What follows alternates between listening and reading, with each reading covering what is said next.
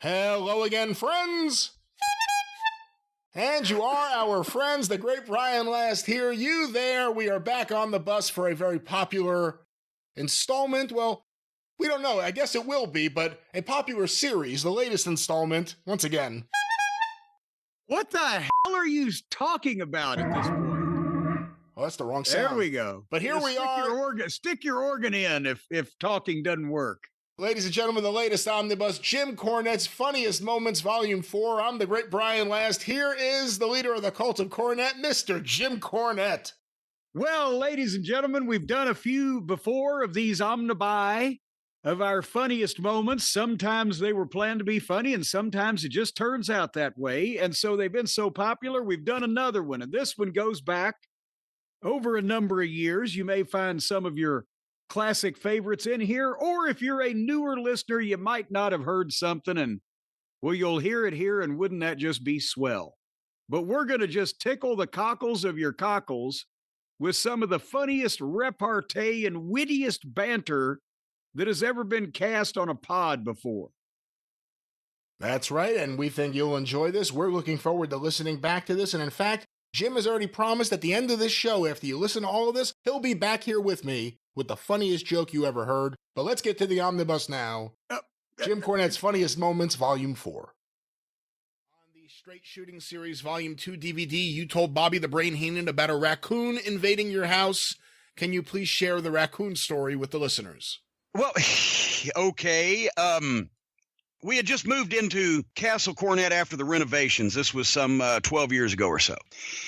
And Stacy was in California visiting her family at the time. I was here by myself. And I'm in the bedroom. I'm watching TV, and I hear this right somewhere. And I'm thinking, what? It wasn't like somebody was knocking on the door. It was just a continuous boom, boom, boom, boom. And I look out the window at the back door, and there's nobody there. And I turn on all the outside lights, and I look around the house, and everything's locked up. It's 2:00 in the morning or whatever time it is on Sunday. And so I lay back down watching TV, and a minute later, I walk around again. I'm thinking, what the fuck? I cannot find anything out of place or anything wrong. So a while later, I get up to walk from the bedroom through my hallway into the bathroom. And when you look to the right in the hallway, you look down into the kitchen. And as I walk through the hallway and I happen to glance to the right, I see the biggest fucking raccoon that I've ever seen in my life in my kitchen.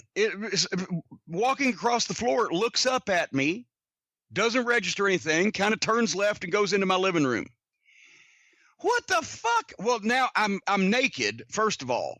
I have no shoes. The shoes are past the raccoon. They're at the front door because we got a no shoes policy in the castle.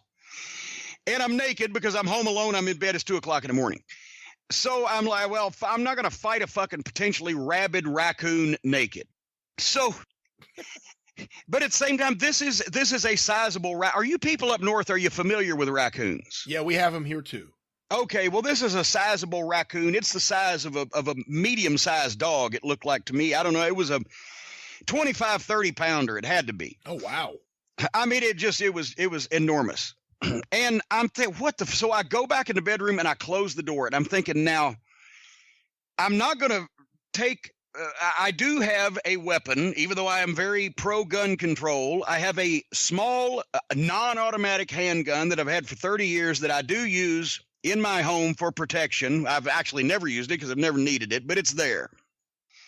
And I'm not against those small, 1 bullet at a time, 6 bullet type of firearms, but I am against, in my brand new, recently renovated home, chasing after a goddamn raccoon in my living room and trying to pick it off, right? I've never fired the fucking gun to begin with. I fired it once 30 years ago when I got it, make sure it worked, and that's it. So I'm thinking the gun is out. I don't know that I want to take a bat after the raccoon in my brand new renovated house, especially since in the living room, that's where the majority of the antiques in the house are. What do? I know. I'll call 911. So I called 911. And they say, sir, what's your emergency? I said, I'm not really sure. I said, I have a potentially rabid and very large raccoon loose in my home. That was the response I got. They said, did you say a raccoon? I said, yes, a raccoon. It's loose. It's in my home. It might be rabid. I don't know. I'm not acquainted with. We've never met, me and this coon. I said, is there a procedure to follow here? And they said, well, it's 3:00 in the morning on Sunday. So, animal control is closed, but we can send the cops out. And I'm like, well, the town I live in, they're doing nothing at this time of night anyway. There's no crime here. So I said, well, go ahead and send them. Well, the raccoon call went out, and apparently they really weren't doing anything because guess how many police cars I got for a call of a rabid raccoon in my home? I don't know, 3. 4. And now, and they said, just stay there. So now I open the bedroom door and I can hear his claws on my tile floor. He's back in the kitchen. Right? So finally the cops get here. They knock on the front door. Now I'm dressed, but I still don't have any shoes, but I got to go to the front door. So I do pick up, I can't remember what it was I had in the bedroom. It was some type of blunt instrument. And I creep down the stairs. Right in front of the kitchen is the front door, and I open the front door, and the cops come in. I said, all right, guys. I said, there's a raccoon in this fucking house somewhere. I saw it. Okay, so they start at the bottom, and they went down in the bar area. Everything's fine. They go through the living room and the kitchen and the TV room. There's no need to go out into the sunroom and the hot tub room area because that door was closed. There's no way you could have got there. Come upstairs, check the bedrooms, the bathroom, and they're starting to look at me like I'm on some kind of drugs, right? Because there's no raccoon or sign of a raccoon. There's no door open. There's no window open in this fucking house, right? And I said, the only place to go now is up into the vault and my office area. So as soon as we start going up the next flight of stairs into the vault, then I look to the right, and now I see it. There's a hatch door about 3 feet square that leads to the attic space that is over the top of my bedrooms. That door is standing wide open. What I was hearing, what was this fucking giant raccoon drop kicking that door until finally he caused it to open. Wow. Now, the vault is about 50 feet long, and it's dark. I turn the lights on, and we're going down, and the cops have the flashlights. And as we come through the door into the office area, and they shine the flashlight over to the left, this fucking raccoon is sitting on an antique end table right next to my couch, right next to the front windows. When the flashlight hits him, he jumps up and climbs up my curtains and then leaps off over the couch and starts running around the room. And one of the cops who had said, well, I'm a raccoon hunter from way back, and he wasn't really impressed by the fact that I told him this was the biggest raccoon in all of recorded history. Guess what that cop said? What did he say? That's the biggest raccoon I've ever seen. So while they're chasing this fucking thing around the room and I'm trying to find the light switch, I run over and I fling the sliding glass door to my deck, the third story deck, actually, I should say. I fling the sliding glass door open, and if they can chase him out on the deck, he'll be trapped out there, right? Because there's a railing around and it's quite a ways off I didn't realize that raccoons were so fucking acrobatic. They chased him out. He ran right out on the deck, right up on the railing, and jumped off into the goddamn inky blackness of night, like he was committing suicide. But we never found a body, so I assume that these raccoons are just athletic as all fuck. And now, where they scared him, he has left a trail of raccoon shit. He shit on my antique end table. He shit on some of the boxes that I hadn't unpacked yet. He shit on my carpet. He just dribbled a line of shit all the way out the door. So at least I was vindicated in that there was a raccoon in my house. We don't know if he was rabid because we weren't able to contain him. He went off into the night to terrorize other innocent people. And those 4 cop cars sat down to the bottom of my driveway for the better part of a half an hour, I'm sure, radioing all over the Kentucky and southern Indiana area about the dangerous raccoon call that they had just had. And so the bottom line is I got a deadbolt. And he had pried loose the screen on my attic exhaust fan that was supposed to keep things, and somehow had climbed in that way. But I put a deadbolt on my attic hatch door. So if anybody breaks into my fucking attic, they cannot get into the house anymore. There's a deadbolt on it. And that's the raccoon story. Did the police know you already? Yeah, they knew who the fuck I was. Okay. You know, I'm just wondering, when they get a call at 3 a.m. that Jim Cornette's having an issue at the house with a raccoon, did they all just go, I got to see this. Let's all go. I mean, they didn't come out and admit that to me, but I think that's pretty much what happened and there was 2 cops in each car. So you had 8 cops. I had 8 cops in my house at 3 o'clock in the morning trying to fucking chase the wild raccoon out. Cause they, you know, I mean, there's always, you know, either that or I'm on the news, you know, a couple years ago fighting the you know, housing development across the street or the subdivision, whatever they call them, or, you know, they get called to the scene where I've got the cab driver that ran into Stacy's car. I'm nose to nose with him, got him bent back over his fucking trunk or whatever. They're familiar. They're familiar. Of course, JimRockAuto.com has a lot of hot deals and has a lot of hot news and hot events happening in and around the world of professional wrestling. Fire! Who? Fire! I love that. You remember that album cover too, with the hot girl with the That was the best thing about them. Around her? The hose around the hoe? The best thing about the Ohio players were those album covers. Yes. And well, you remember Honey too, wasn't it? With Sweet Sticky Thing. She was pouring honey all over her mammary glands. But anyway, there's been hot news, huh? Sizzling hot. All right, let me. Scorching. I know it's your show, but goddamn it. I saw this right before I left town, and I decided to just wait. I didn't retweet it. I didn't comment on it because I decided to just wait until I could break this happenstance down piece by piece. Apparently, one of our old friends, we haven't talked about him a lot because nobody's seen him in months.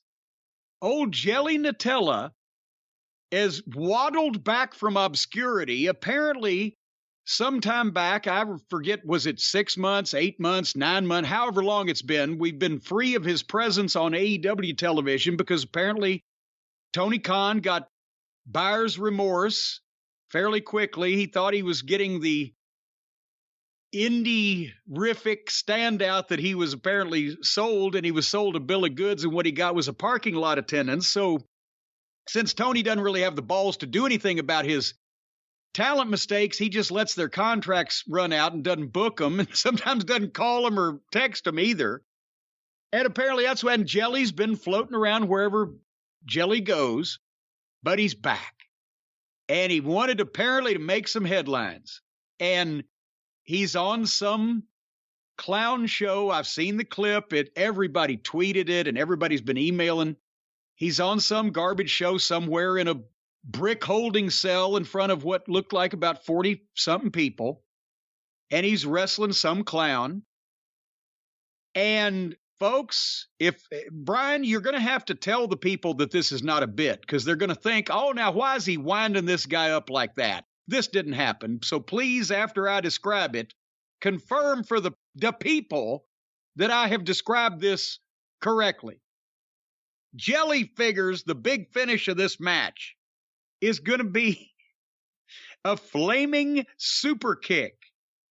So what he does is he sits down in the ring and pours lighter fluid or gasoline or some flammable or inflammable, whichever one that applies, substance to his own foot, his own boot, and proceeds to set himself on fucking fire.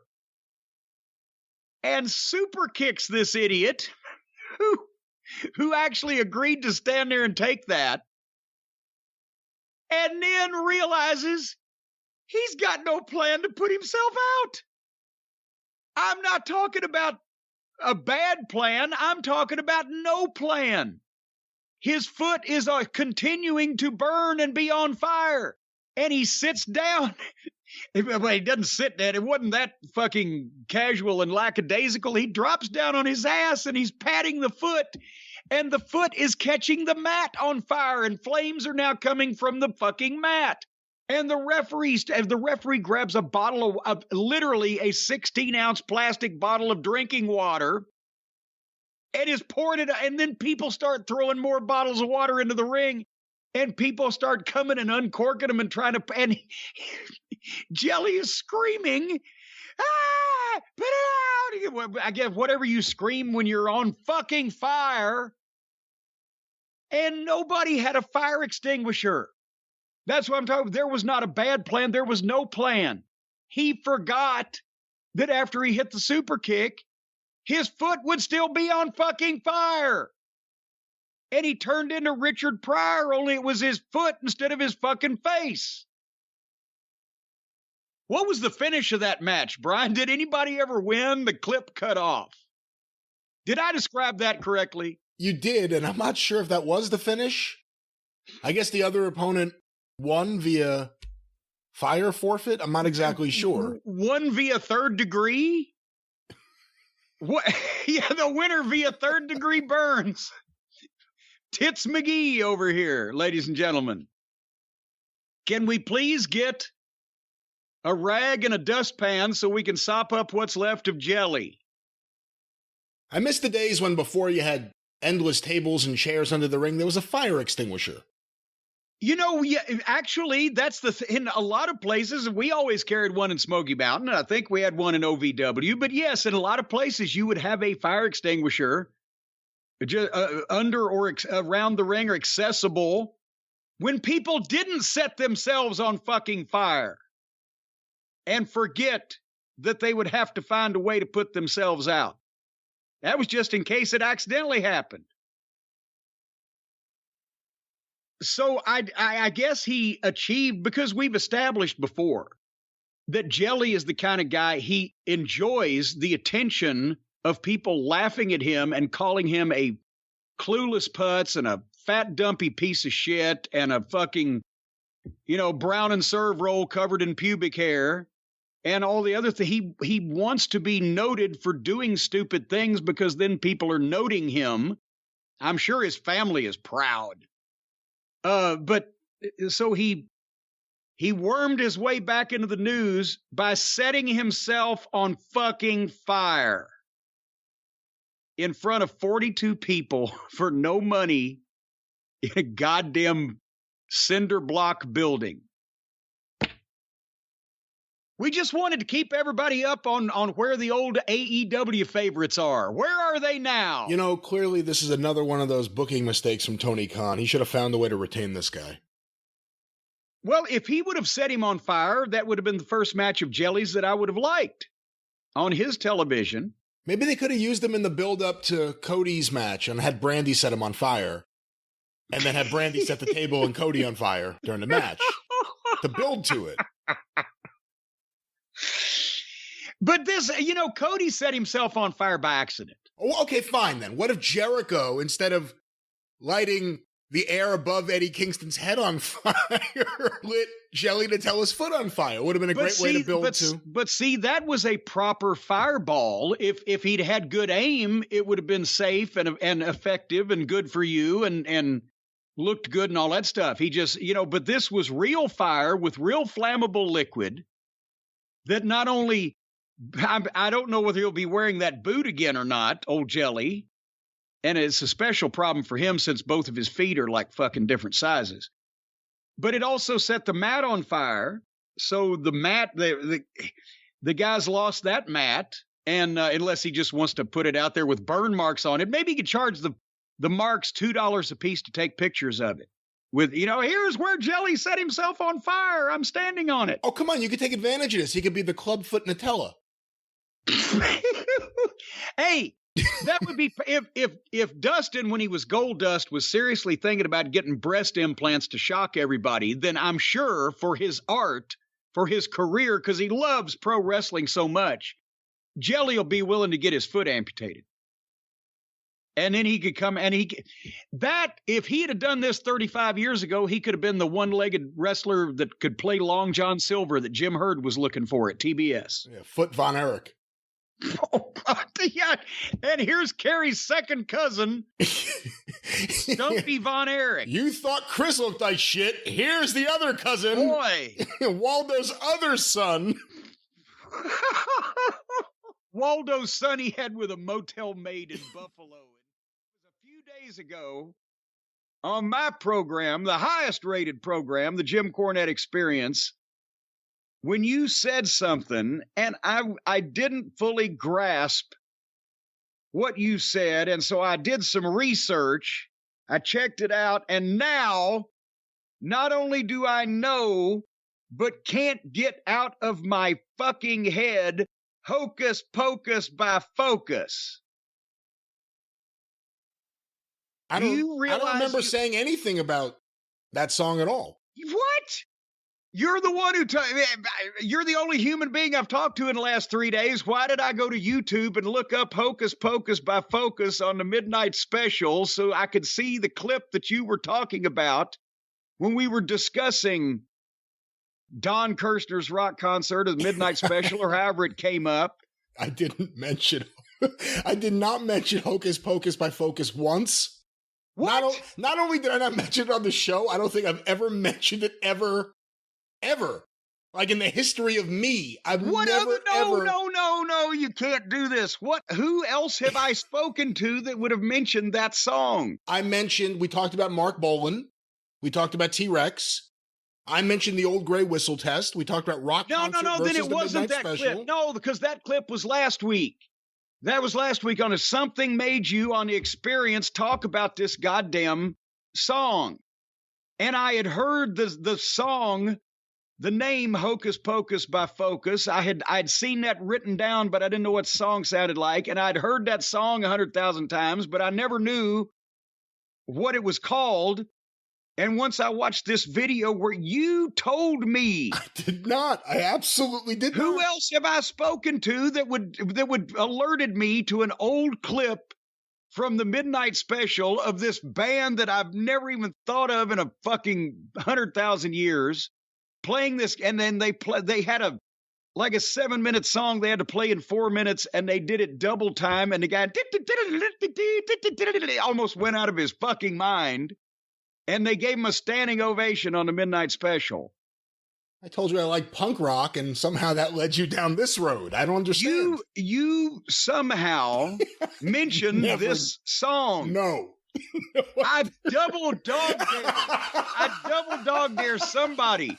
Jay Sharknado, Kippelman, what's he doing these days? Has he got a life? Somebody yes, he has a life. What are you saying over there? Well, whose has he got then? Somebody listened to the last show, and I'm telling you, you are the one who told me about this song.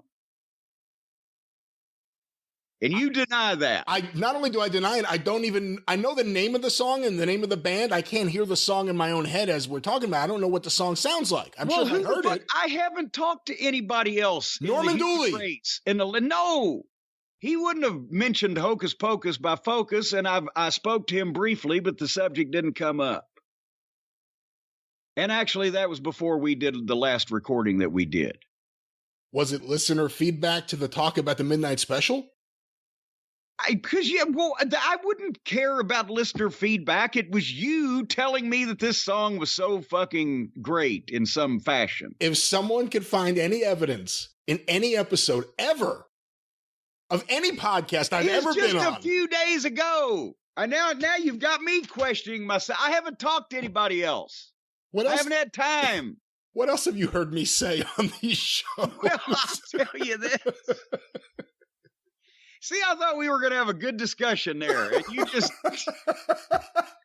I just wish I knew about it. What day is this? All right, let me think. I didn't talk to anybody yesterday. I didn't talk to anybody the day before yesterday. I was too busy. Do you talk music with the Monroes? The Monroe brothers were here over the weekend, but I didn't talk music with them. I think somebody's going to find evidence that you were tired that day and you just don't remember what you've been talking about. Well, everybody should look up Hocus Pocus by Focus on the midnight special on YouTube. It's the goddamnedest thing you've ever seen in your life. You ever seen Redbone on Midnight Special when they do? Come and get your love, motherfucker. But it has the whole war dance at the beginning of it? Yes, because the Redbone was the only band comprised entirely of Native Americans to have a top 40 hit. That's right. Well, I was about to either agree or disagree. What the fuck? I agree. Already you're acting like you're looking at me across the interwaves here like I've got smoking turds hanging out of my mouth because I've accused you. How else? Who else would have talked to me about this song but you? That's the other big mystery. Where did you hear this and who were you talking to? We had a discussion. I have never, ever, ever mentioned that band or that song in a discussion. I don't even know what the song is. I know the name of the song, but I don't know the song in my head. I can't hear it. You know what song's been stuck in my head because I caught a Ed Sullivan replay like 2 weeks ago? Grazing in the Grass by the Friends of Distinction. Yes, they were very friendly friends. But then, you know who did an amazing version of that in the, I would say, mid-70s probably. Grazing in the Grass by the Friends of Distinction was what, late 60s? Yeah, like 68, 69. 68. Somewhere around the mid-70s, Herb Albert and Hugh Masekela did an incredible horn-centric version of Grazing in the Grass and the Gas, baby, can you dig it? I can dig it, dig it, dig it, she can dig it, dig it, dig it, we can dig it, dig it, dig it, they can dig it, dig it, dig it. See, that doesn't sound anything like Hocus Pocus by Focus. It is the greatest scat song that ever made the charts. The woman, one of the women in the band, one of the singers was Jessica Cleave. She was later with George Clinton. I don't know if it was in Parliament or Funkadelic or P-Funk all combined, but she went from Grazing in the Grass to a lot of grass, I'm assuming, with George Clinton. So you see, it could have been Parliament, could have been Funkadelic, could have been P-Funk, it was somewhere around the mothership. That's right. There you go. Something else I saw on YouTube, since you won't own up to the... If someone finds me saying, the first person to get in touch and say they have it with an actual example, you win a prize of some sort. I'm not going to be giving away any prizes. Who are you, Brian Lasthausen? Now you'll get a prize of some sort. I don't know what it'll be. It could be a book. It could be just any old thing you want to throw out. I got an extra Eisenhower book recently. I can give that an extra one. An extra one. That'd be one more than I have. Besides the interstate highway, what did he do as a president that we should be remembering? He gave maybe the most. I wouldn't say consequential, but maybe the greatest leaving office speech that in history now you look back and you're like, wow, he really saw where things were going, where he warned everyone about the military-industrial complex. Well, you mentioned the plumber. Is he still hurt now or hurt again or been locked up, taken away, tied up, and held for ransom? What's his status? Did you see I haven't read it yet, but a lot of people were posting quotes from it in the Cult of Cornette Facebook group and on Twitter. There's an article, here, I have it here, from your good friends, Jim, at The Messenger. Don't shoot the messenger. AEW's Jon Moxley calls for major industry change after suffering concussion in the ring. Exclusive. Moxley was injured during a match on AEW Dynamite last month, which sent him to, quote, fucking outer space for 10 minutes. And now he's proposing an idea how to better protect wrestlers, and this is by Daniel Traynor. You know what? I got the first idea. If you are a wrestler that's been knocked into fucking outer space, don't go 10 more minutes. Here's the question before we read any of this. Are Moxley's groundbreaking suggestions going to be the things that anyone would say who wasn't already doing this? Is he just like, now that he got knocked in the head, he's like, wow, I just realized what everyone else has been saying about how stupid everything we do is? Well, of course, that's what it is. But also, if he wanted to make industry-wide change, he was probably in the place that he may have been able to do it, the one that leads the industry. But he couldn't hack it there, and he didn't like it, so he went to play with his friends, and now he ain't going to change shit because none of these guys are going to do anything that they don't want to do. If I could make this time machine work backwards, I wish I could be in the room for Moxley pitching to Heyman and Brock Lesnar what he wanted to do. I would pay anything to be in the room to hear that conversation. But here's the article, once again, by Daniel Traynor, The Messenger. I don't know if he's the messenger or just writes for The Messenger. Jon Moxley was standing in front of more than 10,000 wrestling fans inside New York's Arthur Ashe Stadium, but he had absolutely no idea where he was. During Moxley's AEW International Championship defense against Rey Fenix at AEW Dynamite Grand Slam on September 20th, Moxley suffered a mild concussion at the start of their match. Moxley exclusively told the Messenger the concussion happened, quote, 30 seconds in, end quote, which ultimately sent him to, quote, fucking outer space for like 10 minutes. I just kept getting progressively more lost. I couldn't figure out where the fuck I was. Then I had this moment of clarity. Oh, I'm fucked up. I gotta get the fuck out of here. So an in-ring audible was called to end the match early and give the title to Small Phoenix. package, you fucking moron. Not pile driver? Small package the guy. Just small package the fucking, you're supposed to win. You're hurt. Here are your options. Small package the fucking guy, 1, 2, 3, and the doctor comes in, or the other guy picks you up over his fucking shoulder and drops you on your head again. Twice. Which one should you pick?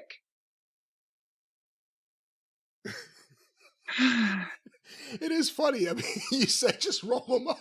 He gave him a pile driver, then gave him a second pile driver. Fucking sunset flip, small package, sunset flip. Good God, I've seen a motherfucker win a match that had a broken leg when he was supposed to win.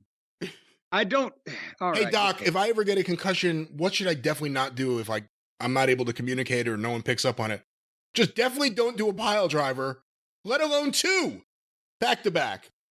So an in-ring audible was called to end the match early and give the title to Phoenix.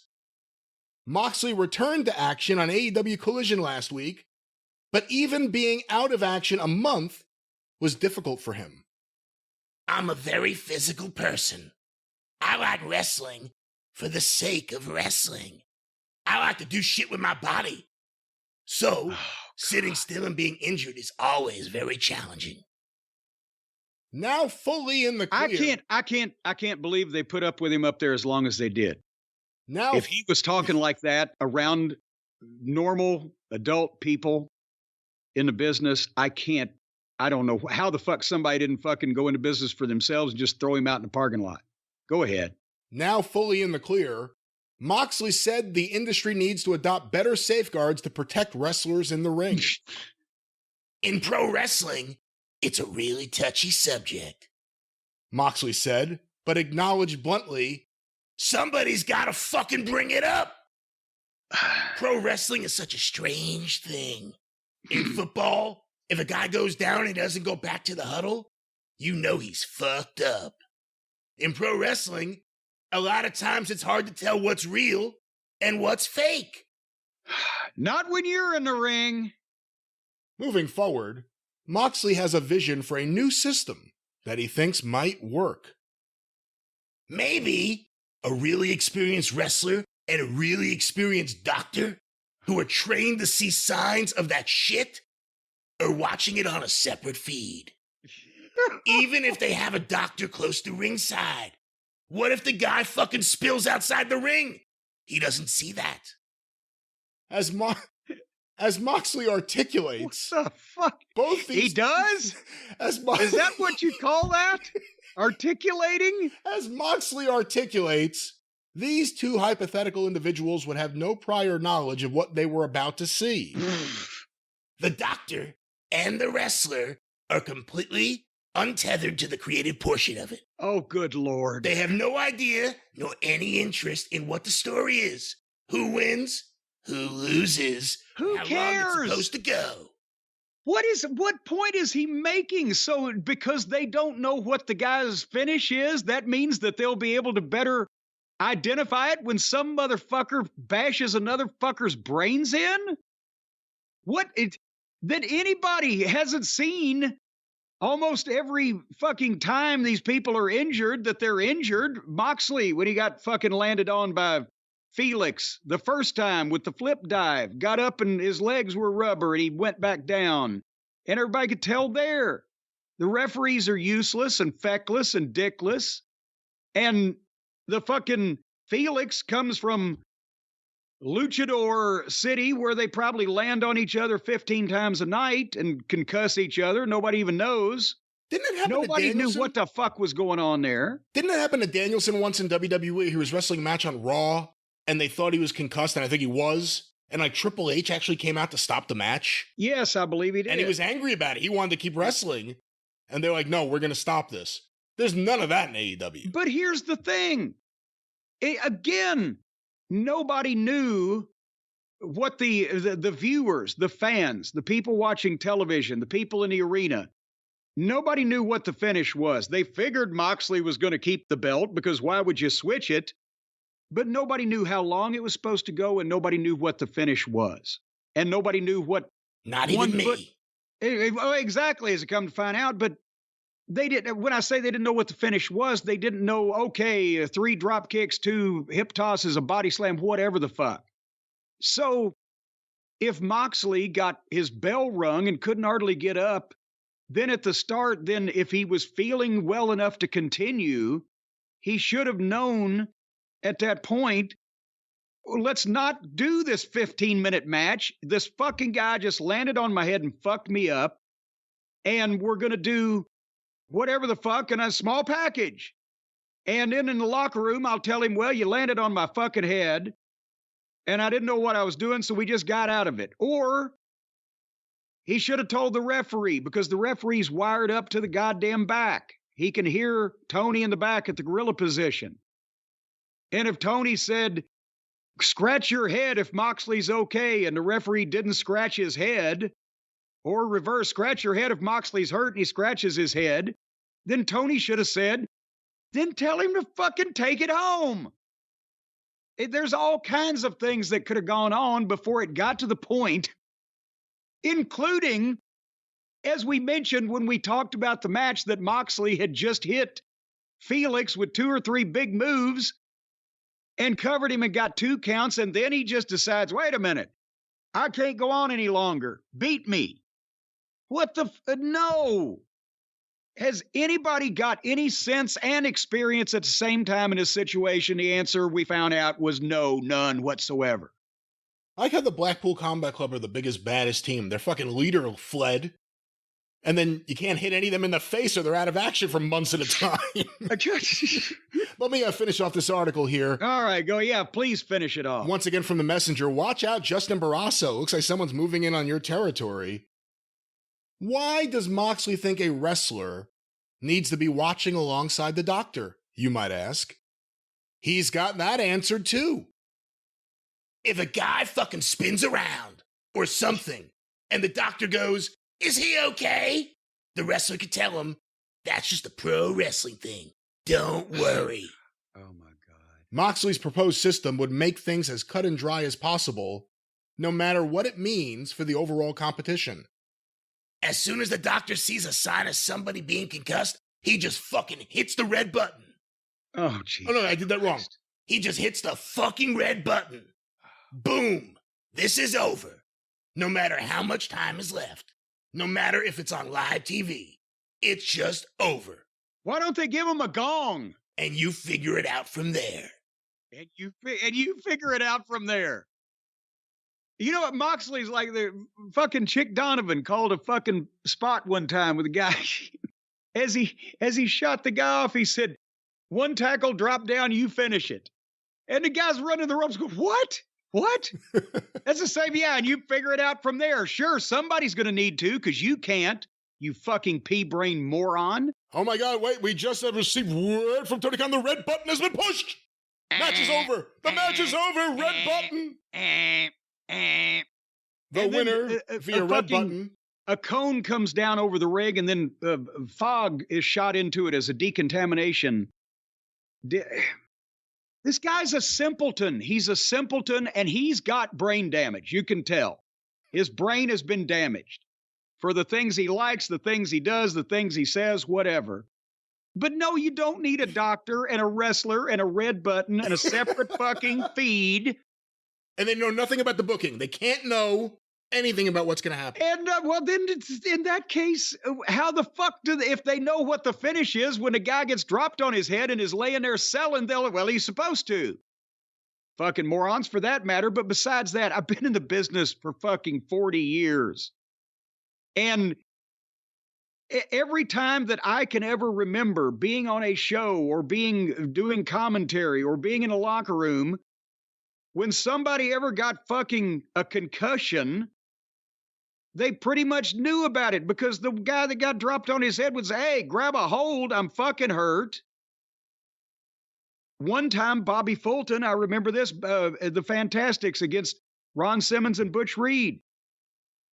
Bobby got dropped or in some way landed on his head and finished the match, but then came in the locker room and didn't remember it. And then was freaking out because he couldn't remember finishing the match. But everybody around the ring has a part to play in it without putting extra people out there. The referee, both guys working with each other. You can see on the monitor if something really looked bad. That's why the X sign from the referees came into being, and then everybody got smart to it. And then they started working it to work the people. But the referee would tell the backstage gorilla position crew, yes, he's really fucked up. And they would send instructions to the referee of how to immediately get out of it. It's not, oh, well, we'll think about it and get back to you. I have an update here. An article from Sports Illustrated just came up, SI.com, by Justin Barrasso. I bleed in the sunlight. Jon Moxley proposes new system to help with blood in wrestling. It's come to my attention that bleeding is wrong. It certainly has come to his attention. I've got a concussion, so now I have ideas how to fix the whole business. In other words, no. Just have some people with some experience and some common sense and are looking for things. And to be honest, again, I am going to say that I did 6 years. I did 300 one-hour OVW television programs that we aired here in Louisville over a 6-year period. And that was a wrestling school with the most inexperienced top-to-bottom crew that you would pretty much find doing anything on any television level anywhere. And I know we had concussions in training. I don't remember a concussion ever happening on the television program. And I don't remember ever having to stop one of the matches because anybody was hurt for real. Imagine that. And if you go back to Smoky Mountain Wrestling, where I did 200 one-hour television episodes of that, can you remember, you've seen most of those, was anybody ever hurt for real to where we had to stop the match or switch up what the fuck was going on? Just the fact that we're having to think this hard indicates it was rare. Kanemaru kind of got hurt, but he asked for it. Well, yeah, and he did it to himself. So I'm talking about, an accidental goddamn injury that was unforeseen and, Jericho breaking his arm, but no one was there, and that was before. He was practicing in the ring in an empty building and doing a flip that he didn't need to do that night. Again, a lot of this comes down to style. And I'm not saying everyone has to wrestle like Big John Studd. I don't want that. Yeah. I like Bret Hart. Bret Hart was rarely ever injured for the majority of his career. And he wrestled good matches, physical matches. Well, look at what's happening now. Wrestling smart. It's not wrestling hard or soft. It's wrestling smart. Jerry Lawler had some of the most exciting matches over a 15-year period that was going on in wrestling, and had never had a major knee surgery, he had various injuries from taking some of those bumps, but never anything spinal, neck, broke his leg playing fucking football. Yeah, he didn't even hurt it in wrestling. He hurt it in football. Yeah. Never wore knee pads till he was past 40. And and was run over by cars. For those of you who are young, quite literally, go Google Jerry Lawler hit by a car and you can see Eddie Gilbert run over him on live television in 1990. Yes. And as we've told, we'll finish the story and then we'll move on. So many people called the Memphis police to say they'd just seen a vehicular homicide on live television that the cops came to Channel 5 and made Lawler go back out on the TV before the end of the show to say that he was alive and killed the Angle. But anyway. Well, again, we will talk about the Tony Khan media scrum audio both before and after the pay-per-view later on in the show. But Jim, let's have a quick little aside before we get to another one of the big topics here. News breaking as we are recording. What website is this? Inside the Ropes reporting Kota Ibushi rushed to hospital following double ankle injury. What? Double ankle injury. I've never heard of that before. At the same time. A double angle. I thought, what? They did 2 angles with him in one day? Wait a minute. Now, come on now. There's something. This is linked. Because something happened with Kenny's bowels and intestines. And now you're telling me that fucking Ibushi has bad ankles. Do you think that they got mad at each other and Ibushi broke both of his feet off in Kenny's ass? No, I don't think it's that, because Kota Ibushi was wrestling, apparently. He reportedly injured both of his ankles while headlining a Pro Wrestling Noah event. How do you hurt both ankles? Did he jump off the fucking roof or something? Japanese sports outlet Sports Hochi reports that early in his main event match with Marufuji at Pro Wrestling Noah's the New Year 2024. The yeet? The New Year 2024. Did somebody yeet Ibushi? Ibushi suffered an injury to both his ankles. He continued to wrestle, however, eventually beating Marufuji. What was he doing? Wait a minute. In over 33 minutes. On his fucking head or fucking walking on his hands? Have you broken both your fucking ankles? How can you continue the match? For 33 minutes. Oh, good Lord, he was crawling on his belly like a reptile. Ibushi is reported to have walked to the backstage area under his own power, but is said to have been in so much severe pain that he could not provide any backstage comments. Shortly after, he called himself an ambulance and was taken to the hospital in Tokyo. He called himself and they wouldn't even get on the phone for him? He said, oh, God, I gotta go to the hospital. Here's your fucking phone. They are awaiting. What kind of goddamn sloppy shop is that over there? They are awaiting diagnosis from the hospital. Tony Khan recently announced that they signed Kota Ibushi, who looked horrible in every appearance he's had in AEW in the last year. And depending on how this story goes, may not be wrestling anytime soon. What a disaster. Everyone they sign goes down. But hold on now. Okay, he hurt himself somehow. It's not mentioned in the article. He hurt both ankles at the same time, apparently. One would think that would be a real pisser, as Captain Lou would say, to hurt your first ankle and then your second ankle in the same match at different times. But nevertheless, he guts it out. Kudos to him. And finishes the match, so I don't think they can be broken. But then he's in such severe pain that he wants to go to the hospital. Why did he walk to the back under his own power? Wouldn't you, after you'd finished the match, when he's okay, I can sell now. It's good for the business, like they used to say when you'd get busted open hard way. It's good for the business. Carry me out of here. Haul me out of this motherfucker. But he walks to the back and then he sits down. He says, I can't do that interview. Instead, hand me my phone. I'm calling my own ambulance.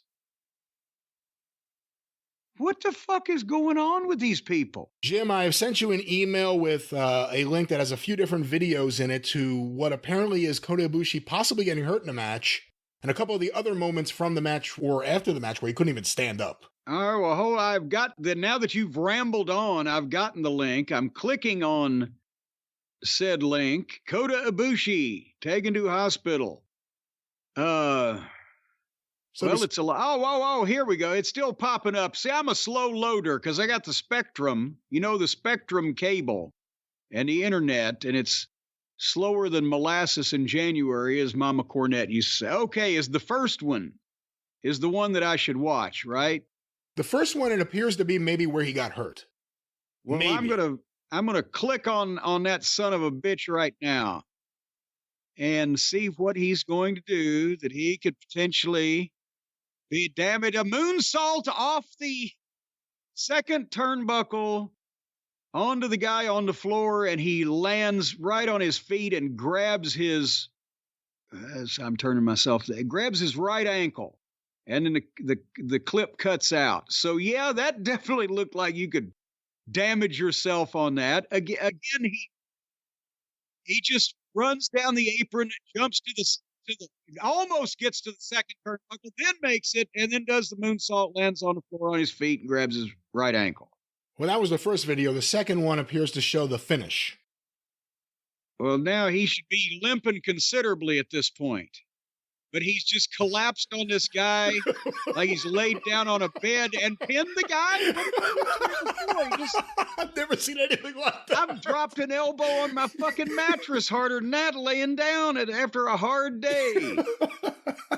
Whatever he'd done to the guy, he just more or less missionary position body pressed him and fucking...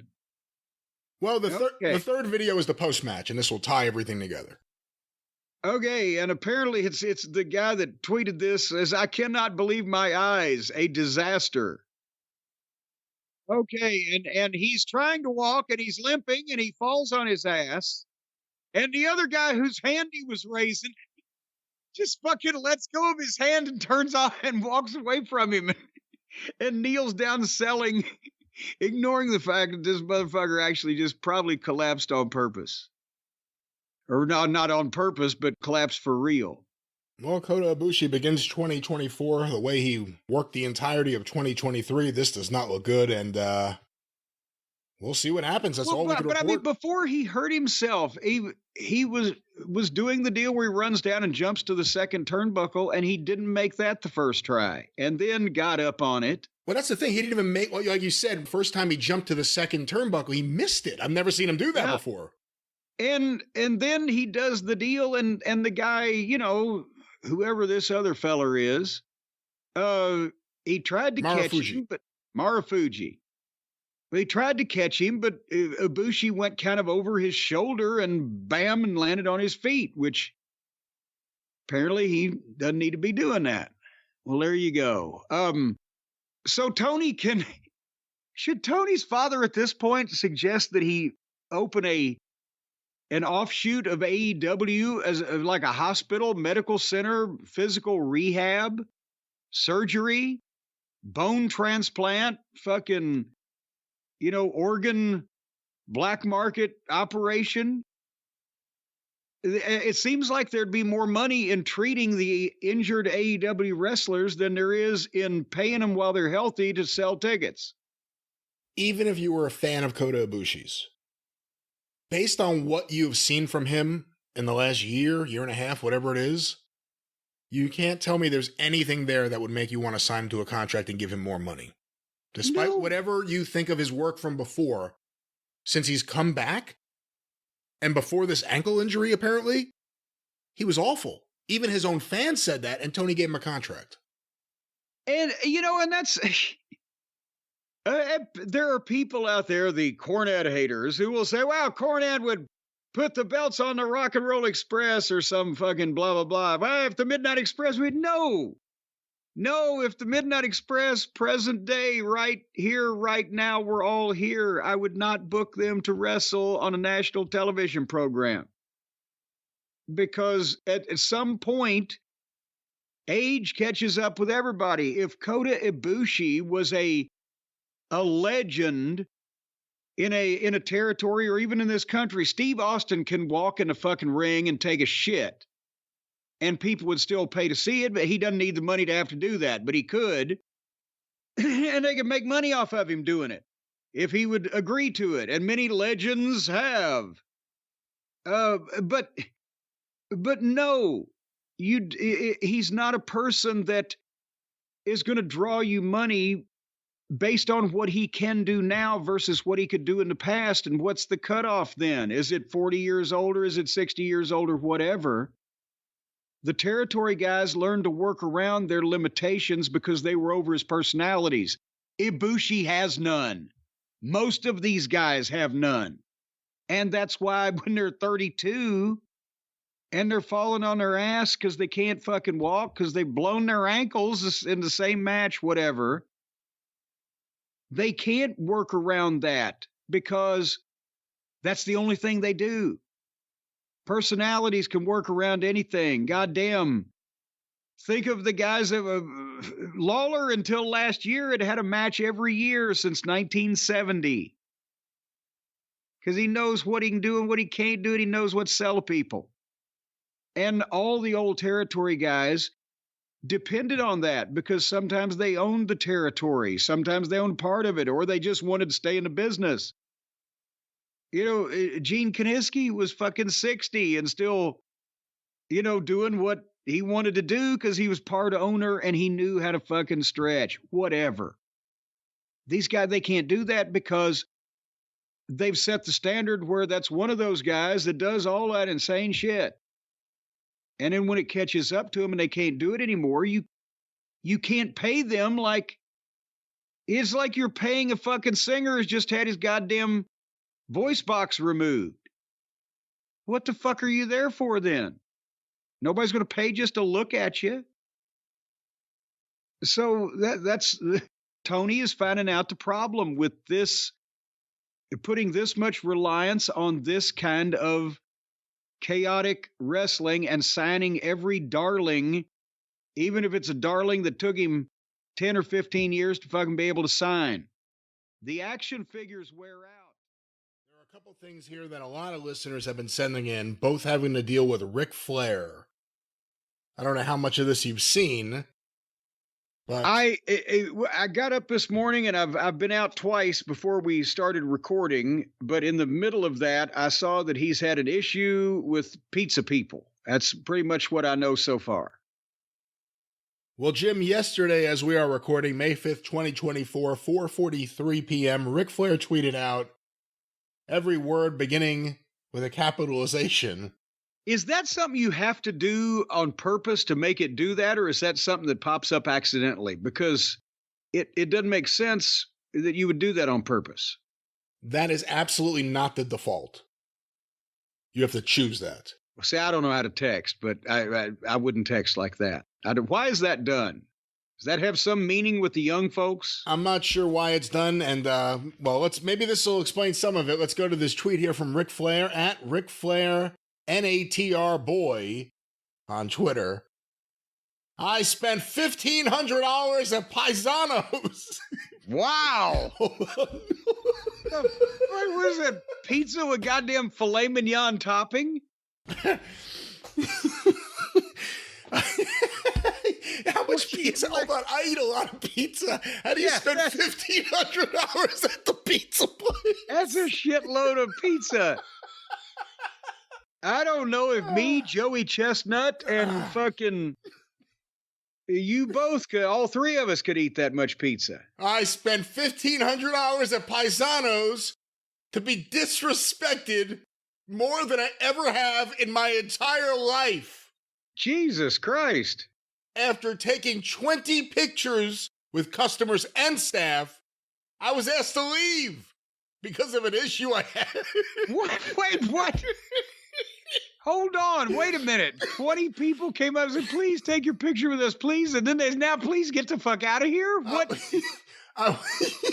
What? What are you? I just find this so funny. I was asked to leave because of an issue I had with the kitchen manager taking too long in the bathroom. Wait, taking too long in the bathroom? I was laughing at taking too long with his order, but taking too long in the... What, it's a one-holer over there at Paisanos? He couldn't get in because the kitchen manager, what was he, fucking shooting up in the goddamn stall and he couldn't get in any bathroom? But hold on, is another way to read that. I was asked to leave because of an issue I had with the kitchen manager taking too long in the bathroom. Maybe he left out a word or two. It's Twitter. Was Rick taking too long in the bathroom? And the kitchen manager's like, yo, come on already. Well, out of there. It seems like that the kitchen manager would have access to his own bathroom. He wouldn't have to go out there and clog it up where the customers couldn't get in. So I don't know if you're correct there, but well, then what's the kitchen manager coming to get the guy out of the bathroom for? Come out of the closet. Why is that the kitchen manager's job? Wouldn't that be the maitre d', or do they have a maitre d' at Paisanos? So then Ric Flair was upset that the kitchen manager was taking too long in the bathroom. It sounds like it to me, but It sounds either preposterous, but it sounds. let me finish this. Yeah. I would highly recommend that anyone who wants to enjoy a relaxing time in Gainesville at a nice restaurant to never visit this place. Woo! I would like to recommend that anyone who wants to take a relaxing dump in the Gainesville area, they'll rush you after you've been in there 2 minutes. They'll be shoving toilet paper under the fucking stall door. Say, get the fuck out of here. Well, Jim, we have an article. Ric Flair, you can't take him anywhere. Even if he's spending all this money at a pizza place. By the way, that's just stupid money at a pizza place. I've always heard Ric Flair's loose with his money. Now I get it. He's just going crazy at Chuck E. Cheese. Just throwing What is money the goddamn most expensive pizza that you can buy? Is there a $50 fucking pizza? And that would be 10, 20, 30 of them. What's your most expensive pizza? It's like $12. I'll take 10,000 of them right now. Do you deliver? Do they have the capacity to make $1,500 worth of pizza in such a short period of time? But we have an article here, Jim, from the Gainesville Sun. This is a serious matter. From the Gainesville Sun by Alan Festo. Alan Festo. Paisano's owner says, and it's a quote, evidence clear after Ric Flair asked to leave Gainesville restaurant. WWE legend and Hall of Famer Ric Flair created quite a stir on social media over the weekend. Okay, now, and also, wait a minute, how much stir do you have to make to get in the newspaper over a fucking disagreement at a pizza place? The sad thing is, I'm pretty sure with all of these stories, it always starts off great. Hey, Ric Flair's here. He's awesome. He's taking pictures with everyone. I love this guy. Hey, who's knocking on the bathroom door? Get out of the bathroom! Woo! Out of the bathroom! All of a sudden, he's there trying to get him out of the bathroom? So what did they say in the newspaper? He bashed a Gainesville restaurant while in town to attend a University of Florida graduation ceremony. Flair, 75, and family members were dining at the Paisano's Stone-Fired Pizza Restaurant, 1250 West University Avenue. Flair must have a big family by that. I didn't know he was a Mormon. When the professional wrestler apparently was asked to leave. He advised his more than 2 million followers to avoid the restaurant on their next visit to Gainesville. They have the tweet here. Paisano's co-owner Jerry Roberts, when reached Monday by the Sun, said the evidence was clear, but declined to offer an explanation as to why Flair was asked to leave the restaurant. The evidence of what was clear to who? He then sent a prepared statement via text message, and here's the statement. We have reviewed video of the incident that took place recently at our restaurant. It is clear our team worked in a professional manner to ensure the safety of guests and staff. What the fuck happened here? We have what? We have thanked our team for their professionalism. We are proud of how they responded to the situation, using and displaying our team values. What was the situation? What are your values as applies to this situation? Roberts says they have no intention on releasing the video. I don't even need to see the video. I just like some motherfucker to tell me what the fuck happened. Who was locked in the bathroom? Who wouldn't come out of the closet? How is it $1,500 worth of pizzas can be consumed by one family? And how did taking pictures and signing autographs go to, you must leave the premises and never return? There's all kinds of story here that's being left out. Yeah, there's something going on, and I'm not exactly sure what. Again, $1,500 at a pizza place. I've never goddamn made the news for being asked to leave a restaurant or establishment such as that. And one would think that I'm one of the more disagreeable people if you listen to the rumors and the casual conversation, but I don't make the news for these things. You don't make the news for these things. And by the way, no one wants to kick out the guy spending all the money. That's no restaurant's business model is like, hey, we're having a problem. Like, we're too busy. We got to get rid of the guy spending all the money over there.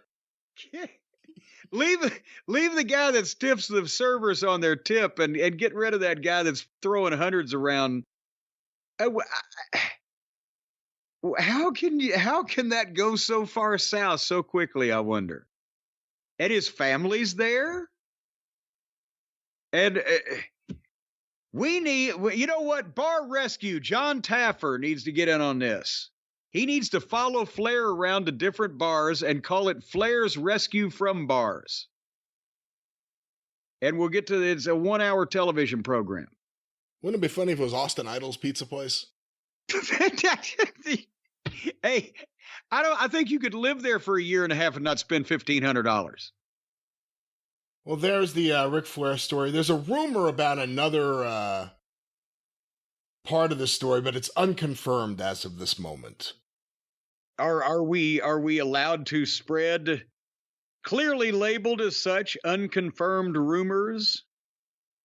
Well, Jim, there was another part of this story that's kind of unconfirmed, but if in any way true, paints a very interesting picture of these proceedings.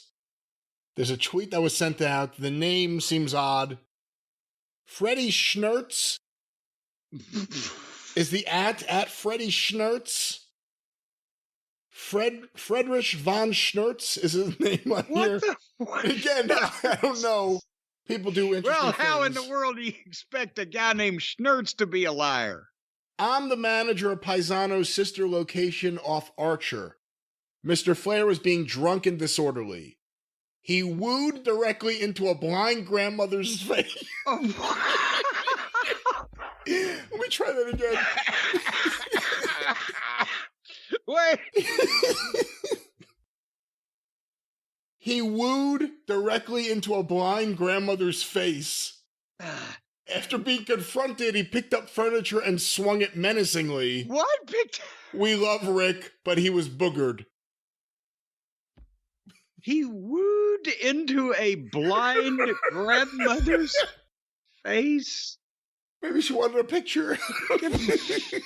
But how would that do her any good if she got a picture? How would she have known to ask? Maybe she said, I've never been able to see you. Can I at least feel your breath? Can you? Well, no wonder she's probably snookered now, but can you imagine if you were some blind person and suddenly, without warning, Ric Flair wooed an inch from your face? Well, again, this may or may not have happened, but something happened at Paisanos that was so bad they won't release the video, but they're proud of their team for standing up for themselves. How can you dispute the word of Frederick von Schnickelgruber? Somebody's got to pry him out of the bathroom sooner or later. Well, maybe it was the kitchen manager. Where was the other? Where was the house manager? It was the kitchen manager. Yeah, where's the maitre d' at a prestigious place like Paisanos? Where is the all the other people besides the kitchen manager that ought to be dragging somebody out of the bathroom? So we don't even know. See, that's the thing. So unwieldily worded. That's the thing. It's either Flair locked himself in the bathroom and they couldn't get him out and it became an issue, or the manager was in the bathroom too long and Flair was either waiting to use the bathroom or was so offended by this while sitting down that he got up and said, "Hey, I spent $1,500 here, not for you to use the shitter. Get out of there." I believe that more than I do, because Flair's not going to lock himself in the bathroom because that would be away from the bar. He's not doing fucking heroin in there. He's fucking drinking. So why would he lock himself away from the bar? But why would the kitchen manager go in the only receptacle that's available to the fucking... And then why is the manager of the place in the official statement proud of his team and the way they handled something that could have been dangerous to the safety of themselves? That Flair knocked over monitors, screamed, "You're a clown, this place is a joke, and I quit." And the people were scared for their lives. That's the only thing I can figure. You know what causes this whole thing, don't you, Brian? Vodka and cranberry sauce? Well, no. Well, that could have a contributory cranberry factor. Juice. Cranberry sauce. Vodka and cranberry.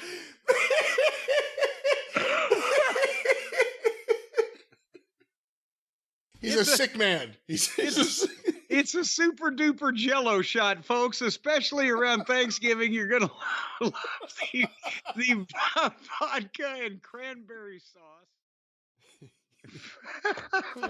You know what? You had to go with paisanos and bring that back into my fucking head. Paisanos. His fucking family's in there. Ric Flair's causing an incident, and then like he didn't go easily. That's the problem. It wasn't like, sir, you have to leave. Okay, fine. I'll just go tweet something. Yeah. Like, no. But one would have thought somebody in his family could have maybe de-escalated it before it got to that point. Yeah, I mean, they were all in town. Think. They were all in town, and there was a lot of pizza. Just a lot of pizza. Maybe it was a fight over the leftovers. Like, who's taking what? You can have 6 pies, and you can have 10. That's why I was starting to think, have you ever seen a $50 pizza? Is there a $50 pizza? No, look, there are like gourmet restaurants in Manhattan where there's like pizzas that are hundreds of dollars, but like that's like a single pie. And again, it's a gourmet restaurant. You'd really have to, it's not easy to get in there. At Paisano, I mean, again, if the average pie, let's just say it's New York prices. Well, hold on. We've got the Google machine, don't we? Yeah. Hold on. We should still be recording. We should. Well, hold. You know what? Turn the tape on, and we'll put an extra. Oh, you know what? I never stopped the tape, so we still have all this. Okay. Looky here. We'll edit it somehow. Damn it. Okay. Brian, I know the show is over with, but how much these goddamn pizzas go at Pisa? I'm typing this in. It's PIE. I got it. Well, I got locations and hours, menu, order. I get order from Paisanos. Yeah, University Avenue. I guess this would be the one. You could build your own pizza, cheese pizza, classic cheese, or create your own pizza starting at $8.49. The cauliflower crust pizza is $14.49. Well, now look, they're in a nice little strip mall. I see the picture of the place, and they have, they have entrees, appetizers, pizzas, calzones, specialty pastas, subs. The average kids menu. The average price appears to be $18.99 or less. Well, now also, wait a minute. Instead of just pizza, now they have rigatoni alla vodka. Maybe that was the problem. Well, too much vodka in the rigatoni. They do have catering packages. Maybe Flair went crazy and was like, I want package 5, 6, 7, and 8. Woo! Woo! They're expensive. $200 for one, $155 for another.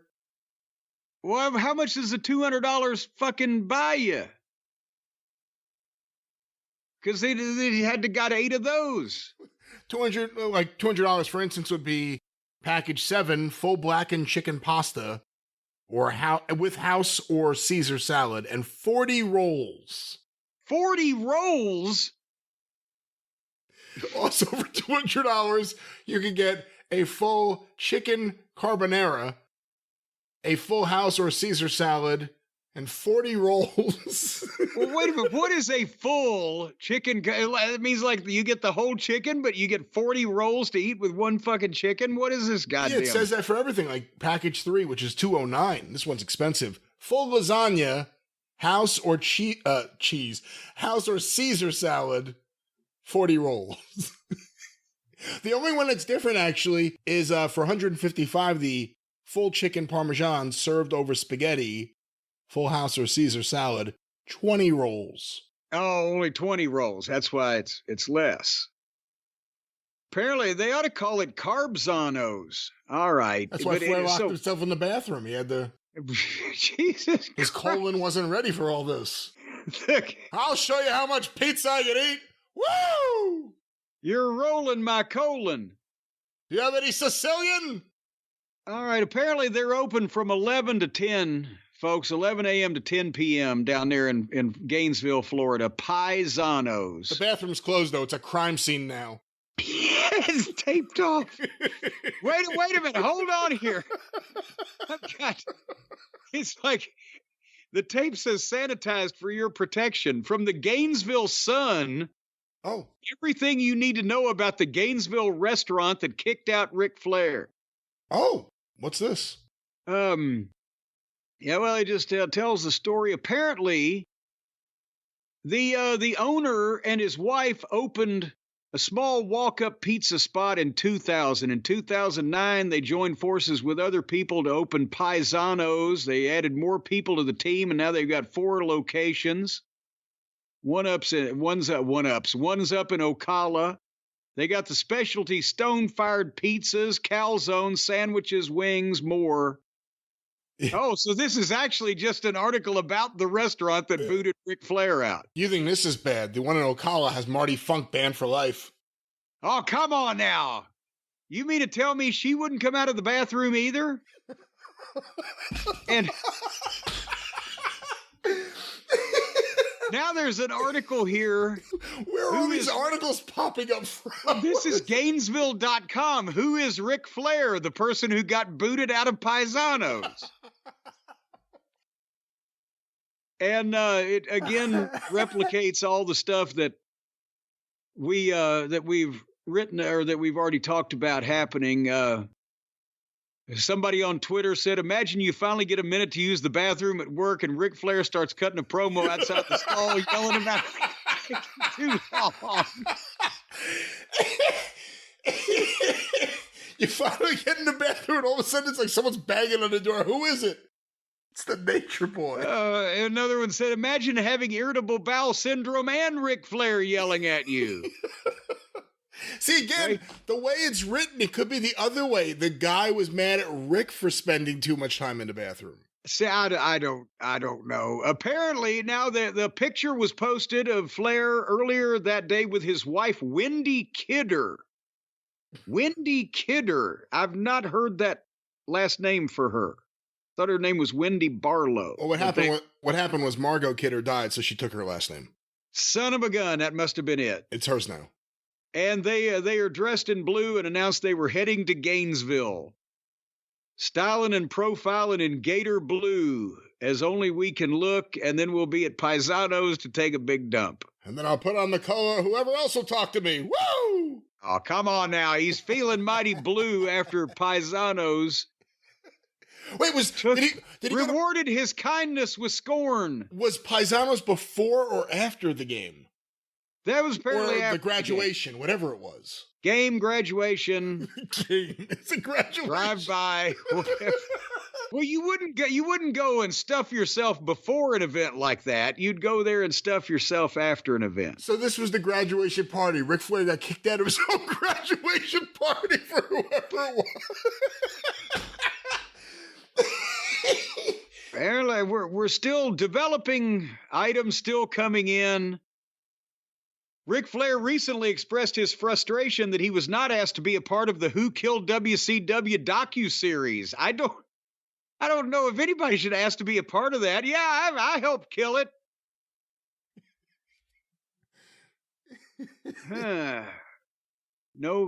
Still no plans to release this security video unless... Why not? Again, Tony Khan thinks that it might draw some money. Because they're still a sponsor of the Ric Flair Woo Energy drink, right? Well, Ric Flair Woo Energy sponsors AEW Dynamite. Well, that's what I'm trying to say. So basically, they could use this video because they're connected. Their sponsor is part of this. See, there's a way to own this and make it work. Like Ric Flair should start a new series where he gets kicked out of different places every week. He just goes to a place and every week it starts off really well. Holy shit, it's Ric Flair. How you doing, buddy? Nice to see you, sir. Hello, sir. Does the whole nice Ric Flair act. And then like a few drinks in, a few pizzas in, he just all of a sudden starts losing it. And next thing you know, he locks himself in the bathroom. He locks himself. At that point, then, we would download the DraftKings Fantasy Pick 6 app because at the start of the program, it's not obvious why he's going to get kicked out. But whoever is the first one to determine why by the end of the program he will be kicked out and state that on DraftKings wins huge cash prizes. And the weird statement from like the place was like, it is clear what has happened.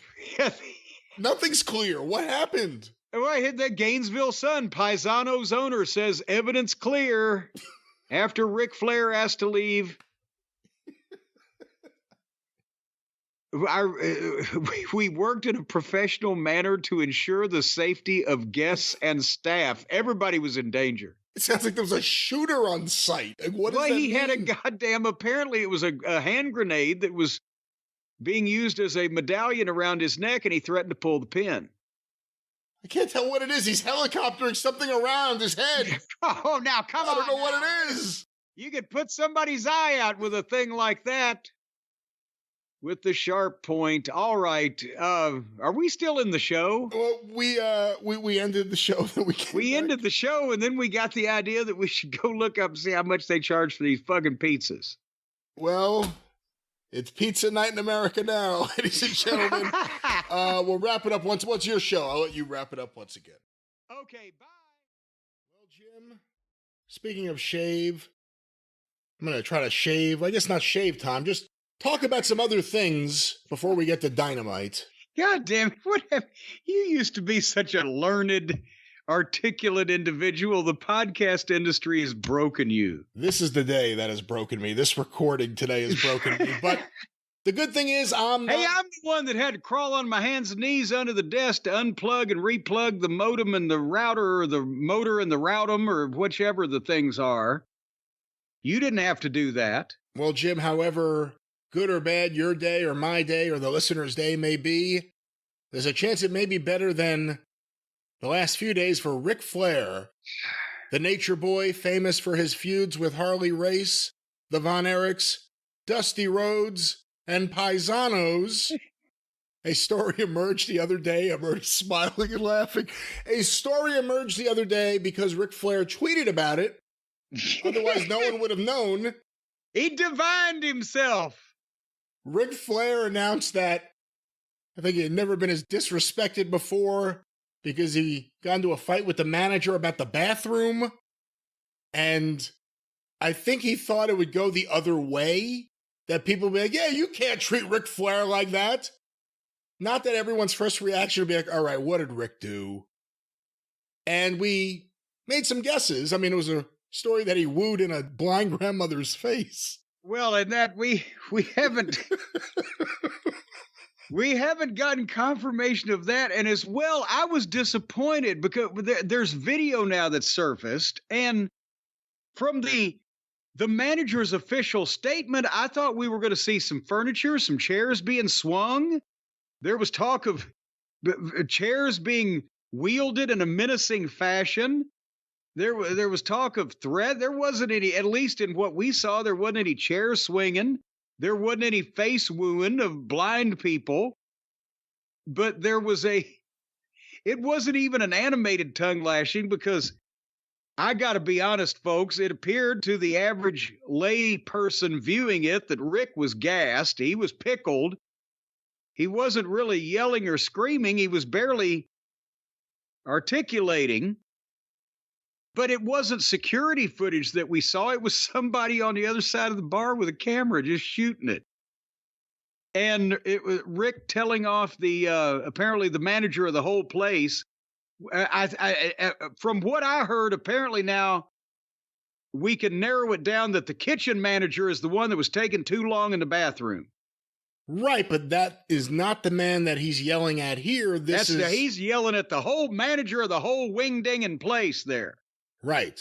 Or the whole pie-slinging place. Pie, yeah, it's a pizza pie. Well, the pizza places have wings, so they could be wing-dinging and pie-slinging. But the point is, poor Rick tweeted, as you said, he'd never been so disrespected this place. He took his whole family.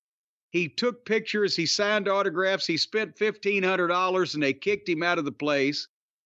Come to find out, they didn't kick him out. They just cut him off. And the reason why he spent $1,500 was because he gave the waitress a $1,000 tip for apparently only to show the manager of the place, well, fuck you, she's getting $1,000 and I'm going to call you a dipshit.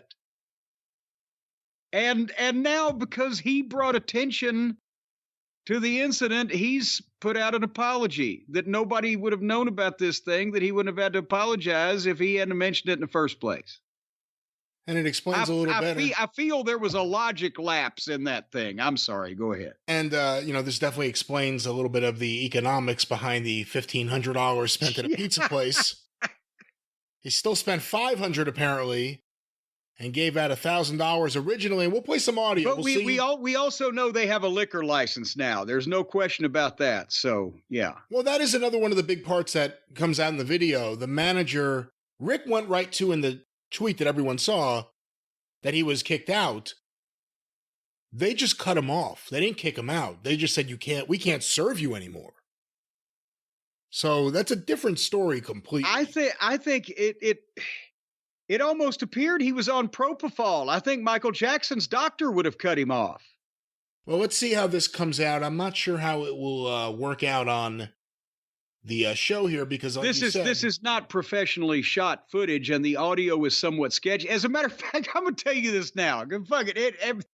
Everybody that's interested is going to find this on the internet. And I don't know is this a TikTok thing that you get closed captioning? It's captioned at the bottom, or is that something that the person had to do on their own, or is that automatic? I think it probably was automated, if I had to guess. Well, it sounds like it, or it looked like it, because like I said, Rick was not enunciating exactly clearly. And at one point, he's telling his waiter, "You and I were good," and his waitress, "You and I were good." And then he points at the manager and he says, "And along comes dipshit." But the closed captioning said, "And along comes the Egyptian." and then people were commenting that he was making racist remarks. He's an anti-dipshitite. Yeah, but it was like trying to close caption Dusty's commentary on the Saturday night TBS show years ago. And here's dipshit over, and here's the Egyptian over here. What the fuck? They couldn't understand him. With all the problems in the Middle East today, I did not think Ric Flair would speak out about the Egyptians, of all people. And here come the Egyptians to fuck things up totally. Oh, God damn it. Oh, God, that was so fucking funny. Well, let's see if we can play any of this. Again, you can see it. I watched it a few times because I watched it once reading the captions, and then I actually listened to what was said. Here's Ric Flair at Paisanos, Gainesville, Florida. Oh, good. Well, I didn't do anything wrong, except spend money and put this place over and bring my family and friends here. That is bad for you. Why would it be bad for me? Well, watch social media tomorrow. I don't follow social media. Well, you better. I don't get stuck on my phone. What's your name, nut job? Nicholas what? Hold on. Nicholas Dickhead. You don't have. Let me stop it for a second here. Well, Nicholas Dickhead, a.k.a. the Egyptian, is having a conversation with Ric Flair right now. Ric Flair is dressed like some magical creature that was drawn on the wall of the pyramids. No, he's in his bright blue paisley, the gimmick that he's been wearing. He's at Paisanos. He's standing out at Paisanos in Gainesville, Florida, a very staid Republican area of the country. But that was when he said, watch the media tomorrow. He was meaning, I'm going to tweet and bury you. And he was expecting that everybody was going to. Yeah, see, that's the thing. Rick doesn't do his own tweets. And what was tweeted out also went out on Facebook. So it went out a few different places. Whoever manages his social media got a phone call, or God forbid, a text from an angry Rick saying, "I've had it with Paisanos. We got to blast them tomorrow. Let them know who's the boss." But wait a minute. So you mean he's got somebody doing his tweets for him and they're still capitalizing every word? Yeah, that's some sort of bizarre strategy. Yeah. Oh, I thought it was just because you didn't know how to work the thing. Well, let's go back to Ric Flair trying to work the thing over at Paisanos. You don't have to call me like that, sir. Don't ever talk. You don't have to call me like that, sir. You don't have to do this to me because you literally made me my family. I'm not removing. I didn't do one thing wrong. Let me stop it there because there's another thing where the translation's wrong. He's saying you don't have to do this and humiliate me in front of my family. And I guess that means cutting him off? Because again, they didn't kick him out at this point. They only cut him off. Right? Well, and it's according to what the guy is telling him, that's the story. But, well, it's a little embarrassing when they have to come and say, yeah, Dad can't have any more fucking Coors or whatever the case. Yeah, I'm here with my entire family. You may notice none of them are here with me right now. They're all in the parking lot waiting for this to end. Let's go back. That's one thing. I would think somebody in the family would have said maybe it's not worth the consternation, Rick, but go ahead. Ric Flair at Paisanos. Walk into the bathroom. And you cuss on my kitchen manager. Oh, you're a kid I accosted. Really? What world do you live in? The same world you What world do you live in? How did I accost him? Did I touch him? Cuss him. You said cuss. I never say a cuss word. You know, is that his word against yours? I didn't say one cuss word. Okay. So now this goes into whatever the manager heard from the kitchen manager. Yes.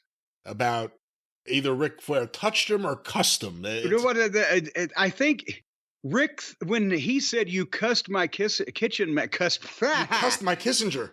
You cussed Kissinger. That's what Nixon frequently said. Yes. You cussed my Kissinger. And often Angie Dickinson as well. But when you cussed my kitchen manager, Rick thought he said you accosted my kitchen. He said, I didn't accost him. They can't understand what each other are saying because of the potential chemical imbalances that are going on in each brain here. Let's go back to Ric Flair's confrontation with the Egyptian, Gainesville, Florida, Paisanos. Let's go. God. No, ma'am, I'm going to give you $1,000 tip just to say to him, kiss my ass. You walk outside here. You don't have to be disrespectful to me, so we're being. I know. You're disrespecting me. How am I disrespecting? Telling me to leave. I'm not telling you to leave. We're just telling you that you're cut off. Oh, I'm cut off because I'm drunk? Really? Yes, sir. Well, let's stop it there because there's really the bone of contention, I guess. The crux of the matter. Rick said, you told me to leave. The guy said, we didn't tell you to leave. We told you you're cut off. Well, that may be the same thing as telling him you got to leave. You think I'm here for the pizza? Woo! Yeah. This pizza was a shits. I just came for the fucking bourbon. The garlic knots taste like crap. The kamikazes. It don't matter if you're paying or not. Here, ma'am, please give yourself $1,000 tip. All right, I'll let me do it. $1,000 tip. This guy and I are so cool. She and I are cool. And along comes the Egyptian. And along comes the Egyptian. I'll say it again. You're Egyptian. You have to get out of here right now. Oh, I'm leaving. Trust me. I won't come back again. Thank God. Come outside here and talk to me like a man. Well, let's stop it there. Now he's been kicked out. Yeah, now you've got to leave. Well, I'm leaving. You can't fire me, I quit. But now and along comes the Egyptian. But now, unfortunately, he's said to the guy, well, come outside and talk to me about this like a man or whatever. And the guy's about to say, and you'll hear it, I'm not going to do that. I'm on the clock. He's not going to go out and fight Ric Flair in a parking lot. But then one of the other people at the bar, this guy gets, I'll go outside with you. What did you say to me? This guy's been sitting there at the end of the bar listening. Again, there are other patrons there. It's not like Ric Flair's the only person there. There are other people at the bar. This guy's 6 feet away listening through this whole fucking exchange. And as it's happening, him and one of the other patrons that are next to him, I don't even know if they know each other, but they're looking at each other. Yeah, everyone's like, what the hell's happening here? It looks like an old Candid Camera where Buster Keaton is doing a bit at the counter. Well, let's go back to this audio. Ric Flair's just challenged a manager, or at least asked him to come outside. I'm not going to do that because I'm on the clock. Of course you are. You're on the pussy clock. Let me stop right there. That's my favorite line. Clock. That's my favorite line in the whole thing. I'm on the clock. Yeah, you are. You're on the pussy clock. Hey, you dipshit. You're on the pussy clock. Well, let's go back to the pussy clock and Ric Flair. But if you want, I'm gonna stop. hey, you want to go out and talk with me in the parking lot? I said, 'cause I don't work here. I don't give a shit. We'll talk tonight. What's that? You heard me. What's that? No, sir. Please stop. Please stop. Okay? What did you say to me? What did you say to me? Let me stop it there. So a guy stands up and he says, and I love what he says. He goes, "You want to go to the parking lot? I'll go to the parking lot. I don't work here. I don't give a shit." And then the voice of reason is coming from the woman saying, "Don't do that." Is the waitress that's about to get $1,000 tip if somebody doesn't beat Rick up first. And she's going, no, don't do that. Don't make her do that. See, that's the endurance test for the staff at these places. Can we get this guy out of here in one piece before anyone kicks his ass and he doesn't give us this giant tip that he's been promising us for hours? All right, well, he's been challenged. This is almost the end here. Excuse me. Oh, I brought my whole family here. I need one of those little bar straws for mixed drinks. Do you know how many? Just one. Just one? I'm not mad. I have no reason to be mad. Well, that was the guy filming this ordering. Yeah, he was asking for more mayonnaise or something. Get a cup of mayonnaise. I don't know what he's saying. Just one. Ric Flair heard everything everyone said until the guy said, "I'll go in the parking lot with you." Then all of a sudden, "What did you say? What did you say? What? What did you say to me?" Are you addressing me, sir? Again, it's he put this out there. No one knew anything about any of this until he decided to bring his war with paisanos to the public forum. And now here we are, Ric Flair the next day. I have an article here from TMZ Sports. Ric Flair is sharing regret over losing his cool at the Gainesville pizza joint over the weekend, saying he should have just walked right out the minute things got heated.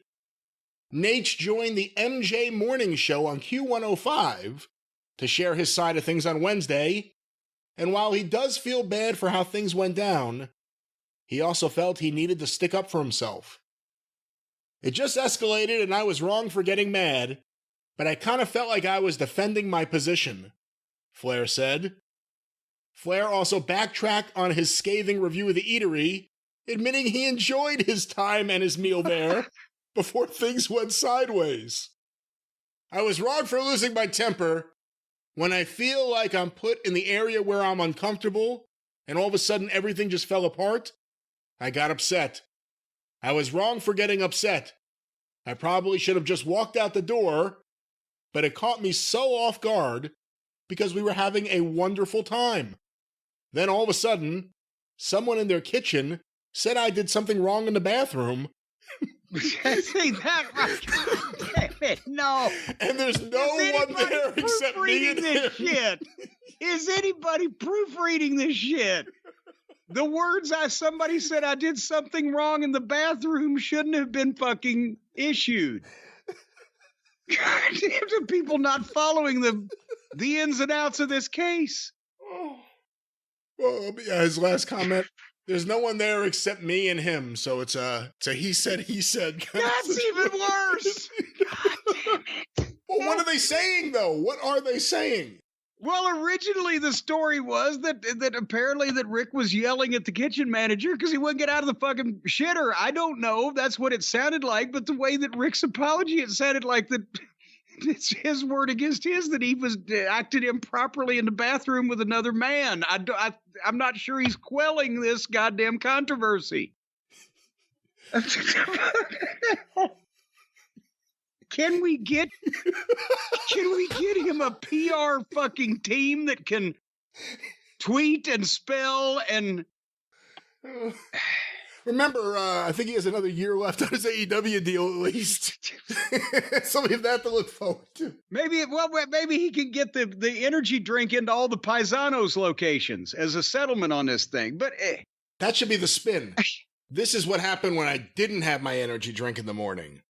And then you show that, and then the next time you show him buying pizzas for everyone and giving out $1,000 tips like he's Oprah. I love Rick. I hate this. This is not just for Ric Flair, but it's for any celebrity or people in the public eye. Don't get fucking inebriated in public because everybody's got a camera and they want to make you look like a dipshit. And if you do have a goddamn public incident where whether you were right or wrong, you were the inebriated one, don't fucking tell people about it. Because then they'll research it and find out that you were probably the goddamn Egyptian your own self. Never been more disrespected in his life. The guy worked for Jim Hurd. Yeah, yes. Guy said, I'm going to cut your hair, cut your salary, take your belt. But he gave him pizza. See, no one ever said Jim Hurd didn't deliver the pizza. He delivered the pizza. Good fucking connection there. See that? You can find a fucking segue to the pizza thing. But well, we will stay on top of the Ric Flair restaurant review here on the show. Maybe he'll visit a Cuban place next week. We don't know. There's still, I want to get to questions, but we have all these things happening, and there's things going on. Let's follow up on AEW Dynamite because a ton of listeners have sent this over. Oh boy.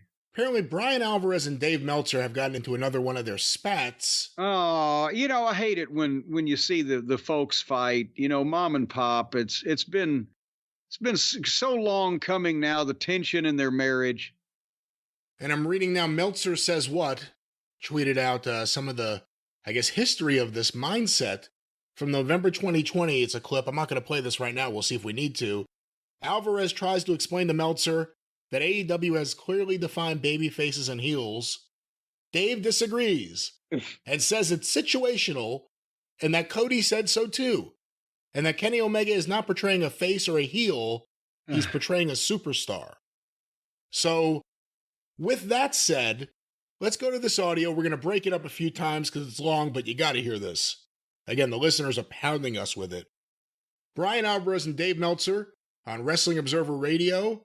You can see it on their YouTube page, F4W Online. Check this out. You got to see the visuals on this. Let's go to this, them talking about Toni Storm. Toni Storm beat Arlie Cameron. So the thing with this match was, first off, Toni Storm's back to being a babyface this week after being a heel last week. Serena Deeb's on the ramp watching on and smiling as Tony's getting beaten down. I think she's supposed to be a babyface, but she came off as a heel. And then it's like Toni Storm is the champion against Harley Cameron. And my God, it felt like they went forever. She's like, beat her already. It wasn't that long. Let's stop for a second there. I agree with everything he said. Well, yeah, that's why I don't watch the girls' matches or some of these, because then I would just be saying the same things over and over, but it's not limited to what we're watching. It's also the shit we're skipping.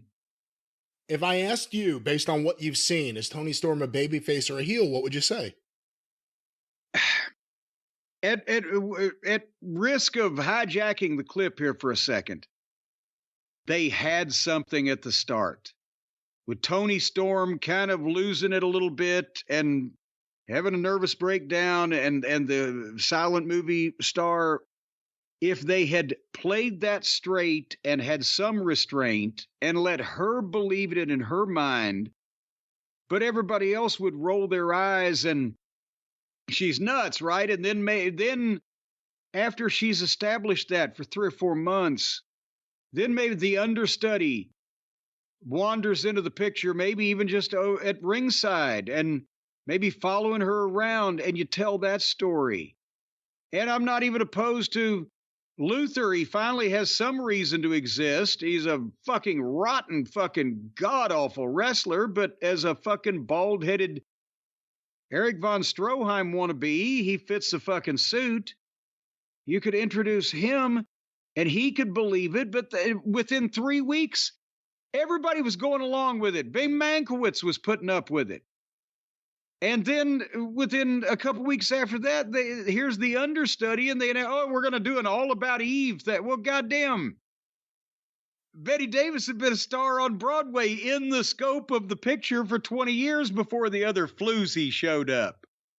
They just glommed all this together and threw it all out there, and now the understudy wrestles more than Toni Storm does. And we don't know what the fuck is even going on with that, because the understudy now is making out with the new Japanese girl that they found somewhere. And the answer to the question, is Toni Storm a babyface or a heel? Quite simply, obvious what happened, but then it got derailed by the booking. She was a heel. That was the place to start. That was the logic of the whole thing. But as she would get more, goofy and lost in her mind and everything in the black and white era, the fans would kind of start liking it, and that would kind of make her a baby face to the fans that was still becoming a heel, or was still being a heel. And that's where the understudy would come in, because then the understudy, and you'd have to have Luther by that point because he'd serve as the agent also or whatever. Then the understudy would come in, and the understudy fucks Toni Storm, and it makes Toni Storm the babyface that they've wanted to like all along, and puts heat on the understudy now with fucking bald-headed fucking useless Luther. And there's 6 months, isn't it? A reverse Precious. Yes, I think so. And I guess, would you agree that Serena Deeb was presented last week as a babyface? Well, yeah, she has been most of the time that I remember, and she's the professor, and she's very technically proficient. And last week she was presented as a deer caught in the fucking headlights, but that wasn't really the plan going in. Well, let's continue with this audio because it'll come up. Let's go back to Brian Alvarez and Dave Meltzer on Toni Storm. Long at all. How long was it? Let me see. Let me get my... If it's more than 2 minutes, it was too long. What? They're trying... I'm starting to like him more and more. God damn it. What if he teams up with fucking Kenny Olivier, the goddamn world is coming to an end. To push Harley Cameron. They gave... She's had one match prior to this. Tony's the champion. They're trying to build Toni to a match on the pay-per-view in a week with somebody else. Have Harley beat somebody else. Mariah He, for all of Brian Alvarez's faults when it comes to AEW coverage and listening to certain people and repeating certain fucking spins, when it comes to the booking, he's pointing out all the stuff we all see. You can't ignore it. Well, apparently you can, because the guy on the other end of the fucking horn there, as they used to say, is ignoring it. Well, let's hear what Dave has to say, but I agree with every single thing Brian Alvarez... Let's hear what Dave has to stutter. Well, let's see. Toni Storm, they went 7 minutes. 7 minutes. That's a short match for AEW television. I was not a big fan of this. And it was the only women's match on the show. If they had the only women's match on the show and they went 2 minutes, I promise you, there's going to be so much criticism online. Well, you know what I have to say about online criticism? I would rather book for success than worry about online criticism. Yeah, I don't care if people are angry that it was only 2 minutes. I would not have Toni Storm a week before a title defense on pay-per-view going 7 minutes back and forth with Harley Cameron, who's had one match. Boom! It's making a lot of sense. Now we know Dave is hearing this. We know that Dave is getting this information fed to him by someone close to him rather than an adversarial type of situation. Is he just incapable of the understanding of the same? Who looked good in the one match, and this was a good match.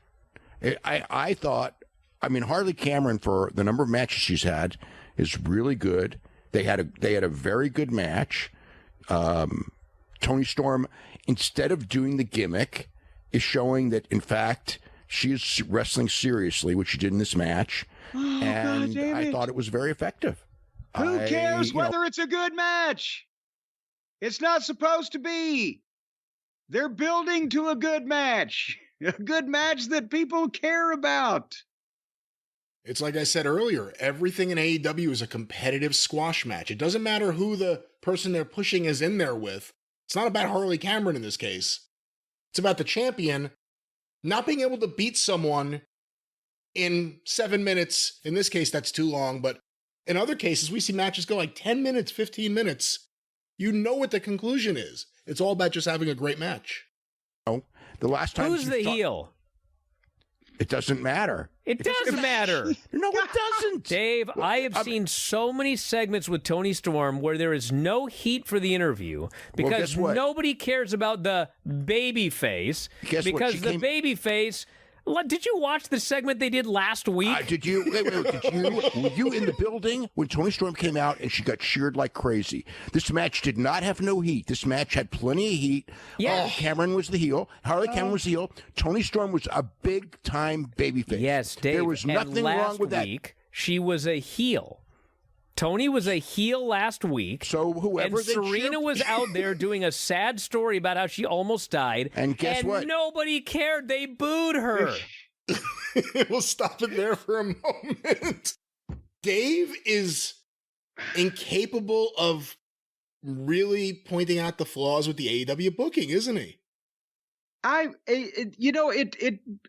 It makes you stutter and stammer like Dave at this point to wonder whether that he really can't see what he's saying or what he's not saying, or whether it's that he can't figure out an artful way to deflect it, so he just has to disagree with it. He's panicking. He's making a valid point. He's thinking in his head, this guy's making a valid point, and I can't figure out a way to get out of it, so I'm just going to disagree with it, even though it's nonsense. Well, to disagree. He flat out said it didn't matter if she was a heel or a babyface. And Alvarez correctly pointed out she was a heel last week. She's just suddenly a babyface now this week. It doesn't help long-term growth to book like that, right? Well, no, of course not. And nobody can keep straight from one week to the other whose side they're supposed to be on in this conflict. Let's go back to what has been titled the Great Toni Storm Debate, Alvarez and Meltzer, Wrestling Observer Radio. So they switched the thing around to follow the crowd. What's wrong with that? Because they didn't switch it. And she will be a heel. She will be a heel the next time you see her. It doesn't matter as long as the crowd reacted like crazy. This is on WWE does this constantly. No, they don't. They have baby faces and heels. They have baby faces and heels. Now at this point, Dave is like, you have to see the visual. It's almost like it hit him that Alvarez is right, but he was already ready to fire back with an argument. And he's like, he starts twitching with it, like holding it in. Can't. Yeah, he's firing back with an argument. He just can't figure out what it is. So does AEW, except with Toni. And it's situational. It depends on who's wrestling who on what show. That's not. I mean, they have technically. What's the last show where Drew was a babyface? Drew McIntyre's not. That's Drew McIntyre. Okay. What about Bronson Reed and Chad Gable when they wrestled each other? Who was the babyface and who was the heel? Bronson Reed and Chad Gable. Yeah. What match? They should have matched last week. Chad was the heel. And he is a heel. Bronson Reed's the babyface. Is Bronson Reed the babyface next? Will he be the babyface next week? Is he usually the babyface? No. That's what happens. You have situational things, and that's what you do. Lord. Does that make any sense? Situational babyfaces and heels? No, because it's not just switching back while you're interacting with the same pool of people. The side that we're supposed to take as observers switches from one week to the next week with AEW. Serena was supposed to be the sympathetic person and Toni to give a shit, but this week, and blah, blah, blah. In the WWE, yes, you do have heels wrestling heels or babyface wrestling babyfaces, and sometimes crowd picks a side, but they're not changing sides with each other as to who you're supposed to support, individual people from one week to the next. I'm trying to figure out a way to verbalize that. Well, let's go back to the man who cited Chad Gable versus Bronson Reed as the great example of this experiment, Dave Meltzer and Brian Alvarez. Everyone has it because you sometimes make matches where there's a different thing. It's not a big deal. And it certainly wasn't here because the match was effective. The match was good. And again, Toni Storm, who has done a lot of the gimmick so heavy for so long that has not shown off her wrestling skill. And she's going to do a match with Serena Deeb where whatever it is, they are going to go out and do a wrestling match. So therefore, if Toni Storm went and did her Toni Storm gimmick and Serena Deeb on the pay-per-view, it would suck. So they're basically showing she is going to wrestle Toni Storm, and they're going to have a good match. So that is. So we can discuss this. Hold on. See, is Dave explaining it or defending it? That's the issue. Well, he sounds like he's trying to do both, and that's why people think that he's full of horse shit. But what the point is what he's saying there. If it would be correct, then that goddamn Toni Storm should then go out and completely out wrestle this girl and slap a submission hold on her in about 2 minutes. And blow through her and say, look what I'm going to do to Serena. I've been training. I know all these holds. I know the crotch-locked leg strangle and the Guatemalan flying toe hold, and boom. Yeah, then it would make sense. But not, she's going to have a great worked wrestling match. She's going to fucking take 10 minutes to demonstrate all of the great moves that she can do in this fake bullshit she's going to do with this other girl. Yeah, really, what kind of explanation is that? If she's going to go out there in the ring and have a match in kayfabe against this professor in the ring who could dismantle everyone, she's going to go out there and show that she can impress people in the ring by going 7 minutes with someone who's never wrestled before? Or once before on TV? Yes, that's what he's saying, because he's an idiot. And he doesn't understand what he's fucking saying. He doesn't understand the words that are coming out of his own mouth. Well, let's hear more of those words. After the Double or Nothing match. That is what the, and next Wednesday. That is what they are. That is what the story is. The story is that she went in there and the crowd cheered her. The crowd knew who the babyface was. The crowd knew who the heel was. They cheer Toni all the time. But they cheer her every week, even when she's playing the heel role against another babyface. She should always be a babyface. Well, there's no need for her to be a heel. She's never going to get booed. Okay, so can we stop killing all the other babyfaces by having her be a heel that everyone loves? Okay. I've never seen anyone do to Dave what Dave does to other people, like Alvarez just did. Up. He just completely steamrolled them. Yeah, and by the way, it also, the only reason why people know that Harley Cameron draws a breath on the face of this big blue marble hurtling through space is because she was the QTV girl. And if anybody would fucking not want to see any more of anything, it would be on what was on QTV. So yeah, she's known for QTV and also being in a feud over gaping. Let's go back to Brian Alvarez and Dave Meltzer. Okay, but that's the problem. Okay, no. Okay, what is the other thing about Toni Storm? What's the other thing about Toni Storm? She is the world champion. Yes. A real world champion wrestles baby faces and heels, and in that role, depending upon the situation, you are situational. That's everyone from Luthez to Jack Briscoe to Dory Funk Jr. to Ric Flair to whatever. That's not what. Let me stop it, because that's absurd to compare one to the other. Anya to Flair to Toni Storm. No, she's not traveling around the world to hostile territories, fucking defending the precious AEW Women's World title, one of the women's titles. Seriously, just, Dave, come out and say what I said, encapsulated earlier. She needed to start as a heel, which she did.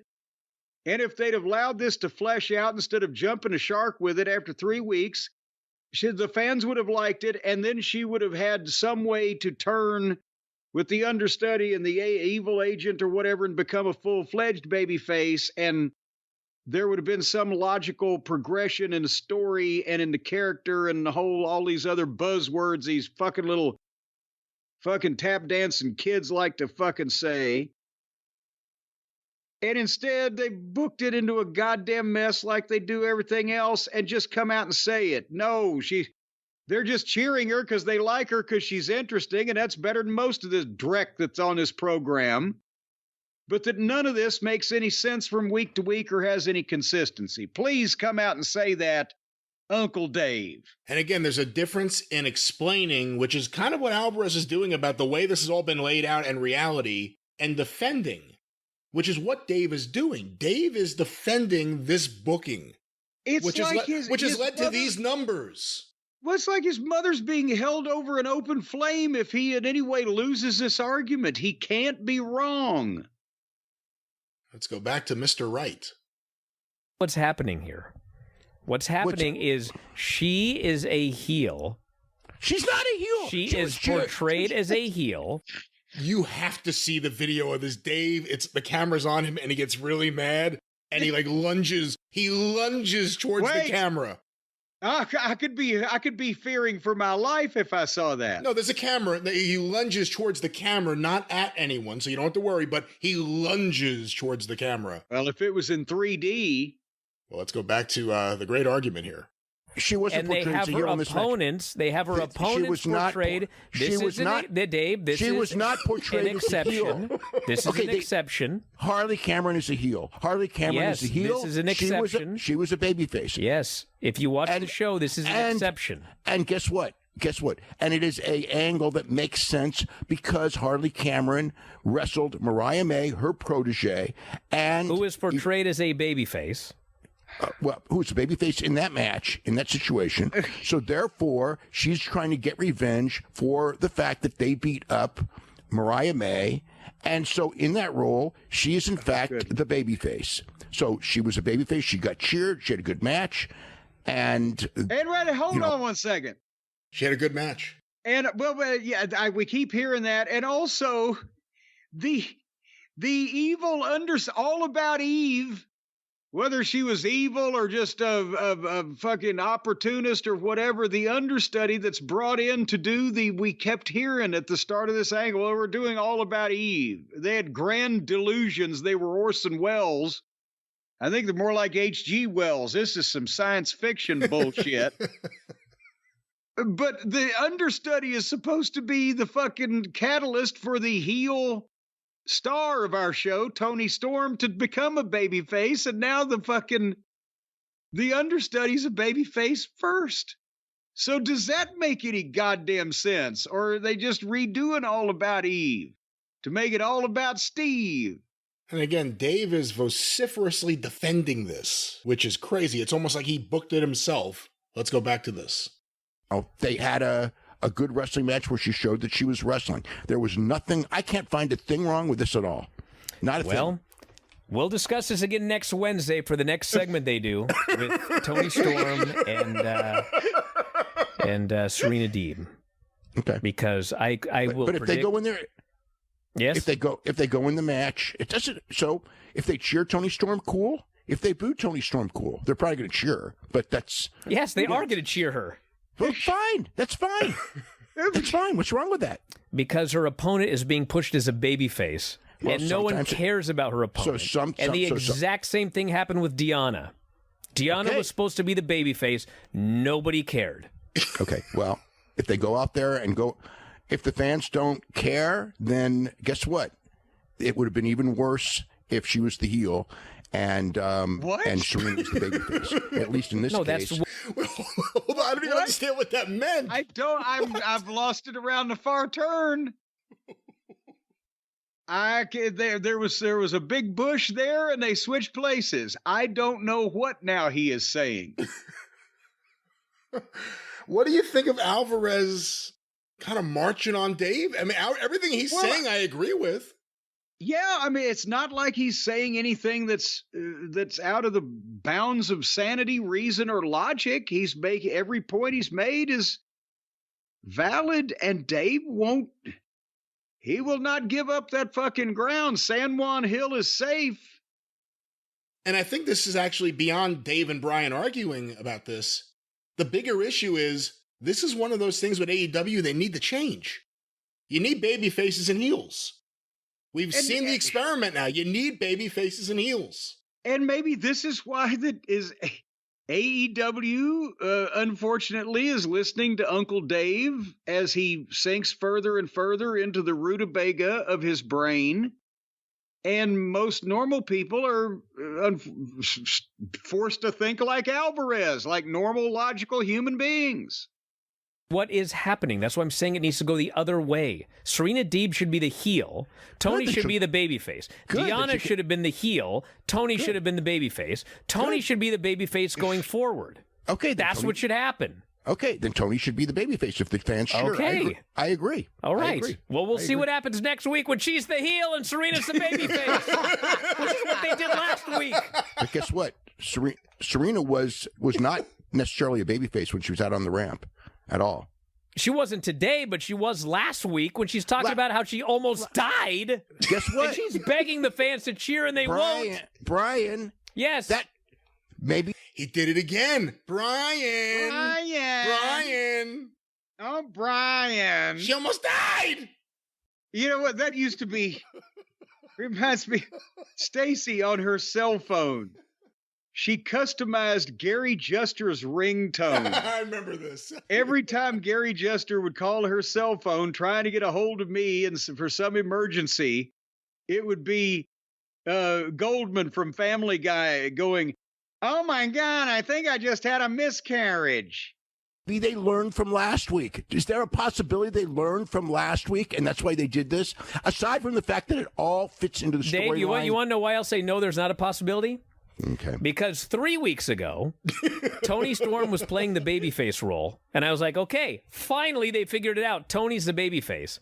The very next week, they switched it again and had Serena D play babyface and talk about how she almost died, begging fans to cheer, and nobody did. Well, guess what? So they learned. Okay, if they learned, great. So they learned. We will figure it out next Wednesday when they do another segment if she's still a babyface. Well, where were we? Well, it doesn't. As long as the crowd as long as the crowd's going to react, I don't care who the babyface or the heel is. You know, in this day and age, the crowd's going to do what the crowd's going to do. So let's stop. That's a very interesting thing he just said. In this day and age, the crowd's going to do what the crowd's going to do. Does that mean the booker should give up on trying to push them in certain directions? No, of course not. The crowd is going to do what the crowd's going to do when the crowd gets bored or is scoffing at what they're seeing and is not interested in it, or because they can make up more interesting shit amongst themselves or see more interesting things about a particular talent than is being presented on the show by the supposed professionals. That's when the crowd's going to do what the crowd's going to do. Every once in a while, you have a personality that they're going to like, and they're going to get into something that person does, or whether the Mulkeys, because they took that classic ass whipping and they looked like such nebbishes, but they, the people loved them. Or we had an OVW, a guy named Rod Steele. He was big and tall and kind of bland, but he got a fucking Randy Savage kind of sparkly cape outfit, and he would do a big body slam because that was the best move he had, right? And we'd put him in dark matches, and every once in a while he'd make television because I couldn't use him seriously as part of the developmental program.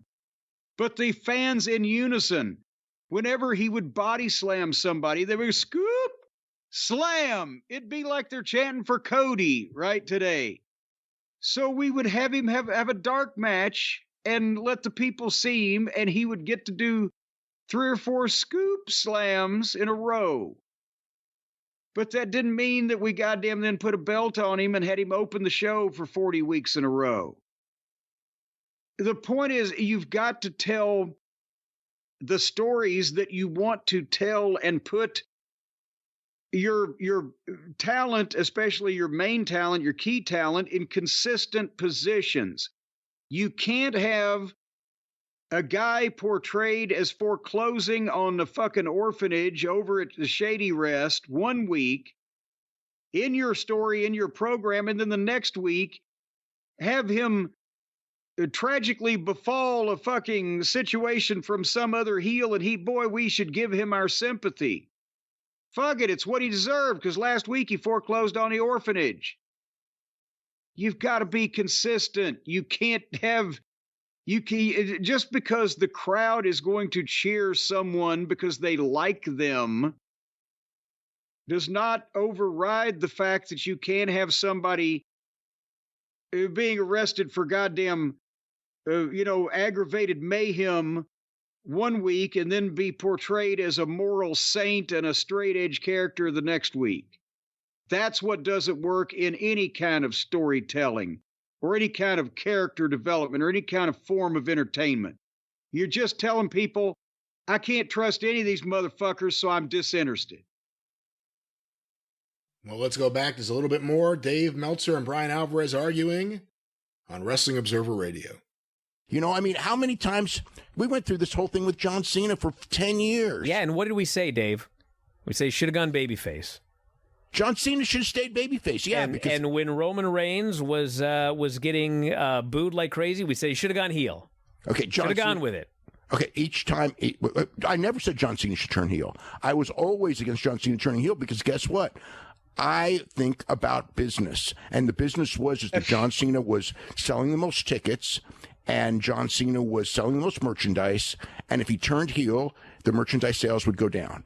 And that's why Vince McMahon never turned him. And when he went to the house shows, he always got cheered, and it was just the TV crowd.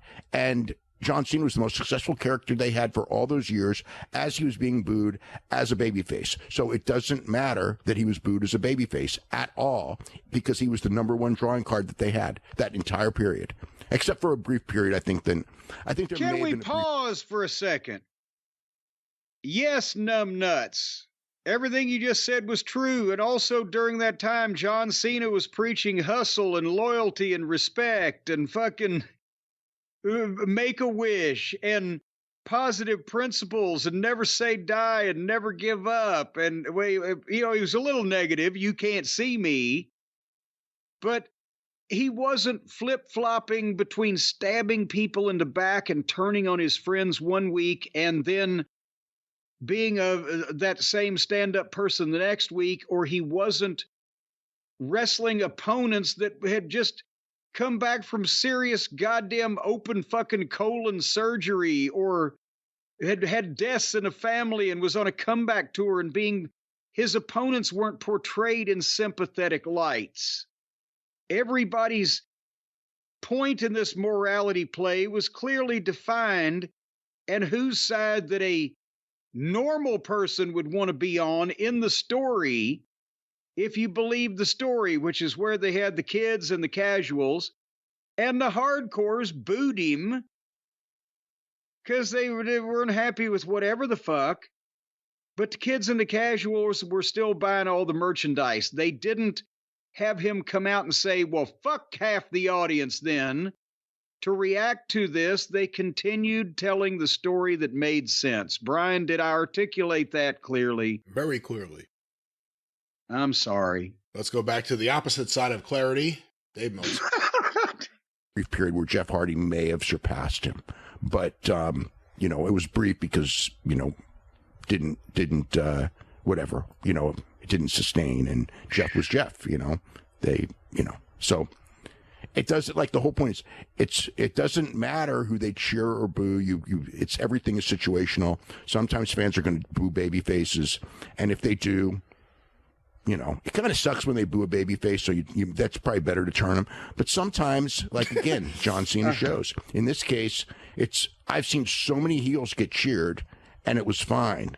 I mean, it's tough for a baby face, but if business is good, then it's, whatever. Everyone cheered the NWO. It was great for a while. At some point, of course, it turned bad, but that took years. When it did, it took years. It took 3 years. They were out of business. And they tried to turn a babyface to begin with. Well, that's the end of that. Jesus Christ. The problem is this is kind of a great way to look at Tony Khan's mindset and the justifications he has internally for his booking, because he leans on Dave. And you hear Dave defending this bad booking, trying to compare it to things that worked in the past. Look at the results. It bears no resemblance to anything that's ever been done in the past, much less worked in the past. And again, don't defend things when they're not working. Look at the ratings. Look at the pay-per-view buys. Everything is down, down, down. So it's not the time to defend what's not working. It's the time to try to say the things out loud that cause them to fix things. And that's not what we got here. Any other thoughts on Dave's defense of Tony Storm's booking and anything else here? Well, no, if they pay Dave per word or partial word, then he's making a ton of money, but he can't form a cogent simile and get to the point because, for one thing, he doesn't have a point to get to. Every time you analyze it, unless you go around in circles like he's doing, you come to the conclusion that Alvarez makes a very good point. Whether in real life or whether in the kayfabe storyland of the television program or all points in between, yes, the fans are going to cheer for whoever they want to these days because they're all smart to begin with, but there needs to be consistency from one week to the next, or if someone drastically changes their viewpoint or their moral fiber or their demeanor, there needs to be some pivotal point that happens to them that causes that. Or if a man's longtime manager and confidant gets laid out and we never see him again, he probably should refer to him, even if to say, well, it took me a while to fucking dig the hole, but I finally got rid of that son of a bitch. These type of things. And that's not happening, and Dave is trying to defend it. He can't defend it because it's not even good storytelling for smart fans, much less for people that actually would make this a profitable company comparable to or competitive with the industry leader. He's out of touch with thinking outside the wrestling bubble. He's stuck in the wrestling bubble and he doesn't realize it. He's in one of the smaller wrestling bubbles too. This goes even past the kind of interested fan that watches a lot of the TV shows and buys T-shirts. This is all the way into the, we're paraplegics and can't move, so we're stuck on the internet type of wrestling fan. I have some more news from the real world before we get to wrestling because we have so much fun with this stuff. Jim, a few stories. I have this one from the Washington Post here. The Four Tops singer accuses hospital of racism, putting him in a straitjacket. What? Have you been following this story? No, I have. Not only have I not been following it, but it has escaped me. And apparently one of the Four Tops has escaped somewhere. Which one? Well, what's happening? This article is by Leo Sands, and for the record, there is one of the original Four Tops who's still alive, but like a lot of classic doo-wop groups or Motown groups, they still tour with the one active member, well, one living member, and replacement and the rest members. Of them have been replaced. Is this Sugar Pie or Honey Bunch? I'm not sure, but it's probably a very nice show, and he probably has a very nice voice. But here's the article. The lead singer of the Four Tops Motown band is suing a Michigan hospital and two... I already saw this story, I'm sorry. And two staff members alleging racial discrimination after they wrongfully treated him as if he was mentally ill. What? When he identified himself as a member of the group. Alexander Morris, who is black, said in his lawsuit that staffers at Southeast Michigan Ascension Macomb Oakland Hospital. Now, wait, let's make sure where the hate mail goes to the right place. What's the name of this fucking joint? Michigan's Ascension Macomb Oakland Hospital assumed he was delusional after arriving at the hospital in an ambulance with clear symptoms of cardiac distress. Oh my God. In April 2023. He's having a heart attack. And he tells them that if my name is so-and-so, I'm a member of the Four Tops, and they put the heart attack patient in a straitjacket. After identifying himself as a member of the Four Tops, said Morris, 53, workers denied him medical treatment by removing him from oxygen and instead ordered him to undergo a psychological evaluation and placed him in a restraining jacket. After 90 minutes, the singer was released from restraints when he was able to show a video of himself performing at the Grammys. Oh my God. To a nurse, the lawsuit alleges. Oh shit. This is insane, isn't it? What do you think she then said to this guy in a straitjacket that she's seeing perform as a member of the Four Tops in Las Vegas? Can you imagine you're having a heart attack, you go to the hospital, and I don't know how it comes up. Hey, sir, tell us a little bit about you, whatever it may be. I'm the lead singer of the Four Tops. And maybe their argument's going to be we didn't know the Four Tops were still performing. I mean, I don't know what your argument could be, but it shouldn't be Lock him up. Put him in a straitjacket. Well, besides that, I mean, as you mentioned, yes, we know that everybody from, Casey and the Sunshine Band to the Four Tops have changed members, especially the Motown soul groups, because, like if you've got one of them alive in a lot of cases due to age, it's miraculous they can still perform. And they fill in the fucking Leonard Skinner, Jesus.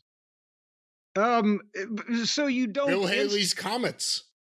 Okay, I didn't know any of them were still around. But, I think there may be a comet left. Well, one Haley's Comet. But the point is, this isn't racial discrimination as much as is it medical malpractice, because even if the guy says I'm fucking Julius Caesar, isn't he still having a heart attack? And so maybe that's what you don't stop treatment because he says, fucking Rick Finch don't want to go on the road anymore, so Harry Wayne Casey got a whole new band or whatever the fuck, right? I don't understand. This is medical malpractice. Let me scroll regardless down a of bit. what, make sure the guy's not having a heart attack. And then... Yeah, well, let me jump in. He's suing for at least $75,000 in damages, alleging he was misdiagnosed and mistreated because of his race by the hospital, a nurse, and a security guard. And then it says here that when he went in, hospital employees wrongfully assumed he was mentally ill and made the decision to remove him from oxygen and pursue a psychiatric evaluation instead. That's scary that could happen. It did. Now, wait, That's when he came frightening in, that could happen. Does it say there in that crack reporting? Well, here you go. When he tried to resolve the mistake by asking to show identification, the lawsuit alleges, a white security guard told him to, quote, sit his black ass down. There you go.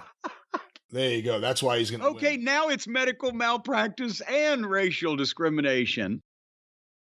But I'm saying, how did he arrive there? Did he come in an ambulance? He was in an ambulance, I believe. After Morris showed a nurse a video of his performance at the Grammys, the lawsuit said the nurse realized he was a member of the Four Tops, and the nurse went and got the emergency room doctor to inform him. The emergency room doctor returned and said he was canceling the psychological evaluation. He should have taken it himself. The lawsuit said that Morris was ultimately diagnosed with a heart issue requiring a potential transplant and pneumonia, that he suffered 3 seizures during the hospital stay. As an apology, Morris said, oh my God, the hospital offered him a $25 gift card for a supermarket, which he declined. Oh my God.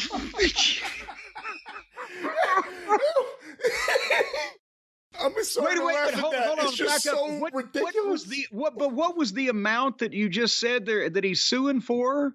He's suing for at least $75,000 in damages. At least who the fuck is advising this fucking guy? Wait a minute. Ladies and gentlemen, if you are ever taken to a hospital and put into a straitjacket instead of receiving medical treatment because you are a famous person, or at least you're somebody that they don't think you are, I know who you can call.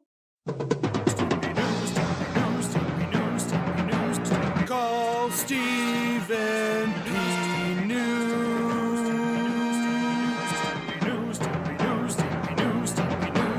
If you need to sue.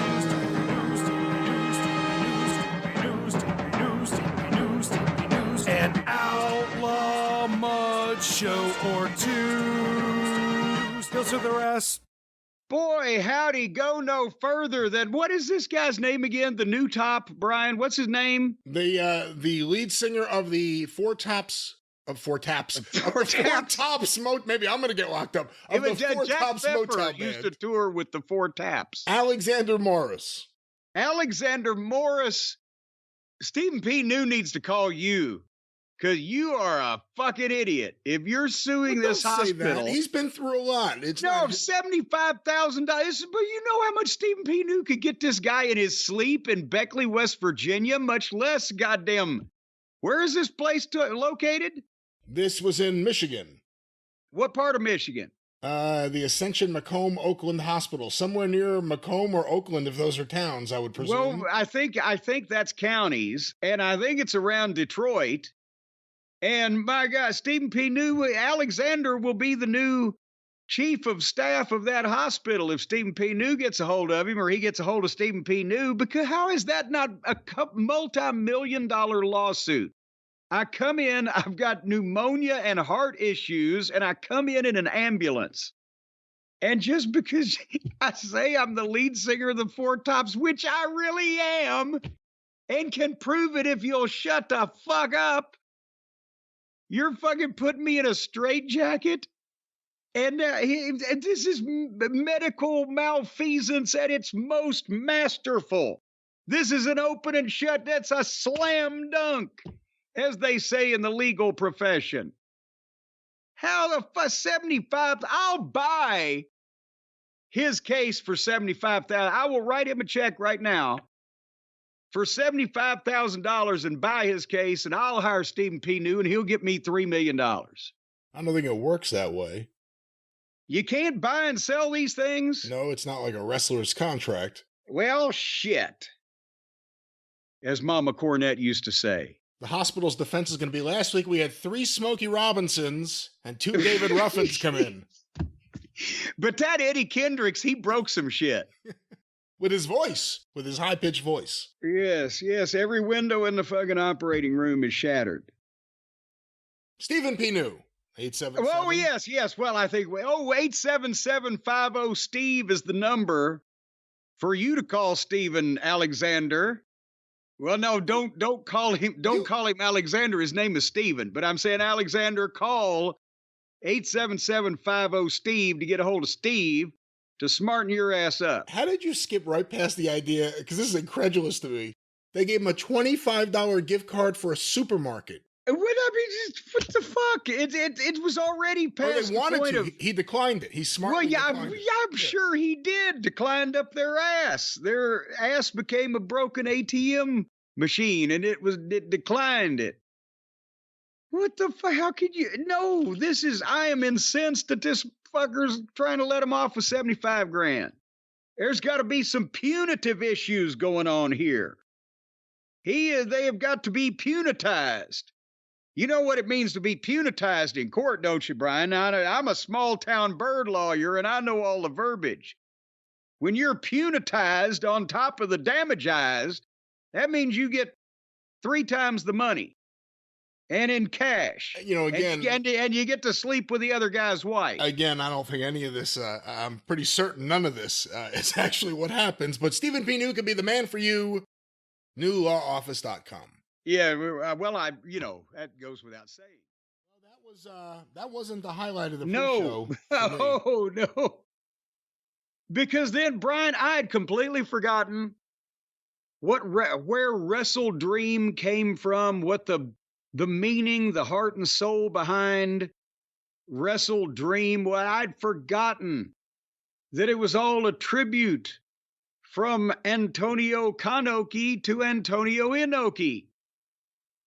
Since they did it last year, and I thought they might have the good sense to leave it alone at this point. But no, they returned this year, and Tony came out, and he's a social moron. You know what I mean? He has no idea how to be. But he was Screaming. He was hopping. Well, first he was looking out at the people, and he was kind of not really hopping, but just kind of vibrating a bit back and forth. And then he began screaming. And it wasn't like that they were doing the Dominic Mysterio thing where every time he opens his mouth, they're trying to make noise and drown him out. They were already half-ass listening, right? I don't want to scream like he screamed. I can't do it. I would hurt myself. Thank you, Tacoma, everyone. Like, and he's holding a mic. It's not like he's screaming with no mic. No, he's screaming into the mic. While these two very calm children next to him are just standing there. Well, no, wait a minute. First, he came out first and started screaming, and then he brought them out to scream at them while not looking at them. He was neither blinking nor looking at the two people. He said, the grandchildren, the grandsons of Antonio Inoki. And now I started to think, as they walk out next to him and they got the red towels around the neck, and he's giving their names, and I truthfully didn't write their first names down, not disrespecting these teenage young men. But the point is, Tony is screaming their names, but he's not looking at them, and they're 2 feet to the left of him. I'm thinking, is he reading the names from behind the camera? But then the whole time that he was screaming at the fans, he never looked at these kids once. Did you notice that? I did notice that. He also called Antonio Inoki wrestling's greatest dreamer. Yes. Like when he dreamed of taking New Japan's profits and diverting them to other interests that he had. And that sugarcane plant or farm in Brazil. But he dreamed up a lot of creative accounting. But no, so I also want to honor Hiroshi Shinma, wrestling's greatest scapegoat. That's where they got the gimmick from. Yeah, from Shinma.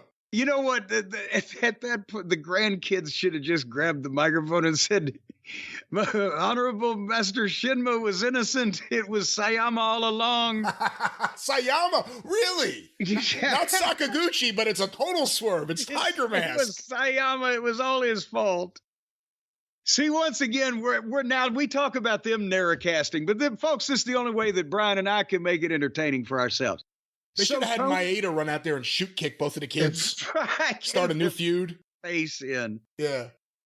But no, Tony comes out. He screams at the people. He brings out the two grandsons of Antonio Inoki, screams their names. He's neither blinking nor looking at these two people that are right next to him. And then he says, to in honor of Antonio Inoki, wrestling greatest dreamer, the whole big thing, he's screaming, we want everybody to, let's do Antonio Inoki's famous chant. And when he said that, I swear to God, the place was so quiet, I could hear a black hole turning in outer space. Nobody knew what the fuck to do. It's been 40 years, right? The New Japan tapes. And never in America was that chant over. But then they've anticipated this. They may not have anticipated the dead silence. Maybe they thought people are going to go, yes, let's all join in doing this thing that you're going to hopefully tell us how to do. So then they put it up on the screen. And Tony Khan Tony Schiavone, I'm sorry, too, is standing there, who's introduced this whole thing. He's there to help Tony Khan lead this chant. Tony Schiavone tries to read it for the people, but it's up there fairly quickly, so Tony's a beat behind, and it's in Japanese. So for people who have never, one would think, heard it or seen it written or whatever, one time may not be enough. What is it? Nichi Isenda? Ichi ni Sanda. Okay, and people are thinking, Nissan, Toyota? What? But Ichi ni Senda. But it goes by on the screen one time, and Tony Schiavone reads it, and then this is one of the most awkward segments I've ever seen. Tony Khan says, that's right, one more time, and it's off the screen, and they've gone back to a graphic. And the people are like, oh, wait a minute, what are we supposed to do? They started to get with it at the end when they realized that they could read it, right? So he calls for it again, it's not there. And he's saying, one more time to Tony, like, can you help? And just then it pops back up. And then Tony's ahead of everybody doing it because he's just all amped up. Everybody doing it. No one was doing it. No one knew the chant. He's still the famous chant. I mean, when he said, let's all do his famous chant, I said to myself, there's no way anyone here is going to know what that is. This could be really awkward. And then it was even more awkward because it was him and Shivani leading it and no one doing it. Tony was even ahead of Tony Schiavone. Tony Khan was when he did it, and then Tony Khan thanked everybody, and people walked away that were on the stage, and some of them may have walked out of the arena as well, but awkward. In Japanese, Inoki's grandchildren said, "What the fuck?" Yeah. So last time I do this shit, my grandfather would have walked out. And one kid looked like he was fucking 16 years. How long has Inoki been gone now? I guess it's only a few years. Only a few years, but I don't remember how old his children were. He had remember there was Simon Inoki. Inoki wasn't his real name, but he was the son-in-law. Yeah, I was going to say he was by marriage related. So are those Simon Inoki's kids? I guess that's what it could be. Well, at least that way, maybe he didn't have to fly him all the way in from Japan. He could have just brought him up from Los Angeles. Let's all do his famous chant. Oh, that's one of the greatest phrases ever for something no one knew what he was going to do. And Shivani, noted New Japan expert Shivani, was going to help him lead the chant. Yeah, he's going to help him because he was probably reading it for the first time. But it was like if somebody had come out there with the microphone and said, "Okay, everybody in the crowd, let's now chant Socrates' theory in ancient Greek." I thought this segment was so amazing. I was dumbfounded. And I said, there's no way Jim watched a pre-show. I need to find it. Couldn't find it anywhere on YouTube. Because I was going to send you the link. This is a must-see segment. Tony Khan has no idea how to behave in public or how to use a microphone. And then the chant part with Shivani is one of the most awkward moments in the history of wrestling television. And this is still just the pre-show. This is just the pre-show. It's like if you had two Abbotts and no Costello. It was very strange. That was the one segment on the pay-per-view I couldn't wait. I was hoping you saw the pre-show, and I couldn't wait to hear what you would say about that because it was stunning for Tony's disheveled look, the stoicism of the Inoki grandchildren as this is all happening, Shivani at his frumpiest worst, and no one there knowing this chant, and they pulled back and they get the wide shot just so you could feel the awkwardness. Yes, everybody's like, what do we do? What do we do? And they put the words on the screen that didn't really seem to help, and then Tony wants them to keep going, and the owner of the company is saying, let's do it again, and they just play music like it's the Grammys, and they're trying to get him off the stage. Remember they did it to like Sinatra? Lifetime Grammy. Was it the Grammys or the Oscars where they gave Sinatra a Lifetime Award? And he comes up, it was like his last appearance ever on TV, Old Man Sinatra. And he comes up and he gives the big speech, and they start playing music to get him off the stage. All right, well, so this is, no, it ain't your program, is it? It's my show. It's the experience, actually. Yes, but you have, before we get to this SmackDown as our grand finale, you have a couple of things that are making the news as we're sitting here speaking that we needed to discuss or talk about or acknowledge or whatever. Is that correct? Well, in the last day, because it started while we were recording yesterday, we've just received a bunch of emails about three specific things, emails and tweets about three specific things. So I thought we should probably address them here. Why wait until the drive-thru, which is... There's an outcry from the people, and we need to go ahead and get this done to get these people off our back. That's right. We want to get these people off our back. So, well, go ahead and start. Go ahead and start unloading them. What's first? Well, I don't know how much you saw of this, Jim. Hopefully none. But we were tagged in a bunch of stuff on Twitter, and then... I don't look at it anymore. Well, the Meltzer Said What Twitter account tweeted out a couple of clips, and they're very interesting, and a lot of people find them quite humorous. It is Brian Alvarez with Vinny, his friend and longtime co-host. Not the one we're thinking of. Which one are you thinking of? Well, either McMahon or Shitstain. Well, no, I said Vinny, not Vince's. Well, they used to call Vince McMahon Vinny back in the old days. That's right. And I don't trust anybody with named Vin. So Vin Diesel's out of my fucking Christmas card list. Vin, Vince, Vincent, Vince, any kind of Vinny, any kind of variation of that. All right. Well, the Brian and Vinny show had a review of something from AEW that I'm going to guess is a program we're unaware of. And then after we hear some of that, and we'll talk about that. Also, Meltzer said what tweeted out with this same clip here. Audio of Brian Alvarez with Dave Meltzer talking about the exact same thing, which is to something we talked about in part 1 of the show. It's revealing about Dave's relationship with Tony Khan. So he comes out and talks about their relationship. Who gave who the ring? Well, that's not what they talk about here, but let's get to this audio. So first it's Vinny and Brian, and Alvarez has been somewhat verklempt in the past at Uncle Dave because he's having a harder and harder time trying to figure some of this stuff out, and Dave just acts, well, you just don't get it. Alvarez is in the unique position now of applying logic and thought, not just emotion, to everything with AEW. The big issue is still that he has friends there. He has people that he knows and sources. So, you have to balance what you see versus what people are fucking feeding you.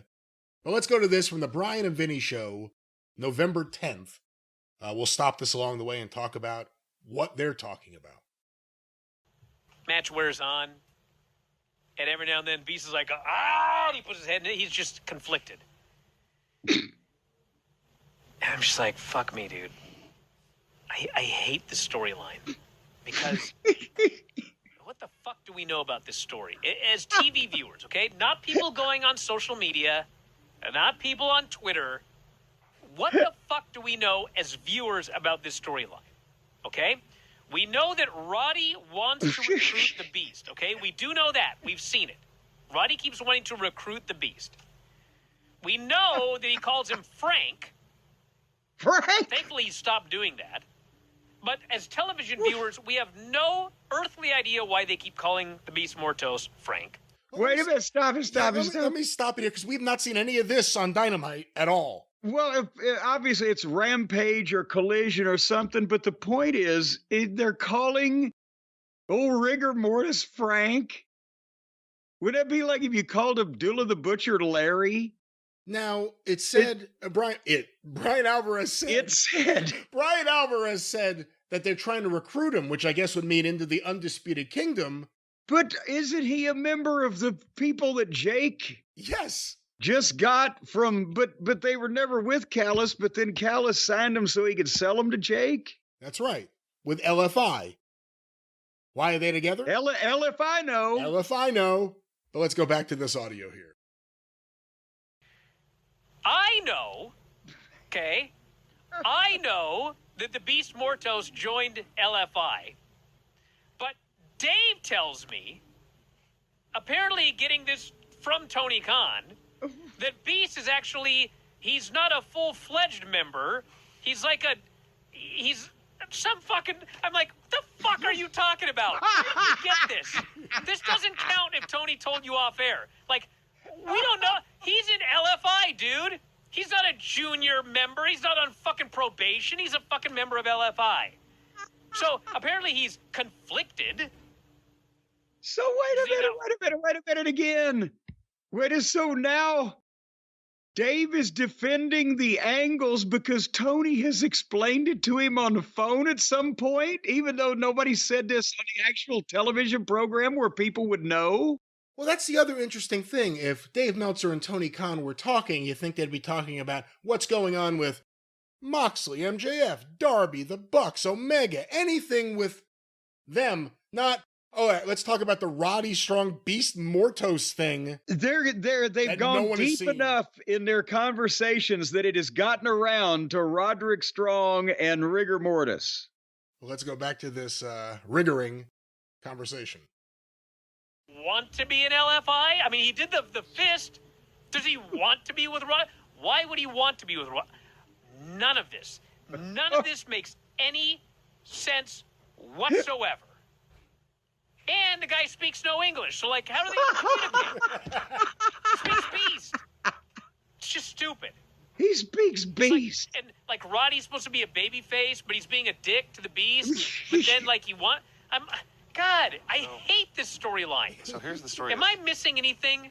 The story of this specific match. I got one more thing. Okay. So because this goes back to the match, forget everything I just talked about, just what we saw on television. So Beast is conflicted throughout the match. Okay. Well, he's conflicted again at the end, and he gets hit with a jumping knee and pinned. Well, that's the first clip, and apparently this is some of the action we're missing on either Collision or Rampage. I'm not certain. Boy, it sounds so scintillating, but also now they've got Alvarez about ready to jump off the fucking cliff. They've about run him crazy trying to understand this shit. By the way, I want to see that match where every time Roddy tries to do anything, the Beast doesn't lock up. He just goes, ah! All right, well. And by the way, he did make a good point, and hold on, and then we'll get to the rest of it, but he did make a good point that, well, Taven and Bennett never even speak, and you never see them on the main television show except when they're standing around with the group, and so we don't know, but Roddy is the most dickish alleged now babyface that, along with Adam Cole, who formerly the Devil, that all four of them want to get on MJF and just beat the piss out of him 4-on-1. What baby faces they are. Well, let's now go to another babyface, Dave Meltzer, speaking with Brian Alvarez on Wrestling Observer Radio the next day. Now, Alvarez got a little adamant about his displeasure with this thing. Is he going to go full bore on with Dave Meltzer and tell him how he feels about this? And again, it sounds like this had come up before somehow. So here is Wrestling Observer Radio from the 11th of November. So we have another team that is teasing a breakup. Correct. Yeah. Correct. So we're Roosh and Mordos teasing a breakup like later in the show? Yeah, well, yes. Okay, now listen. Hold on 1 second. Yeah. He was ready though, because as soon as he brought up Mordos, he's like, "Oh, I'm ready to jump on this shit." I got infuriated the last time you tried to explain this to me. Yeah. Roderick Strong and the Beast Mortos. Yeah, the Beast Mortos he's just stricken. He's so sad, he can't decide what he wants to do. Roderick Strong says, "Beast, we needed you. Where were you when we needed you?" And this Beast is conflicted. I'm like, why is this Beast conflicted? He's with LFI. Why would we care? Like, why does he want to be with Roderick Strong? We don't know. It's never been explained. They never even explain why he's called Frank. They just call him Frank. Frank. I'm just watching this thing, and because the story... Well, everyone has a first name. They just don't use it in wrestling all the time. Because this story is he's a lawyer too. God help me. You know he's a lawyer, right? I don't know he's a lawyer because they never told us that on television. Well, I'm watching this angle where they presume that I know that he's like. What did you tell me that Tony said? He's like he's not officially an LFI. He's a what? He's still being recruited by Roderick Strong in the Undisputed Kingdom. And he was. He's in LFI. They're telling him to forget about this guy. Well, So anyway, the Beast is so strict. Let me stop it. He's so fired up here. Let me stop it for a moment. He's gonna hurt himself trying to. And what about Dave? Well, his name is Frank. What the fuck? Everyone has a first name. Yeah, go tell that to the Crusher. I mean, sometimes people don't have a first name. Yeah. Did anybody call the Crusher Reggie? Hey, Reggie over here. The fuck? And he's a lawyer. There's another twist to the Beast Mordos that we have not picked up on Dynamite, that apparently he's not just a beast, he's also a beast attorney. Do you think he's a small town Buffalo attorney? Well, let's go back to this, the remaining seconds of this scintillating conversation. Frickin' with remorse or whatever, that they have basically a shitty match.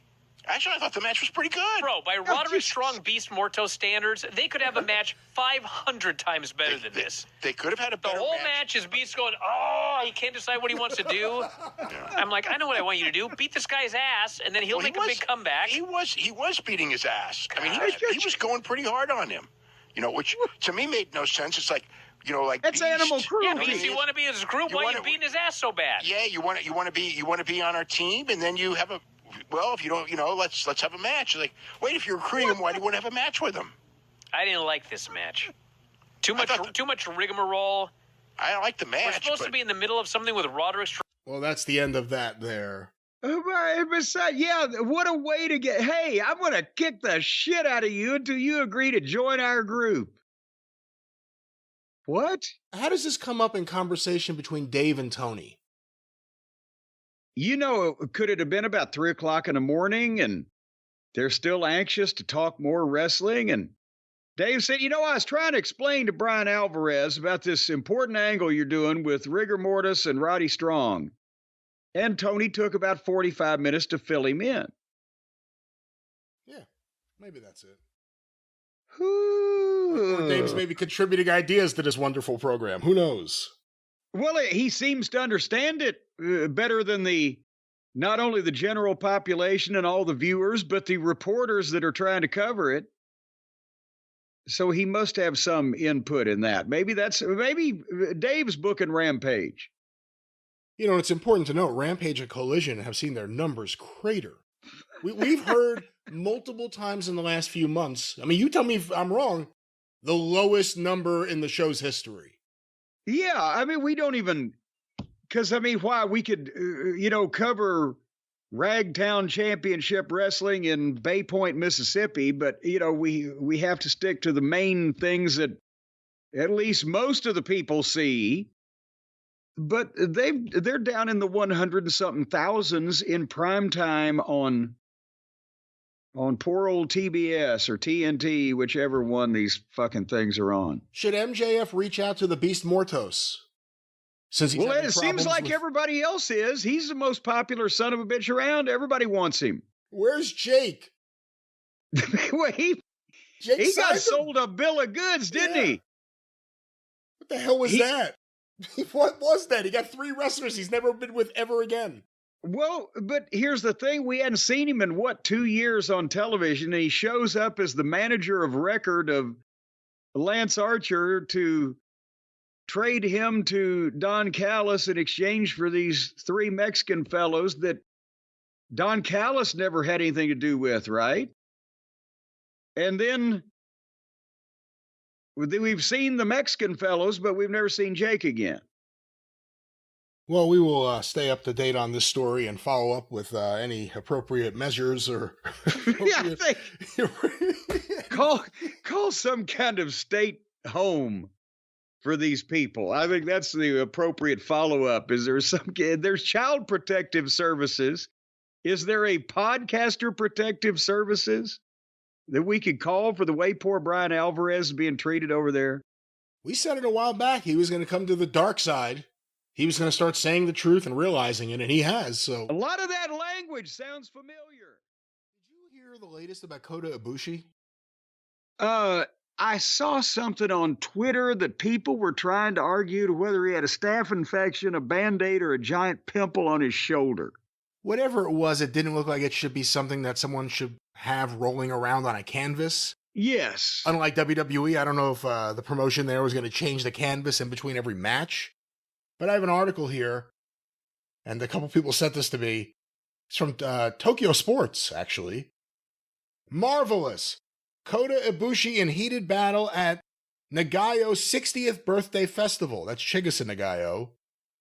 It's not strange that his injured right leg could end at any time.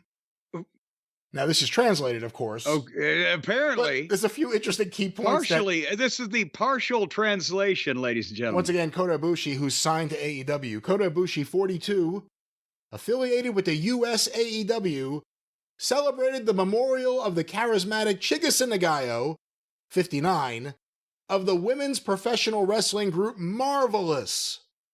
Marvelous. You look marvelous. He participated in Nagayo's 60th birthday festival at Korakuen Hall to celebrate her 60th. I just thought it just said she was 59. Let me finish. To celebrate her 60th birthday on the 8th day of this month. He teamed up with Takumi Iroha and Leo Asaka to face Nagayo, Masato Tanaka, and Titus Alexander. Wait a minute. Hold back up now. Chigusa Nagayo is a 60-year-old woman wrestler. Yeah, she started when you started. And she's in a 6-person tag match against 3 guys with 2 guys as partners.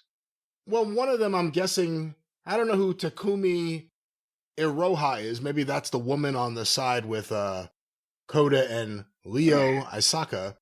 But after 10 minutes into the match, Ibushi finally faced Nagayo. And they glared at each other for a while.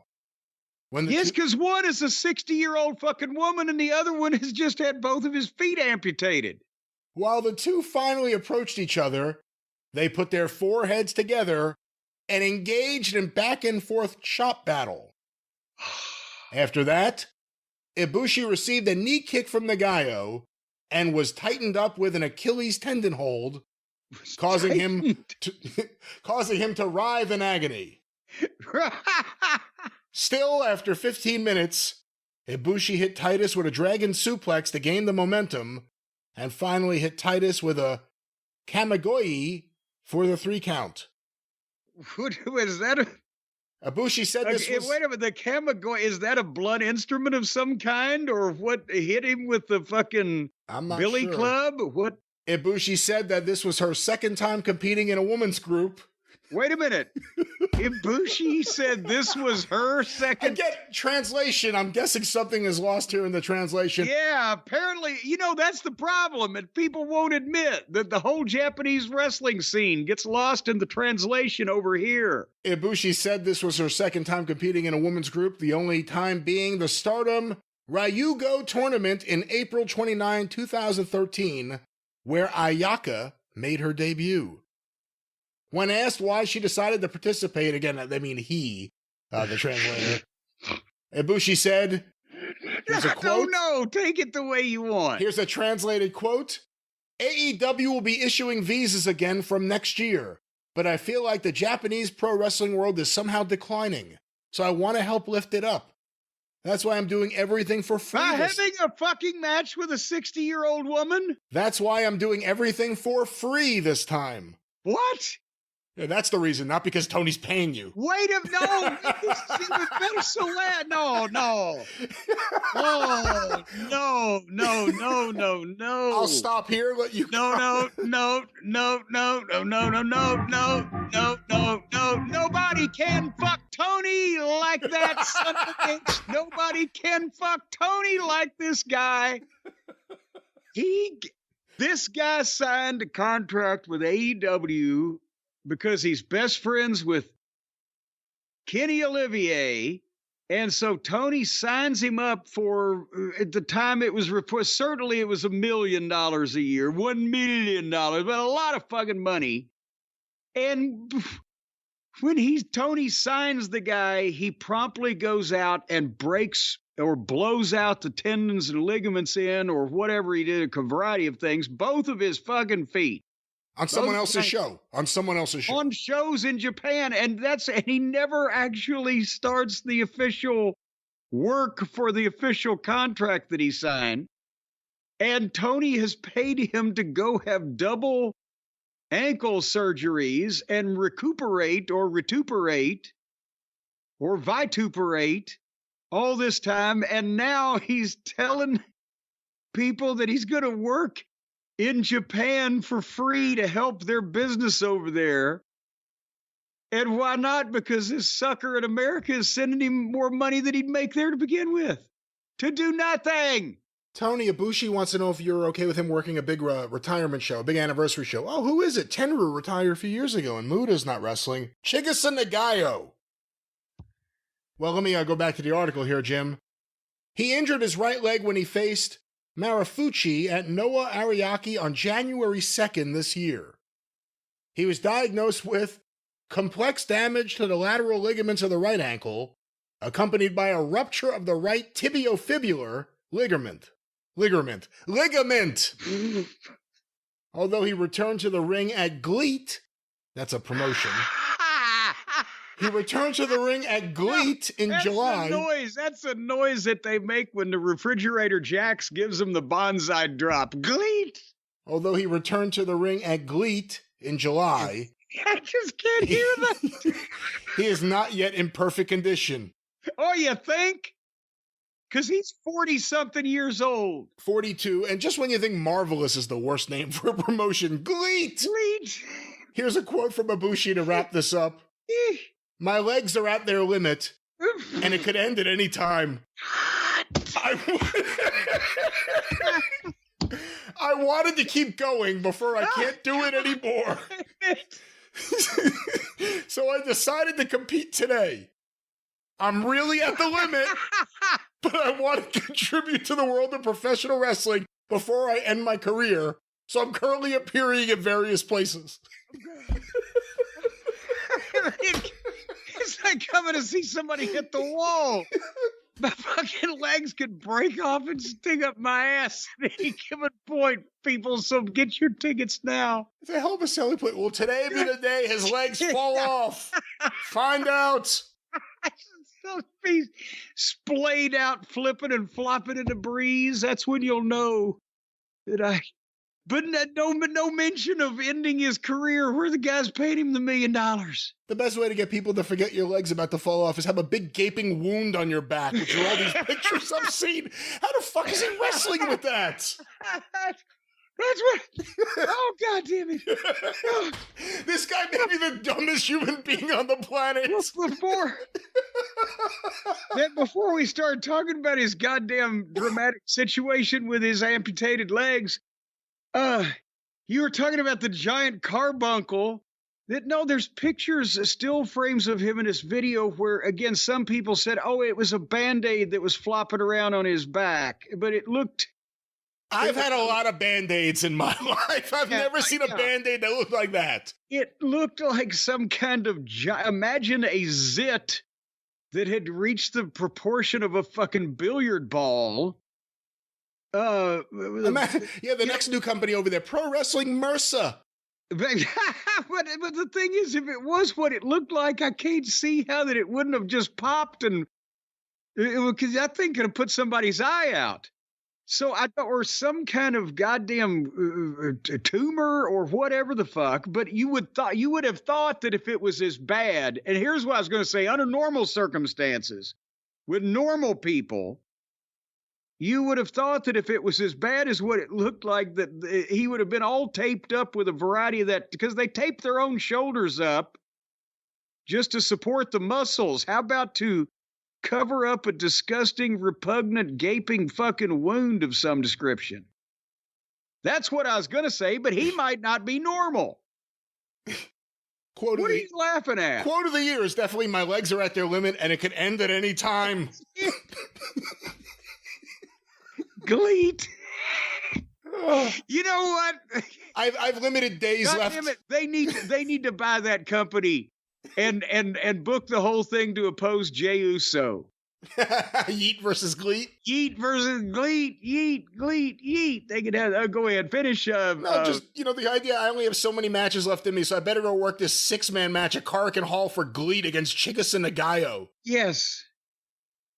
It's lucky he wasn't Dump Matsumoto. That MRSA pimple would have. But anyway, were we talking about? You know what? You were talking about. You were reviewing Nakamura, and we talked about him compared to some of the other Japanese wrestlers that ended up here in America in the last few years with AEW. And again, Ibushi was built up, looked good in WWE for that Cruiserweight tournament when he was still in shape. Showed up again completely out of shape, and everything he did looked like shit after they built him up. And then every fan of his was like, oh, well, that was, one-time jitters. He's never been in a cage before, whatever the fuck the excuses were. And then every time you saw him after that, everything he did looked like someone in slow motion. Nothing looked good. Well, remember when he and Kenny couldn't even hit their double backflip moonsault run to the turnbuckle thing? I put that backwards, I guess, but who gives a shit? Where Kenny had already have landed on the guy, and he's still trying to clear the top rope or over on the other side. And then he went back home to Japan and blew up both of his legs. Yes, I mean, it's incredible. It's like just incredible. The guy that did the grasshopper backward knee bend on Twitter a number of years ago. And now he's being paid to go work small indie shows and spread his staph infection wherever he can. Well, maybe he'll be on Texas Stadium. All the best to Chigusa.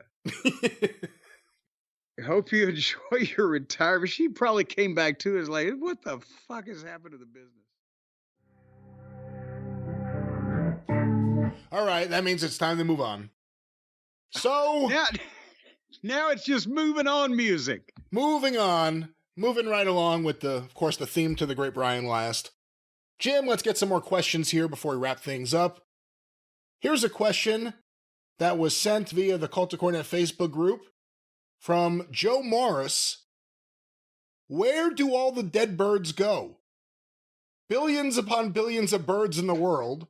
Shake a tree and they'll be there. Look in the sky, likely too. Where do all the dead birds go?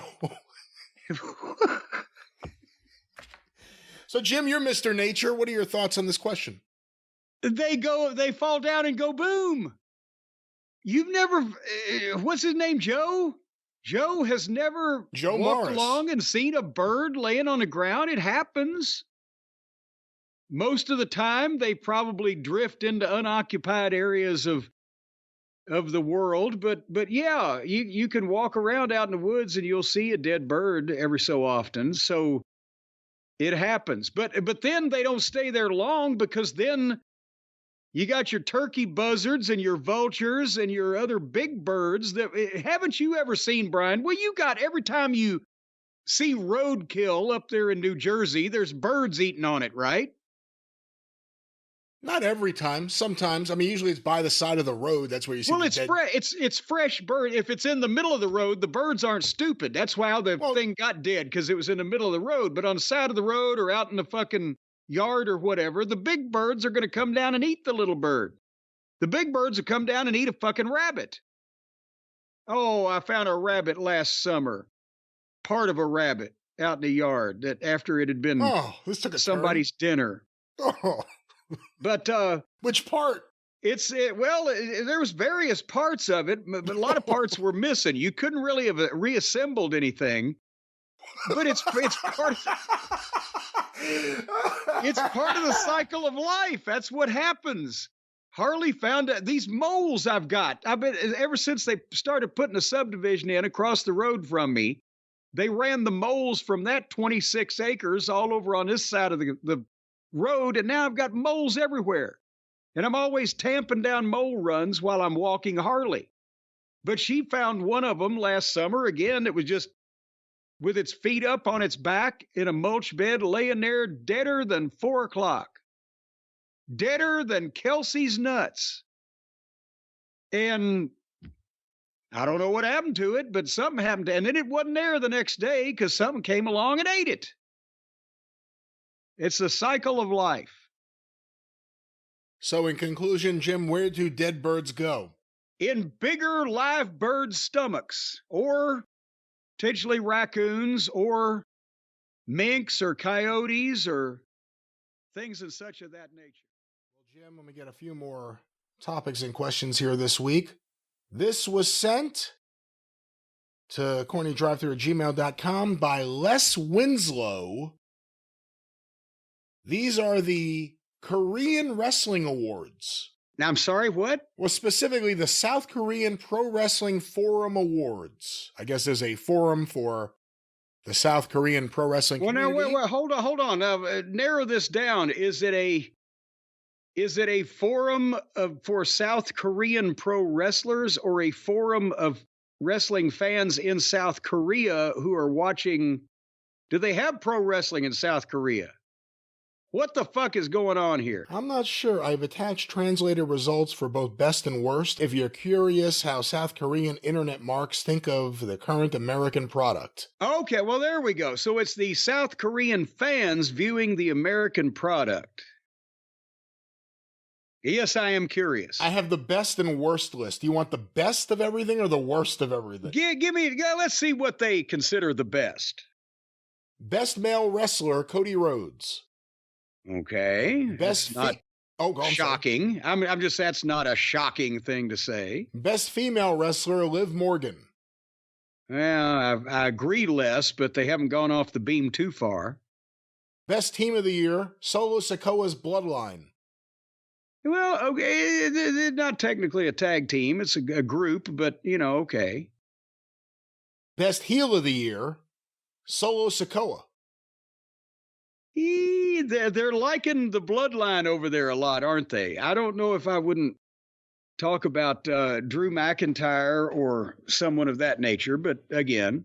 Best babyface, best worker, and best champion of the year, Cody Rhodes. They really like Cody. Best match of the year, Roman Reigns versus Cody Rhodes. WrestleMania 40.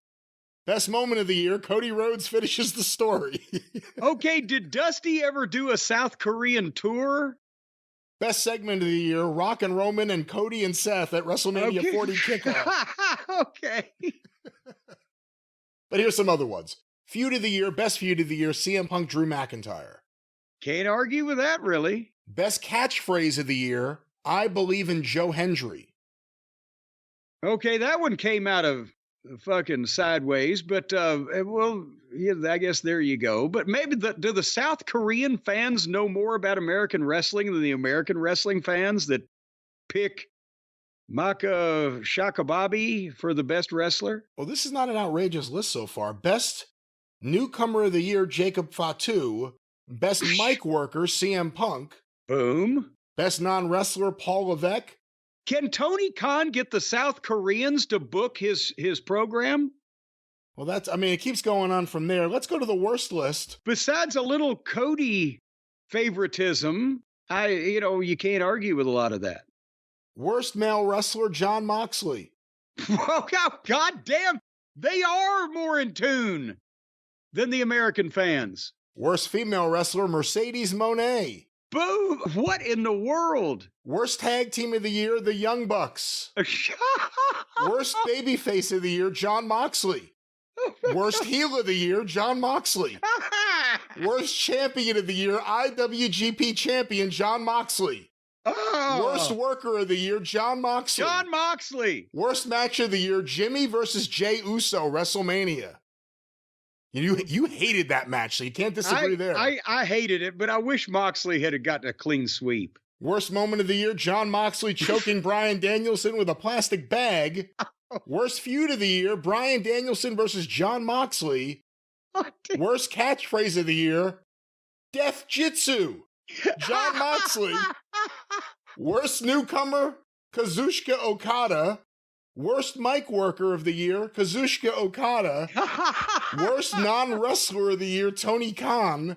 Most overrated of the year, Jon Moxley. Most underrated of the year, Chad Gable. I don't know what this means, Christian Awards.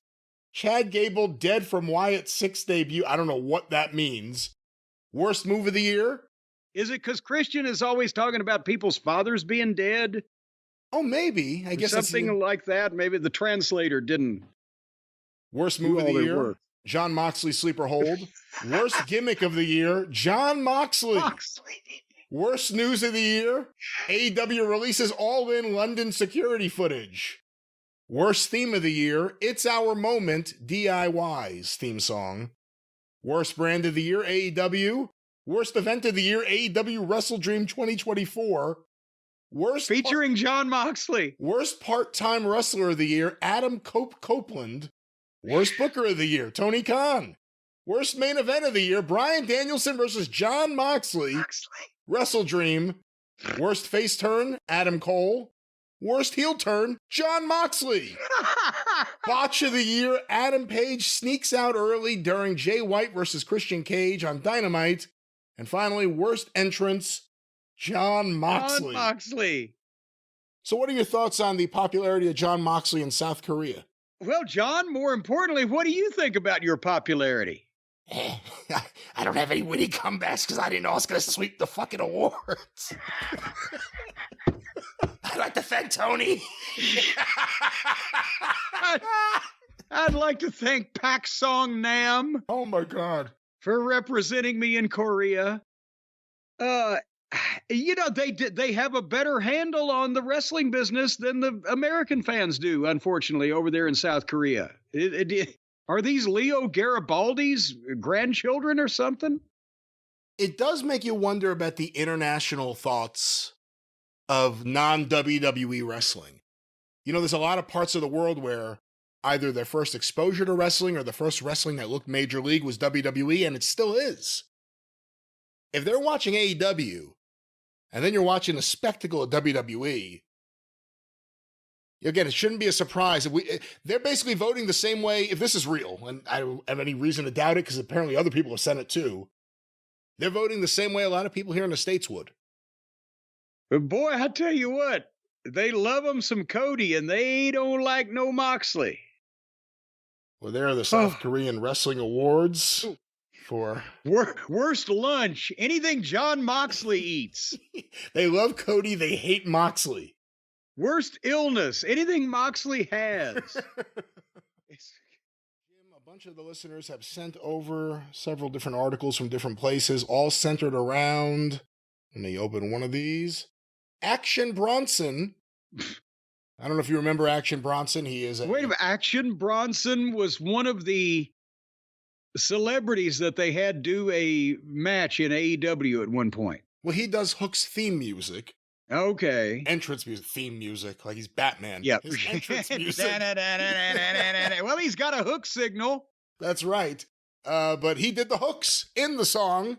Action That's Bronson. right. And he was the one, he was bigger than all the boys. And it was handled himself pretty well from what I remember. And that was a local show. It was a New York show, and he's a New York guy. Here's some quotes. He was on the Ariel Helwani show.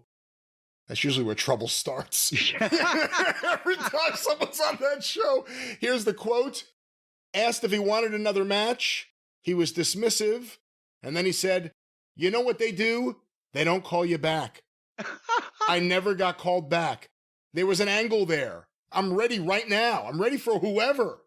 Oh, my God. Ariel asked him if he thinks he can come in and be a contender. Ariel asked him if he liked being backstage at AEW. At first he said yes, and then here's what he said. Actually, no. I enjoy the act. I don't like the backstage is weird over there. It's just weird. It was just like everyone's cliquey. You could tell it was weird vibes. So, wow, even the novices can kind of pick up on this shit. If you have a celebrity, and we've seen this time after time in just the last few years alone with WWE, if you have a celebrity that really wants to be a part of it, you end up using them, it kind of works. They're over, and they're willing to do more, and they set up an angle. You don't call them, you ghost them too? Well, you ghost them like they're jelly Nutella? But hold on here now, because this guy also sounds like he's there. Well, I'll go in there and, I can have a pay-per-view match with so-and-so. We don't know how he was to deal with. And I'm not trying to defend by any means the talent, management skills, and et cetera of the AEW company as a whole over there. But does this guy sound like does he realize it was kind of a gift because he's a celebrity, or does he think he's ready to be a championship wrestler? I don't know, but again, Bad Bunny. Yeah, but I remember Bad Bunny being better than Bad Bronson. But we didn't know that. You know what I mean? That's a case of someone who was a wrestling fan and WWE embraced it, and he ended up really involved for a while there. I'm sure he'll be back at some point. But you can tell. You can not only if you work the guy out just to see where he's at physically, but attitude-wise and the way but you've got to have a professional organization in place before you can expect the amateurs to come in and understand what the protocol is. I have some things here from the Observer website article on this, but there's no actual quote. In his lone match in September 2022, as part of Rampage Grand Slam, it wasn't even on Dynamite, on Rampage Grand Slam, he teamed with Hook against Matt Menard and Angelo Parker.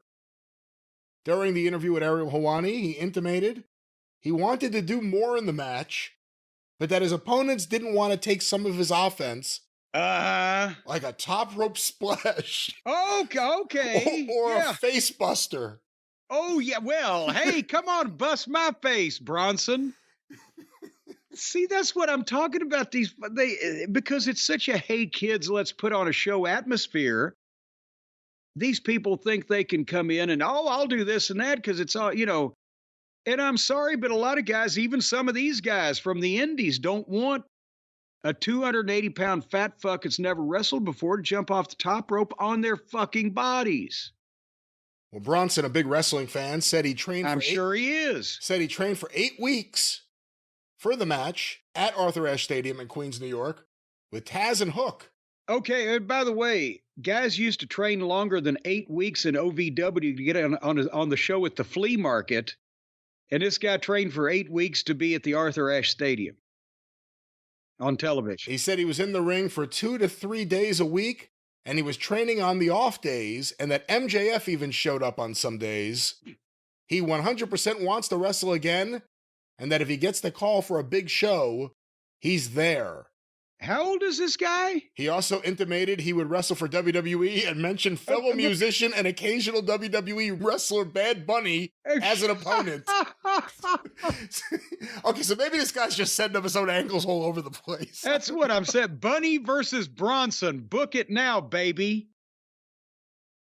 I don't know. I get gas from all these people. Did you ever have that happen to you? You leaned in a little bit to someone who was a local celebrity or just a celebrity or anyone like that, and they got too close, they wouldn't leave? You know what I mean? Yes.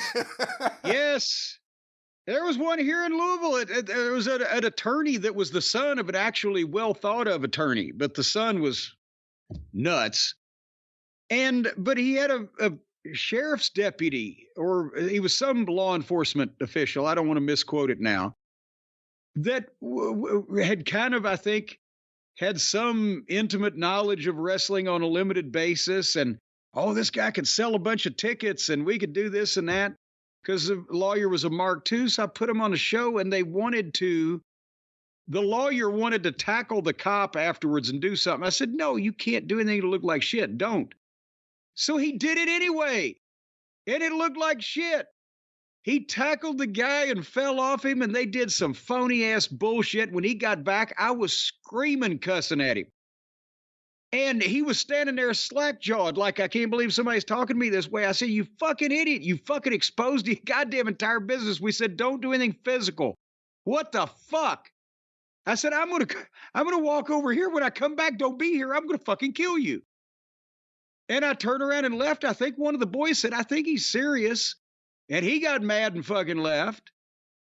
But the cop wasn't a bargain because he had his own entrance music on a cassette or a CD, whatever the format was then, years ago.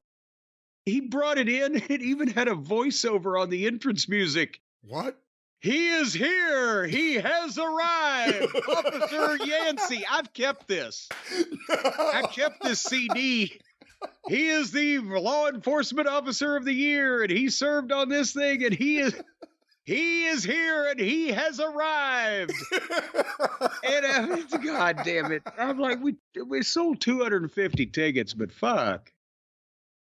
Anyway, that was that. Yeah. What was your question? I'm sorry. He has arrived, got me. He has arrived.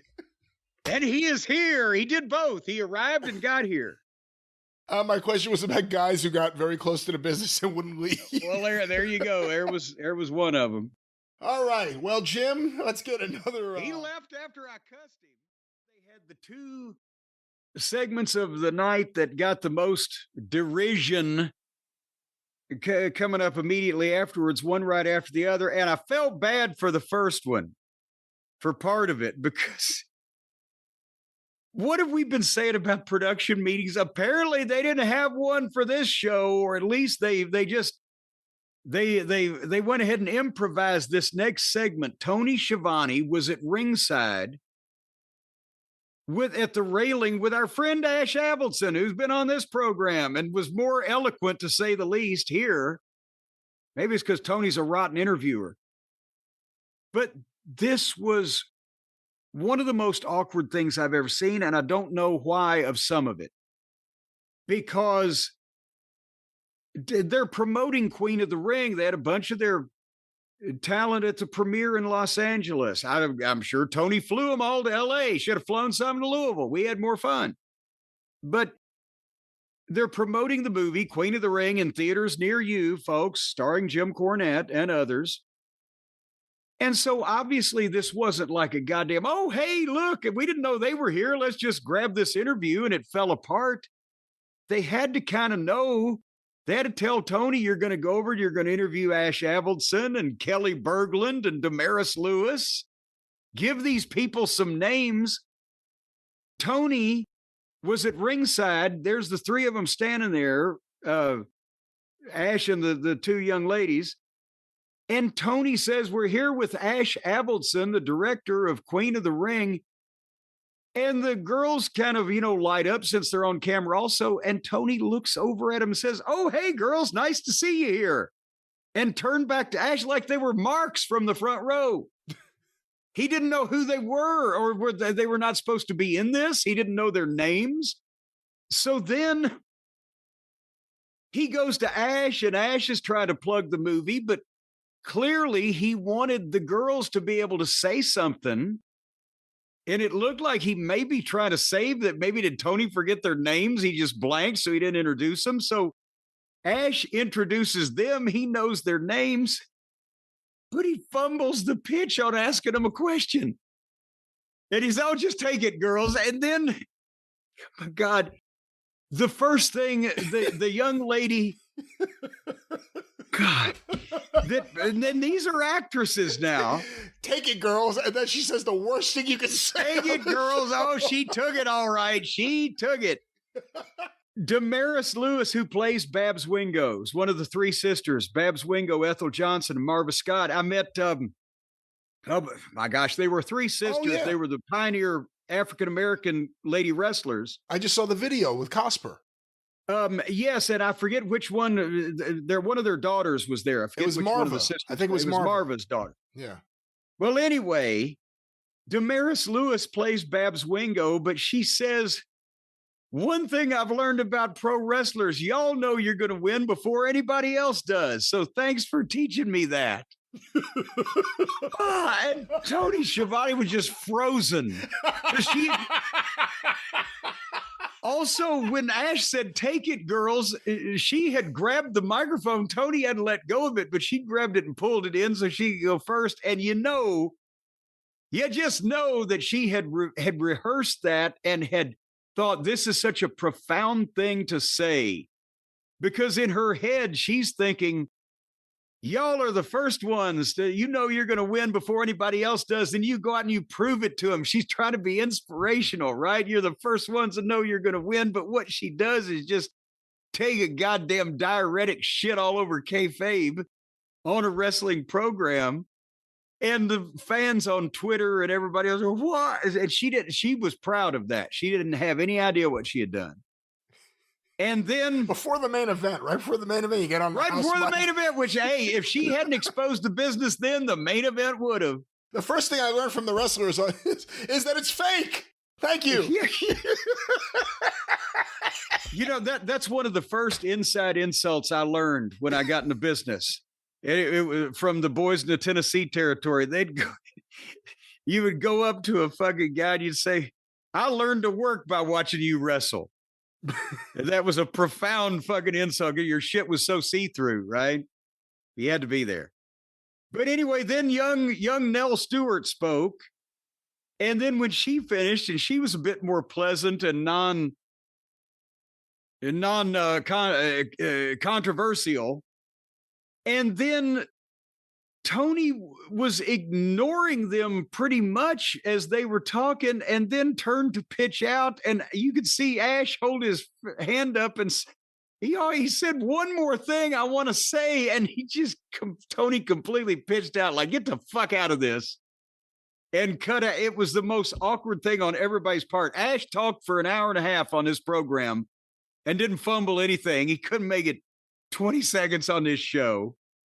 These girls looked like they were interlopers on a live interview that just wandered out of the crowd from the way the announcer treated them. One of them, when they did get to speak, exposed the business on a fucking wrestling program. And then the announcer cut the poor fucking director of the goddamn movie they're plugging off and just said, fuck it, we're out of here. And that's the last you saw of any of them. God damn it. That was an all-timer of a segment right there. Nothing went right. It should have been a layup. Hey, we got a few actresses and the director at ringside. Let's do something nice to promote this movie. They've all of a sudden been all over the movie, and then they go out there and the girl exposes. If you'd like to see something similar done with absolutely no conversation or pre-planning ahead of time or a production meeting, go to official Jim Cornette on YouTube, and I'll be with some of the same people going for several minutes without anybody embarrassing themselves. You have anything you want to say? Yeah, the first thing I learned is they know who's going to win. What the fuck? What the fuck? Oh, what was Ash? We need to get Ash back on the show now. Yeah. Ash, what was that other thing you wanted to say? Yeah, what was it, Ash? What were you going to tell Shivani? Were you going to say you're an idiot? What were you going to say? It's gonna be the biggest cliffhanger since Baby Doll's envelope on Dusty. Is what did Ash Avildsen want to finally figure out to say when you cut him off? Babs Wingo says wrestling is fake. And if you can't trust Babs Wingo to be on the level, who can you trust? Oh, what a segment. Oh, my God. The second part of this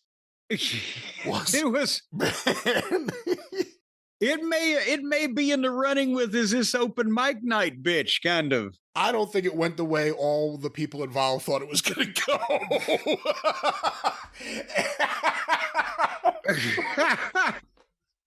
Well,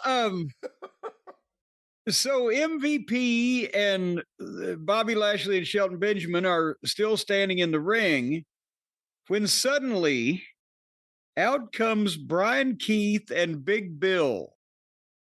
And they have earlier in one of the break things, Jericho has told them they need to prove themselves to him, some of this business, whatever the fuck. But now they come out and say, well, what they were trying to say, what the intention of this segment was to say was that they were going to try to put themselves over and make a challenge for a tag team title shot against the Hurt Syndicate. But God damn it, as soon as Brian Keith was the first one to speak, and as soon as he had made like one declarative statement, MVP just balled up a giant wad of shit in his hand and flung it at a high rate of speed like a fucking major league pitcher right into Brian Keith's face. He just shit all over. He just referred to him for the first of many times as a little bitch. And I don't even think he spoke directly at him. I think he spoke to his handler, Big Bill, about getting your little bitch back. And then Big Bill tried to start talking. And everything he said, MVP again, it was like one of those batting machine things where the guy just stands there with a fucking bat, and every time one comes at him, he just bam, and a bam. He would interrupt what they were trying to say and insult them and sting them. They couldn't handle his material, and then they're trying to go back to the fucking story. And he's like, well, hurry up, you two little bitches. I'm going to have my guys come down there and just slap the shit out of me. Just in the most dismissive, derogatory way possible. He allowed them to speak long enough to tell him that they wanted a title shot. And then they walked past them, showing absolutely no trepidation whatsoever, and said, go out there and win a match and you can get a title shot. I've never seen a smaller 7-foot guy that by the time they finished hacking down that redwood, and Brian Keith is a fucking midget anyway, and they just made him a little fucking mascot. This was like Richard Pryor cutting down a heckler. I mean, it was just, yes, every word he got out, it was like, boom, boom, boom. And fucking Big Bill looks so good. I mean, he's obviously taking all the right vitamins. He looks jacked and big and strong. Maybe never look better than he does right now. and he started with confidence, and then he's like, But nevertheless, he knew there was nothing you could do. MVP had a look in his eyes like, I'm going to cut these fucking guys down no matter what. And he did, and it was amazing. And I can't wait to see this match now, because I really believe that his guys are going to kick the shit out of these two. Yeah. And he made me believe.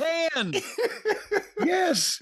That's the thing. The suspension of disbelief is back in the wrestling business. I have a feeling that Big Bill and Brian Keith better go on a long losing streak. Oh, crap. Anyway, Man, speaking of a long... Did Brian Keith walk into the wrong room? What did Brian Keith had... Oh, yeah, this has to be some type of personal issue. that this fucking guy has apparently overstepped his boundaries in some fashion and got verbally bitch slapped back down to fucking... It was like someone played a practical joke on MVP, but he wasn't going to go along with it. He was just going to cut it down. Like, who are these guys out here? I don't know. I think somebody was kind of pulling a practical joke on Brian Keith and Big Bill. Send them out there to face the fucking gunnery. Wonder what advice Jericho's going to give him now. Don't come in here. Get him on me. Don't go on a cruise with him. Don't get in the elevator. Jim, I know this is your show, but this has been sent to me by a bunch of the listeners. I'm very curious your thoughts. Have you seen what Mercedes Moné is up to? Thankfully, no. But is she up to another position somewhere where we can get her off the television? Well, on her official website, this is the link that's been sent to me. Let's be text buddies. It's an image of her, seemingly in the middle of her little dance. And it has some examples here. Someone said, "Hi, Mercedes. Is Snoop Dogg really your cousin? When did you talk to him last?" And as a response here, "He is. I saw him in New York City. We had dinner and talked fam." "Hi, Mercedes. What are you doing today?" "I'm with my dog trainer trying to potty train Bugs Bunny." "Mercedes, were you really hurt in your match with Momo?" 100%. Her kicks bruised my throat and I couldn't speak for 2 days. Now you may be asking yourself, what the hell is this? What is this? What I was about to ask you. For just $99.99 a month, my super fans have always been my super friends. Now, like friends, they could text me directly and privately. I'm so excited to finally be able to connect this way. Sign up and text me now. This is exclusive, one-on-one, personal, and private. You get a private number that only super fans can use. How fucking private is it when it's open to anybody that will pay? Is it even hers at AI? But you get a private number that only her super fans can use. Spots are extremely limited, so if you want to chat with her directly, don't wait. Make this happen. Be the first to know with Monet Magazine. Wait, hold on. What? I added magazine. It just says Monet Mag. Sign up to get exclusive news, insights, and updates delivered straight to your inbox 1 full week before they go live on our website. Monet Mag seems to be a different thing. The listeners have been dying to know your thoughts on a wrestler, or specifically Mercedes Moné, charging $100 a month to allegedly exchange texts with people, yes.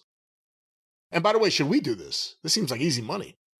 Well, no, because I'm not learning to text for any amount of money. If it's AI, if we could just get AI Jim and AI Brian to respond. Well, that's what I was about to fucking bring up. Now, just pump the brakes. Since I'm not a texter like the kids are, I understand it's a big deal to some people. But how do you know that it's even her? It's like when I've done cameos, I can understand that in terms of that it's me. I'm standing there talking to you or talking about people that you have told me about, whatever they're. I mean, they may be able to AI that now, but I didn't when I was doing the cameos and wouldn't. But how do you know that this is the fucking... What do you... I'm looking at the previous covers, the front covers of Monet Mag. Hold on, let me send you this link. Lord. I had no idea she has a magazine she puts out about herself. I had no idea. Holy shit! How many issues are there? Are you sending me this so that I can puke, join the club there, or read up on her and it'll change my mind somehow? I just need a second person to see this. I just sent you a link. It should be there shortly. Well, answer my question though. There is literally no way. You're a texting person. You know how it works. There's no way that if it's just, well, you know how this technology works. There's no way if it's just text that you can tell that this is the real person that you are. No, allegedly, unless you like writing to. Even if you're saying like send me a picture of yourself, it could be like one picture they send to all the fans who are signing up for $100 a pop to text with alleged Mercedes Monet. I can't get over the fact she has 40 issues of her magazine written by Mercedes Monet. Oh no! Wouldn't you know who won the pony? Oh my God, I had no idea. Wait, here it is. I've got the link. Mercedes. Oh, Jesus Christ. Her name just slides right in. She thinks a lot of herself, doesn't she? It seems so. Monet. No, certainly to God, these are not all magazines devoted to her that they have produced somehow. Well, a digital magazine. I don't think they're printing anything. I can't imagine they're printing anything. I know what that. Well, who's going to? Is this an entire? I'm afraid to click on it. Will it cost me anything? It won't cost you anything, except dignity. I'm clicked on one of them, and her. Oh, issue 19. And then there's more pictures with, I guess these are stories. What the fuck? This is just her and her friends standing next to a tree. What is going on here? Oh, it doesn't give you the whole goddamn. Well, I guess it. Hold on. And she's really figured out how to shake down the fans. I got to give her credit. It's a picture of her under a tree and a one paragraph story that she wrote about her experience under the tree. Oh, well, post view, 73 people looked at this, so maybe she's not getting My assistant and I took an Uber to this amazing 5-mile hike. When we were finished, though, we ended up having to walk another 5 miles to a little motel for help. We had no cell service and we're an hour and a half from our hotel. So these dumb douchebags hop in somebody else's fucking car and get driven to drive 5 miles through the woods or to walk 5 miles through the woods. And when they get finished, though, they realize, well, we're 5 miles out in the fucking woods. And they got to walk another 5 miles to find somebody that can help them get back an hour and a half back to their hotel. Oh, but the housekeeper's son was so nice. He picked me and my assistant up. Good fucking job her assistant is doing. What's she assisting with? Hey, that poor assistant got dragged on a hike. You think she wanted to go on that? And drove us all the way back himself, saving us the $500 we would have had to pay for a car service. That's 5 text messages. So, but wait a minute. Besides the fact that they just willy-nilly went out in the woods on foot, $500 away from their goddamn hotel, they get in a car with the housekeeper's son. Who was that, Anthony Perkins? At this little fucking motel? The fuck? Norman! What's the matter with Norman, can you take him?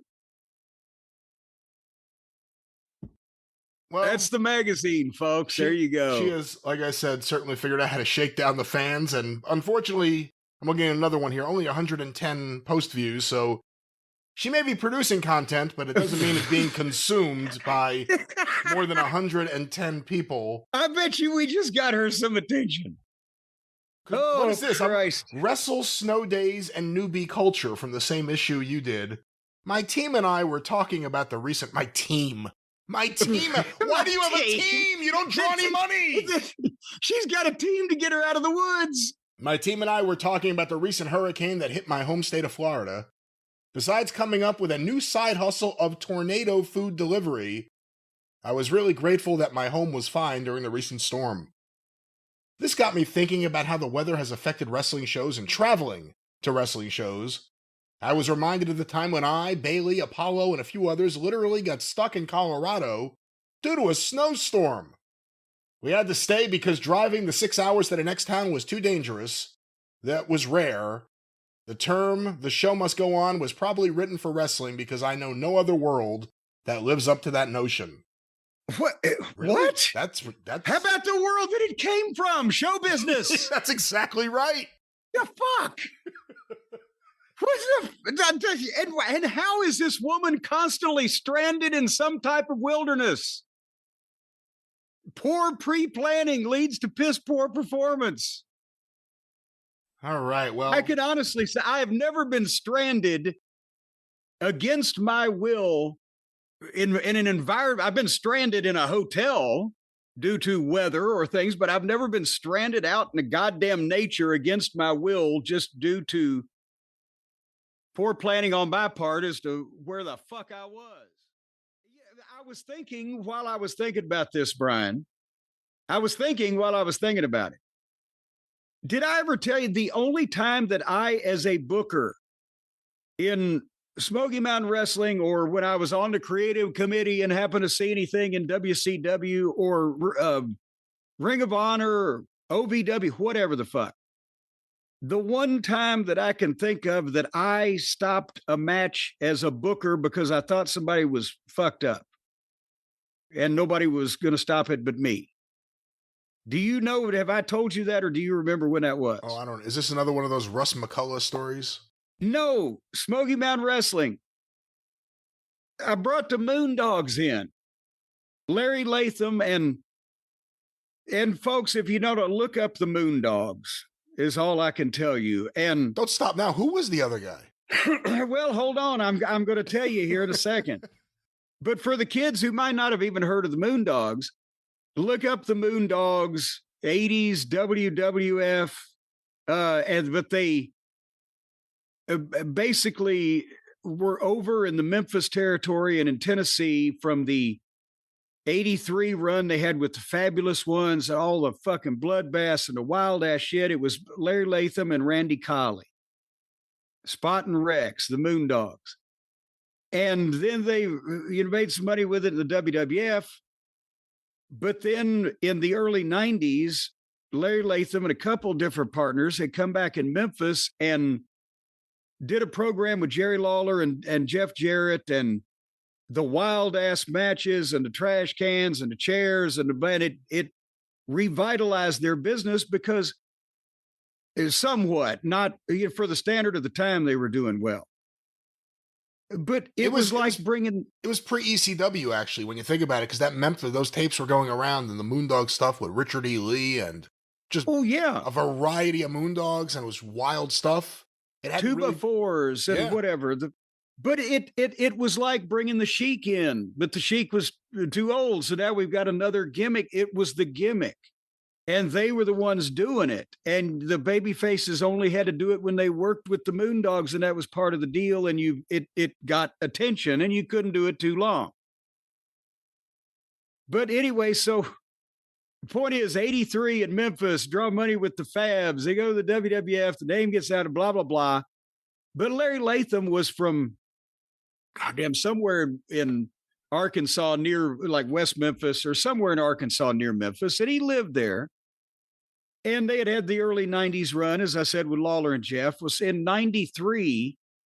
I think he called me. I don't remember calling him, but he was pitching the idea of the Moondogs. I said, Larry, you got a partner? He said, well, his kid, I can't remember what this kid's name was. I broke this kid in. He can do the gimmick. I said, well, I think I said, I can give you all, $300 a shot for the team, which now it's, like $900 or $1,000 today. But he said, I said, that's just basically 150 each. He said, well, no, you just give me the 300 and I'll take care of him. It's okay. So I bring him in to have a program with the Rock and Roll Express, classic monsters against my baby faces, and then had the Moondogs against Ron and Don Harris, the Bruise Brothers, because now you got the baby face monsters against the heel monsters. And, and then it was time for him to go. But when I first brought him into television, point I'm going to make, their deal is they jump the job guys and they beat the shit out of them and they hit them with chairs and I'm blowing the whistle. I'm their manager. And, everybody's seen that drill that's seen the Moondogs. And I booked them against guys that they could just beat up. And, you're working with the Moondogs. So it's kind of like in the 80s working with the Road Warriors. You know what's going to happen. But there'd been this one guy in Morristown, Tennessee, that every time this convenience store that was on the way out of town when we went to the Kentucky towns, he'd been working outlaw and wanted to get booked. And every time I saw him, he wanted to get booked. And finally I called him. I said, well, you want to work with the Moondogs on TV? Okay. So I figure at least this will discourage him if nothing else. But they're having the match, and Brian Hildebrand, Mark Curtis is the referee. It's a TV match. I can't remember if it was the first one they'd done or one of the first ones. And I think Brian's trying to control the shit in the ring, and Larry's got this guy out on the floor of the high school gym that we're shooting a TV in. And Larry Latham picks up a steel chair, just the same kind that you get at Home Depot. No padding, no nothing. And this guy was on his knees in front of him, and he just raised it up and hit him as hard over the fucking head as I've ever seen. I don't even know how to explain to you the sound or the force or the way it looked or just the guy crumpled. Oh. And I said, well, shit, he's killed him. And I'm waving at Brian. I said, ring the bell. And Brian turns around.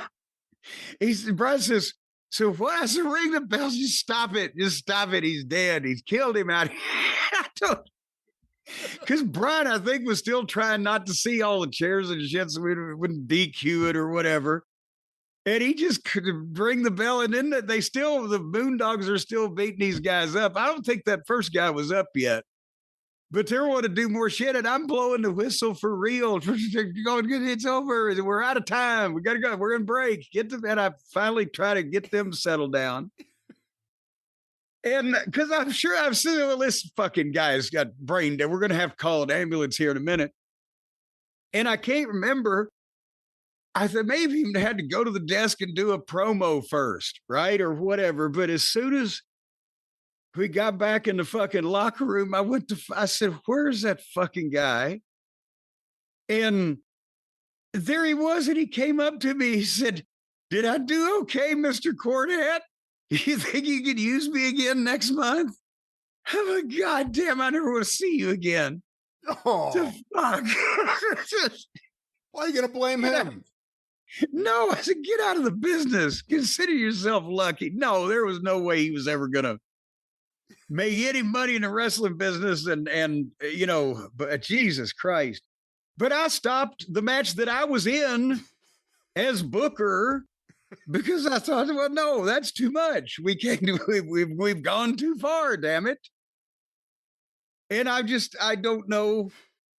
Please book me. Sure, I'll finally give you a shot against a Moondog. What did you think was going to happen? Well, now there's a line that needs to be crossed. I thought he'd get a good indoctrination into job guy, and I didn't know he was going to get fucking brain damage. Now it was hard to tell from before or after with this fellow if he suffered any ill effects in that department, but I didn't want to fucking hasten his goddamn decline. But no, remember, this was years before ECW also. So when I saw the chair shots that poor old Boo Bradley, Balls Mahoney was taken, and then, but anyway, that's what I'm saying is sometimes you gotta, I'll tell you another one now that I've just thought of it. To be honest with you, did I tell you when I called an ambulance on somebody? In the middle of a match? As Booker, yes. No, I don't know. I hate to laugh because I don't know where this is going to go, but no, I don't know this story. I was in the goddamn match again, but I was also the Booker in Smoky Mountain Wrestling. We had, I think it was one of the Fire on the Mountains in Johnson City, Tennessee at Freedom Hall. And it was the 10-man Rage in the Cage where it was Bullet Bob Armstrong, the Rock and Roll Express, and two of Bob's sons, which I'm thinking were Scott and Steve. And it was my guys, the The bodies were in it. I'm trying to think who else my heels were, and me. Right. And you go in War Games rules where you go in one at a time from each team and finally you're all in and blah, blah, blah. And of course, I'm going to be the last one in because I'm scared. But anyway, what I didn't know until we had the match laid out and the match was going perfectly according to Hoyle. But what I didn't know, because I was doing promos or whatever earlier in the day, and didn't just sit there and stare at everybody's conversation, but Ricky Morton and one of the Armstrong boys, I don't know, Scott or Steve, were having a debate because they were both going to get juice in the cage match, right? But they were having a debate on the best method of the blading process. And one of them was favoring once across lightly, that was the Armstrong, while Ricky Morton was favoring to stick it in and turn. And I don't know if they actually got goddamn, heated over it or whatever, but the match is going along and all of a sudden, boom, Armstrong has got his juice and there's, things are going on just fine. And boom, Ricky gets his and goddamn, Ricky Morton starts fucking bleeding like Tommy Rich after a 3-day bender in the Omni or something.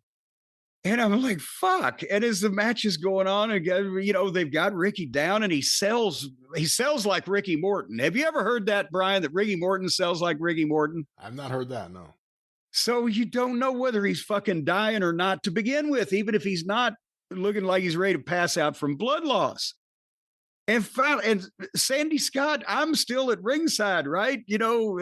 Maybe one of the other heels waiting to go in. Sandy Scott comes up behind me and says, "Is he all right?" I said, "I'm not sure. Why don't you call an ambulance just in case?" It's like we're having this conference while all the people are screaming this cage match is going on. So Sandy goes back in the back and uses one of the payphones, call a fucking ambulance. So there's a man losing blood. I can't think. Yeah, what did he say? Well, he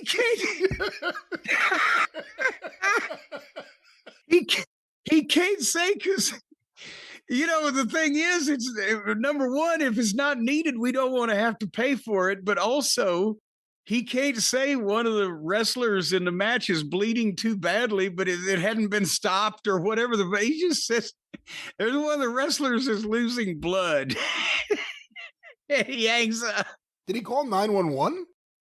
Well, he called whoever he cut to call an ambulance in Johnson City, Tennessee in 1990. On a payphone? Yeah, 911 emergency. There's a wrestler losing blood. Yeah. Wrestler in Freedom Hall's losing blood. We need an ambulance.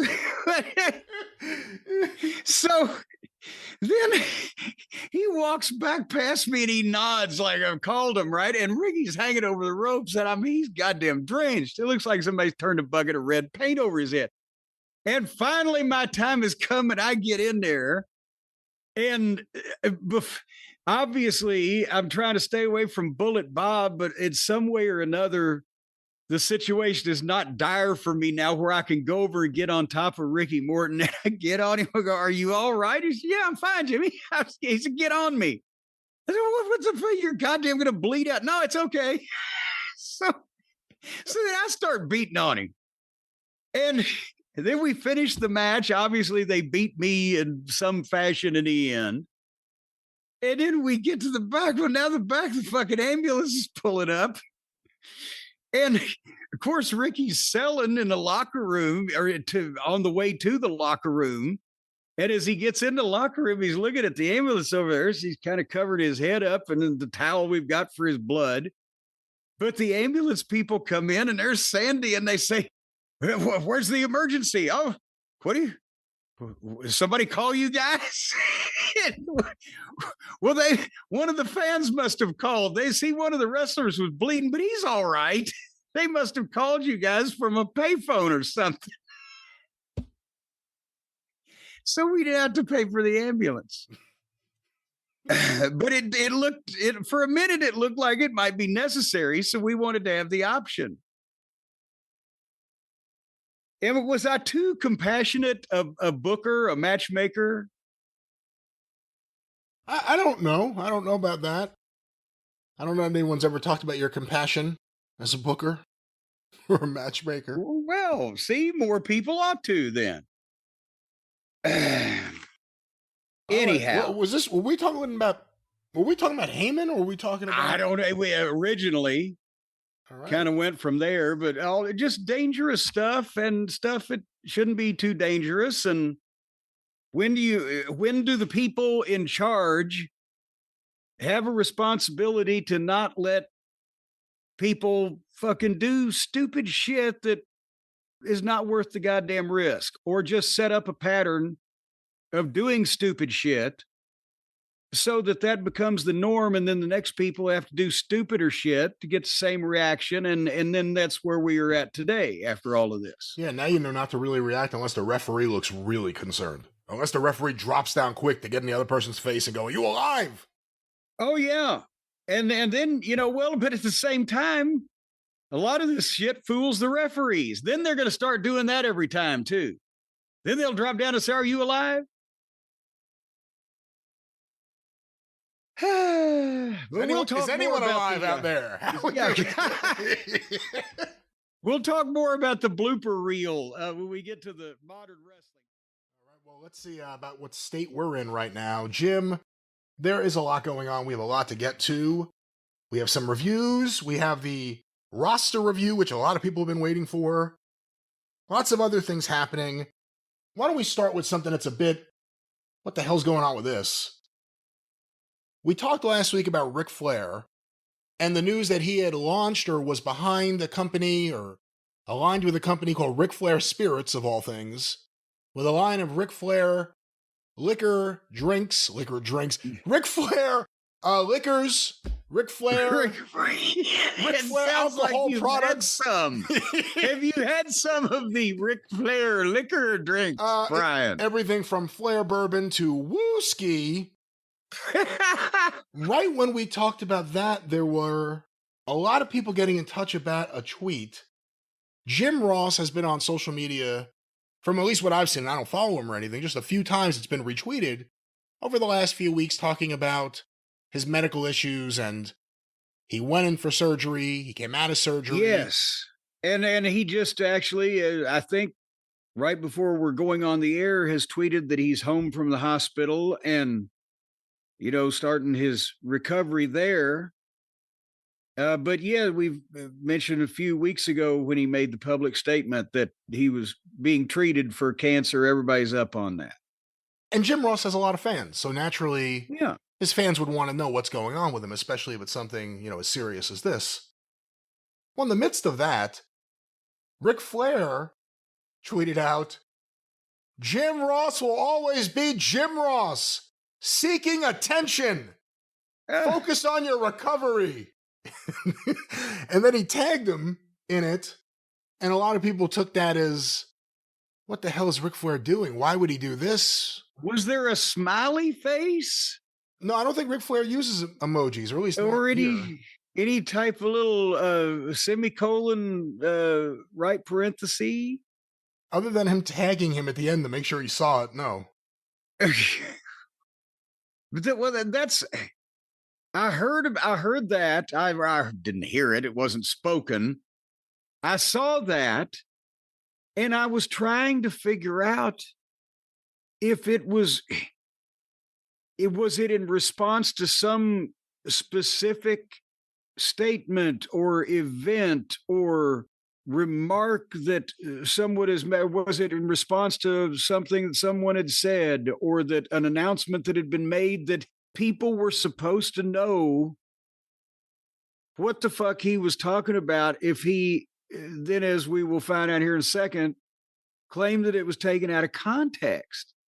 What was the context? You just blurted something out in the wild, right? And nobody, if they did misunderstand it from what you meant it to be, Rick, then why not? Because we knew what you were fucking talking about. How did you take it?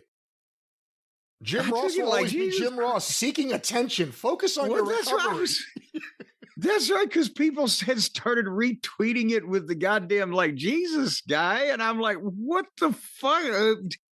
And I'm thinking from Jim Ross's goddamn hospital gurney, did he give some kind of interview where he said something about Rick that what bam? And I'm like, then since that apparently is not the case, I'm wondering if Flair just saw something at some point in time and assumed that if he responded to it, that at that moment that everybody would know exactly what he was fucking talking about. But it was the oddest fucking thing. Did they have problems? I don't know what to fucking think. When you were with them, and again, they worked together after that too, but when you were with them, let's say in 88, 89, 90, did they have problems? Did they work well together? The only problem that they had, and I've said this many times, was that Flair viewed JR as being more on Jim Herd's side because JR had to coexist in the office with the fucking raccoon-headed asshole and was tried to be a more amenable or professional or acquiescent or whatever to him than Flair, who just wanted to say, fuck you, jump out the window, and me too. But it was not like that either one of them personally had an issue with each other or whatever. And as I said, I don't know what's gone on with anybody the last number of years. I'm over here. I try to stay away from these things. But that's what Flair put out a follow-up tweet that said that he was in some way misunderstood or misrepresented or whatever. And if you read that, let's try to figure out how the fuck that is a thing that could be. And actually, there's two things here. I have the tweet, which I believe you're referencing. I also have a statement that he issued after that. So let's go to here. Here's the tweet. If you can't take a joke from a 76-year-old man, then you are living life too seriously. It was all harmless. Wait a minute. Should you also mention that you're saying that because every word is capitalized? Yeah, that's the rule. If it's capitalized, we yell it. That's the Russo rule when it comes to reading documents. Yes. Then you are living life too seriously. It was all harmless, lighthearted fun. Just trying to make people laugh and smile. What the? All those Jim Ross haters. He's trying to make laugh and smile. Hey, I heard Jim Ross had surgery for cancer. You know what? Let me go make a joke. You're seeking attention again.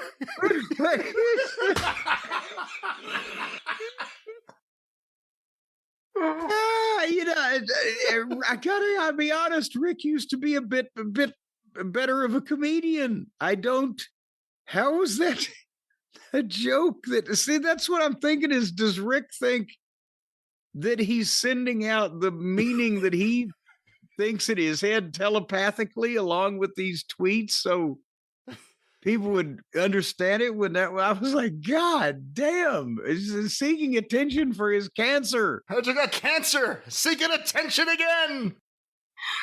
Woo!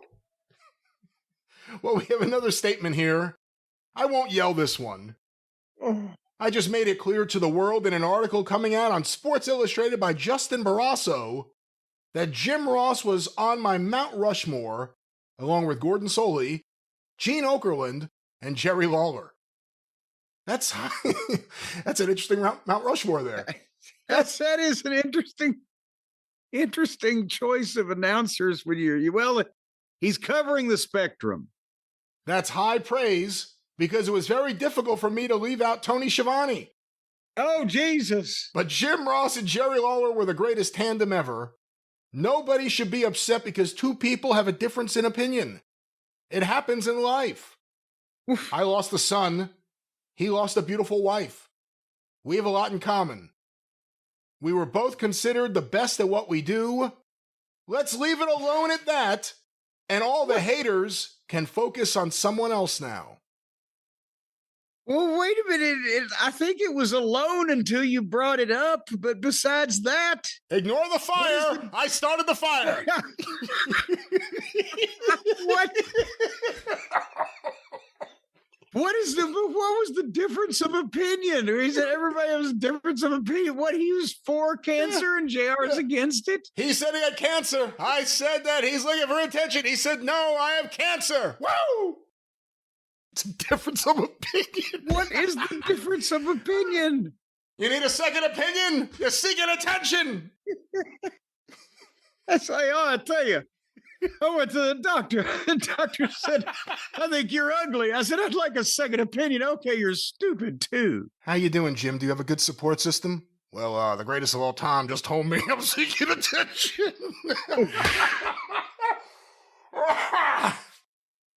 Do you think Rick should send him a case of whiskey or something to ease the pain, or I don't know. Well, maybe Rick can, the next business he'll get into is an organ transplant service called Woo Organs. Because if you partake in all the rest of the Woo brand items, you're going to need your liver replaced, your kidneys replaced, your pancreas, your uvula. All those things are going to need to come out and have somebody else's come in. So start now, and that way they can start harvesting the organs for the next generation of the Woosumers. Woosumers. You can just see Jim Ross's face, like looking at his phone, like, hey, let me scroll. What the fuck? What the fuck? All right. Well, that's the, I don't know what we call it, the Ric Flair Jim Ross feud update. It's just a difference of opinion. All the haters can focus on something else. It was a joke. It's just you and me, and we just disagree. Dun, dun, dun, dun, dun, dun, dun, dun. Speaking, Brian, of infotainment, what we examined on a previous show we did, what in the world that poor old Ric Flair may have been talking about when he put his foot in his mouth with the tweet to Jim Ross and trying to analyze what could have brought some statement like that on, or what the fuck was going on. And we weren't very successful in trying to figure out why he did it. But then he had already kind of apologized for it. But now you told me before we went on the air, he said something else, and I hadn't had time to read up on this. Yeah, this is a brief update just to finish the story that we told on the last show. A bunch of the listeners were sending this over. Ric Flair on Twitter, June 4th, 2025. I try to be nice to everybody. God only knows that I've spent more money on spilt liquor in 1 year than people have in a lifetime. What the? I tried Wait a minute. If he was being nice to everybody, wouldn't he give that money to like hungry children, or what? I mean, how does that one thing go with the other? I'm not sure, but start from the beginning. I didn't mean to interrupt, but I just... I try to be nice to everybody. God only knows that I've spent more money on spilt liquor in 1 year than people have in a lifetime. I tried being nice, and this is my last message to everyone. I've got more money than I've got time. Go F yourself, haters. No comment needed. Live with it. Actually, learn to love it. Get back to me again when you make $3 million a year at the age of 76. That's what famous gets. Famous all in caps. And by the way, I don't recognize anyone in this conversation who is famous. So Ric Flair apparently closing the book on this whole discussion of his behavior.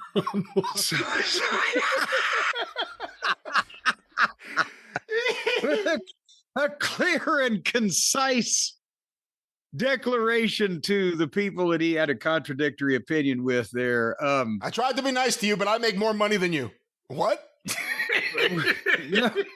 And I spill more liquor than you. I spill more liquor. That's right. But he spilled more. Now he made more money to spend more. No, he spent more money on the liquor that he spilled than they made, or that they spent on the liquor they spilled? God only knows that I've spent more money on spilt liquor in 1 year than people have in a lifetime. Just saying. Okay, so now wait a minute. Now that's what it is. That taking that as the grammatically correct statement. How much money do you think you've spent in your lifetime on spilled liquor, Brian? Oh, I spill it for free. Oh, God damn it. Just as okay, then how much do you think the average son of a bitch? You know, to be very honest with you, how often do you spill liquor? Yeah, that's the thing. I don't really have too many occasions where I just spilled drink. Oops, there goes my drink. Maybe every now and then, like a little drop comes out because, you know, you're walking with a drink, but it's never like, oh, I spilled another one. Let me get another one. Oh, I dropped another one. All over the rug. You slosh, or you slosh. It wasn't me. It was the Egyptian. If you're walking back and forth in the bar, restaurant, nightclub, whatever, you may be a slosh. Every once in a while, there's a josh, or a joust, or a fucking elbow in the ribs, and you spill or whatever. But I don't think that's a big. Well, let's do the math. It's like that for the average person. A lifetime of spilled liquor could be $72.48. If that much, I guess let's do the math. If you buy 20 kamikazes, and what were the 1986 prices for kamikazes? Well, let's just use around $5. $5 a kamikaze. You buy 20. Well, there's $100. There's $100. How much spillage is going to happen from that? $1's worth? Well, what if you're carrying the tray and you're drunk and you spill the whole thing? Then that could add up. Ah! I didn't even think of that. Mass spillage. I didn't even think of that. I'm thinking drink at a time. I'm thinking drink at a time, not Ric Flair. Oh, I got 20 draws. Shit. Do you have to charge me? Yeah, we have to charge you. We just gave you all those and you spilled them everywhere. I just don't know that. Again, I love Rick. I'm not sure that it's a compelling argument when you have to put your tax return up on the fucking post as part of the argument in defense of something that you said. Well, you know, I'm just glad that unlike Jim Ross, Ric Flair doesn't look for attention.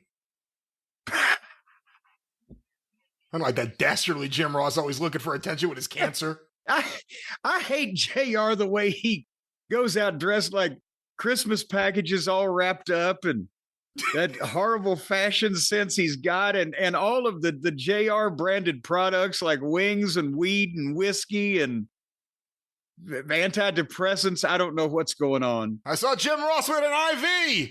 He'll do anything for sympathy. Woo! He looked at me as I walked by like he expected me to help him up. He tripped on the liquor that was spilled. And now somebody's going to use as the headline, Jim Ross injured, slipping and Ric Flair denies intervention. That's what he should open next. The Ric Flair slip and slide. And it's fucking kamikazes being shot down the water slide. So if you go down belly first or feet first and on your belly, you can drink at the same time. Nothing sends you for a ride like wooski. Woo! All righty then. Well, we wish all parties the best in this situation. And Rick has basically said this will be his final word on the subject, unless he forgets that he said this. He might say something else. When you make $3 million a year at the age of 76, that's what famous gets. Thought it was 3.6. He said $3 million a year at the age of 76. Oh, at the age of 7, I thought it was 3.6 at the age of 70. I wanted to get this correct. You know, we got to get these facts and figures correct, Brian. Yeah, you know who's looking at this one? It's very important. The IRS is probably looking at this tweet right now. But yes, it's very important. I would say, and of course, and that's a gross now, before expenses. Well, Brian, before we go any further with the program, I'm having something is coming across the news desk here over at the castle. This is from a fellow named Ralph Jackson. on Twitter has sent me, do you have your Antonio Inoki keychain there with you that you're trying to play the music? Because he has given us some information on these models of these collectibles and how that they might be operated. Oh, that's the beginning of the Ichi ni Sanda chant, and then, of course, the famous Tagada. And I've seen some of these people with their guesses. None of them have gotten it. Say, hold it down. Here's me holding it down. No. They say there's a button or a pressure point somewhere. There's no pressure point or no button. Listen to me. Listen to me. I've got an expert here that's trying to tell you. You're just all fucking head up over nothing.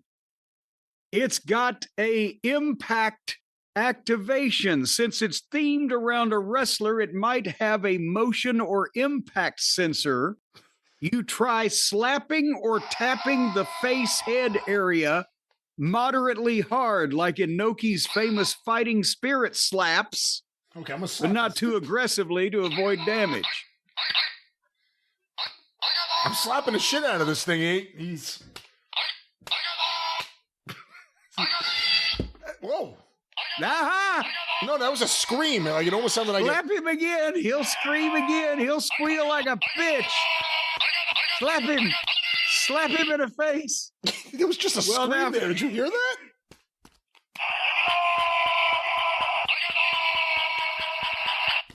Yeah, no, nothing. It does. Just hit him. Kick him. Kick it some more. Now, I will say users report this works on some versions, but it could drain batteries faster if overused. Now, this fucking thing. There's also some other options here now. Oh, yeah. Because the toy could be defective, which is a common issue with these Iwaya-produced items, as many eBay and collector listings note non-working sound even in new condition. You might need to contact a toy repair specialist or look for replacement parts online. Again, let me just jump in real quick. When I got this, I got 3 of them. There's 3 different ones. I said, I'm opening one of them because I want to hear it. And of course, the batteries were dead. Didn't do anything. I replaced the batteries. I fixed the corroded areas because parts of it had been corroded. This is from 1998. Yes. And the music plays, it's just one every... I've heard it at least 6 times. But just not now. Never on the air. No. You hear these songs play, but no one else can hear them, is what you're saying. The pressure point. If I push from his head, that's that. I'm pushing it so hard his legs are bending. Jeez. Wait a minute now. Hold on. Here's another one. Try holding it for 2 to 3 seconds to trigger the song. 1, 2, 3, 4.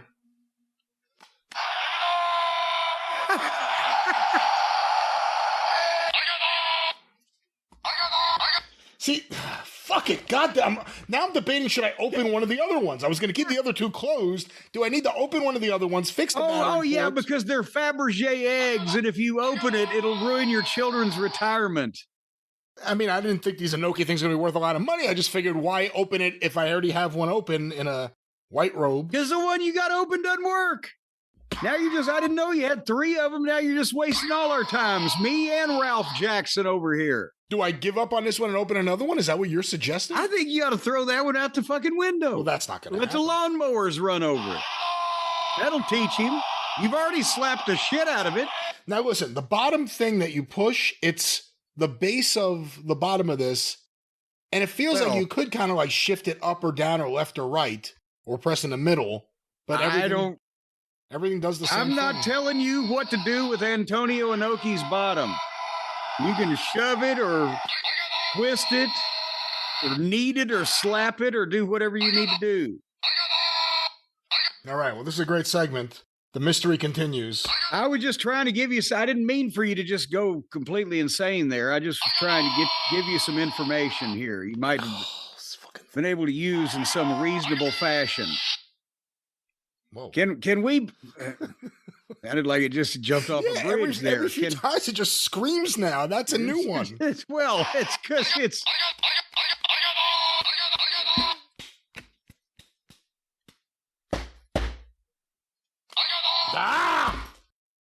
All right, can we get away from Tiger Da? And later on, it's going to say, my name is Antonio Inoki, and I'm going to kill you. Trying to mellow out here. Well, why don't we talk about the mellow tones? Oh, would you stop it now?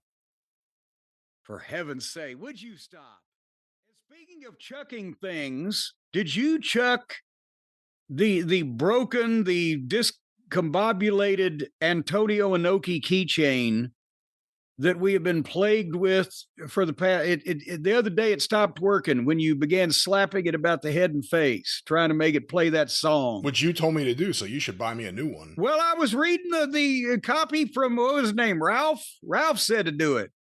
He said he was an expert. I don't know about these things. I'm a simple man. I'm Tell not it to the judge. Keychain expert. Yeah, it broke. It broke. You broke it. I broke it. Well, you told me to slap it, and now if I push this, nothing happens. For those of you following on Instagram and Twitter, I posted some photos. I have 2 more ready to go. And I said, I'm going to have to do that. We're getting this song on the air one way or the other. So everyone said, open the one on the left because the one on the right looks so good you don't want to open that package. So I did that. I opened the one on the left. It's Antonio Inoki in a red robe, black tights, blue towel. I cleaned the corroded battery port, put the batteries in, closed it. Does nothing. I'm pushing it now. However, there's a weird thing where if I move the 3 little batteries around, before it was... You hear that? There's something there. There's some life. There go the batteries. I got to try this again in a minute. But there's something there. We have found signs of life, ladies and gentlemen. And they aren't just any life. They're the life of Inoki. So we're going to do what we can. See? There's something. It's still just yelling Tiger Da. There's still no music. But there's something happening. It gives me hope that...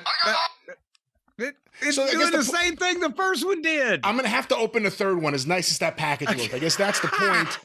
The pressure, the peer pressure, the solution. Is there some way you can steam it open or something so that, you know...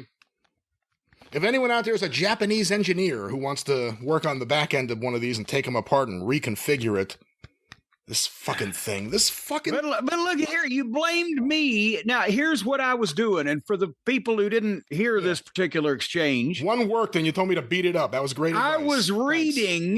I was reading information that was sent in by a guy who apparently knew a lot about this stuff. As I said, I think his name was Ralph, and I was reading it to you. Now, if some yahoo named Ralph wrote in to say, well, the best way to treat your fucking broken leg is to cut it off at the hip, would you be sawing on it? Why are you... There you go. And by the way, Ralph, good job writing a letter in. Now this guy's throwing you under the bus. How do you like that? Come on. Everybody that contributes here to the program is open to some form of abuse. Man, this is stupid. I had one that worked, and that's the one that's not working, but I know it could work, so there has to be a way to get it to work. And then this one, I have to literally play with the batteries while they're in here to get it to do... Come on, Tiger Da! You know, if anybody would just clip about the last 30 seconds of Brian's conversation, I believe that would top the Captain Queeg statement in fucking the Kane Mutiny. Anyway, Baba was better. What was Giant Baba famous for saying? Give me that cigar. Talk to my wife. Seriously, he did. Can you think of any time that you've really seen Baba? I mean, yes, he's, spoken words in the ring, but like making a public statement or having a catchphrase or just really making a spectacle of himself in any fashion. Well, Inoki was out there screaming, "Look at me!" Well, there are compilations of like commercials, like Giant Baba appearing in various commercials, and it's kind of like Shaquille O'Neal and that like, here's this giant star and he looks great, but then you hear his voice like, like you can't even understand it. I don't understand Japanese, but even if you did, it sounds like he'd be difficult to understand. Yes, it's the Giant Baba. One of those things where it would be, it's not a It's not a linguistic thing. It's more of a fucking sonic thing. All right. Well, we wish you the best with your keychain, Brian. Keep us up to date on that. I'm going to open the other one, and I'll let you know. This one is. There has to be a way to get this. It's like the first battery has to be like slightly. Oh.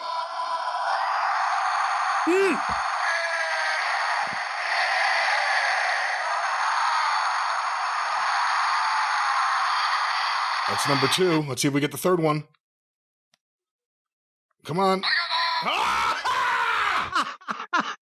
right, this is your show. I'm going to mute myself for a moment. Fucking Tiger Dog! Well, now, wait a minute.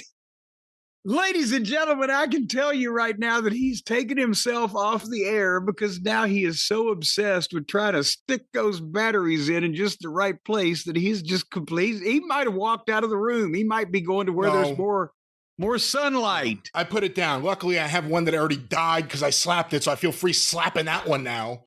But I got to remember, it hurts my hand every time I do this shit. Fuck. Back to you. This has been a great show so far. Back to you. Let's try this again. Nope, it's just the itchy knee sound. So this is, I can't stop it either. This is, unless I rip the batteries out, this is the one where I had to put the batteries in and play with them. I've got it now. That just goes on. Well, I've got it now so the batteries are in here, and if I press it... Ah! Ah!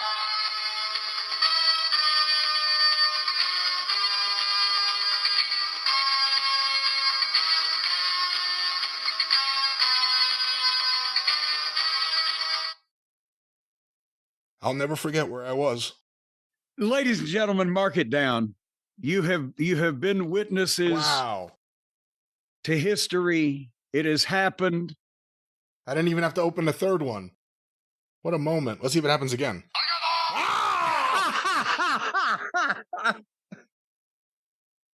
Well, but it is possible. You have been vindicated. Wow. You're like one of these people, they've fucking freed you from prison after 20 years because of DNA evidence. You were right all along and nobody believed you. And you see, the other thing is, they play like the catchiest, most funky part of the song. So you hear that, you're like, I want to hear more of this. And then it's Tagada. And then it never happens again. The other version is just, there's like a chant. I don't know if you ever heard the record version of the song. It's like, Inoki, Boombaye, which I always found amazing. Like, he wrestled Ali and he's like, I'm stealing the catchphrase from Zaire. Like, how the fuck did that happen? Ali Boombaye, watch this. I'll have a song. Inoki, Boombaye. Well, there it is. The Inoki keychain is finally... But there was the music by... Who is that music by? Who would have orchestrated that? Oh, there we go. All right, don't press. Can I stop it? I'm pressing the thing. They used to stop it if I pressed it a second time. No, this one to go right through it, and then Tagada, and then you see, there's no rhyme or reason to when the song plays. I just want to hear the song again. Well, I know it can happen. Why don't you work on that later on tonight after dark when we're done with this program? Yep. Oh, good Lord, now it'll never stop. Oh. It's like perfectly 70s. It is a cute little ditty. All right. Well, I don't know if I'd use those words, but there it is. Antonio Inoki, his big return right here on the show.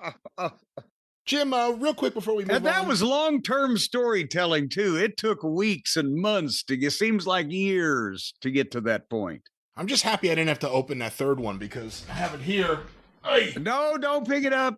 Well, the packaging says you could hear the Antonio Inoki theme song, and now we know it is indeed a possibility on the air. And then it has 1, 2, 3, da! Which I don't know if that's exactly what he said either. What does da mean? Well, the best thing, too, is on the back of it, it has his height, 191 centimeters. His weight, 108 kilograms. Okay, goddamn. His finish hold, there's a swastika. What? What? And then it says, Gatami Cobra Twist. So I didn't know he was doing the Nazi Gatami Cobra Twist. But no, there's an actual Now, certainly, there's not an actual swastika. I will be sending you a photo of this momentarily. Yeah, Jeez. there absolutely is. This was made in Japan in the 1980s. So I understand that when he's stepping over the octopus hold, his legs are crooked out in that fashion, and but that still doesn't. See, I look at it as he's hunting Nazis, anything. that he's trying to kill Nazis with his hold, not that he's like supporting them. I see Antonio Inoki as a man for Well, they peace. would be supporting him. He'd have his full weight on them if he had the hold on them. Jim, before we move on, I Yes. sent you an email. If you could open your email real quick, just to finish things up. Well, that we were talking about. I had, and I assume that it is the picture that you spoke of. Goddamn, it is a swastika, isn't it? It's not printed like a swastika logo. It's printed like if a swastika was like a letter. It like that you would hit. Oh, here's the swastika letter on the typewriter. It just fits in with the rest of the print. His finish, the Cobra twist, KOBURATWIST.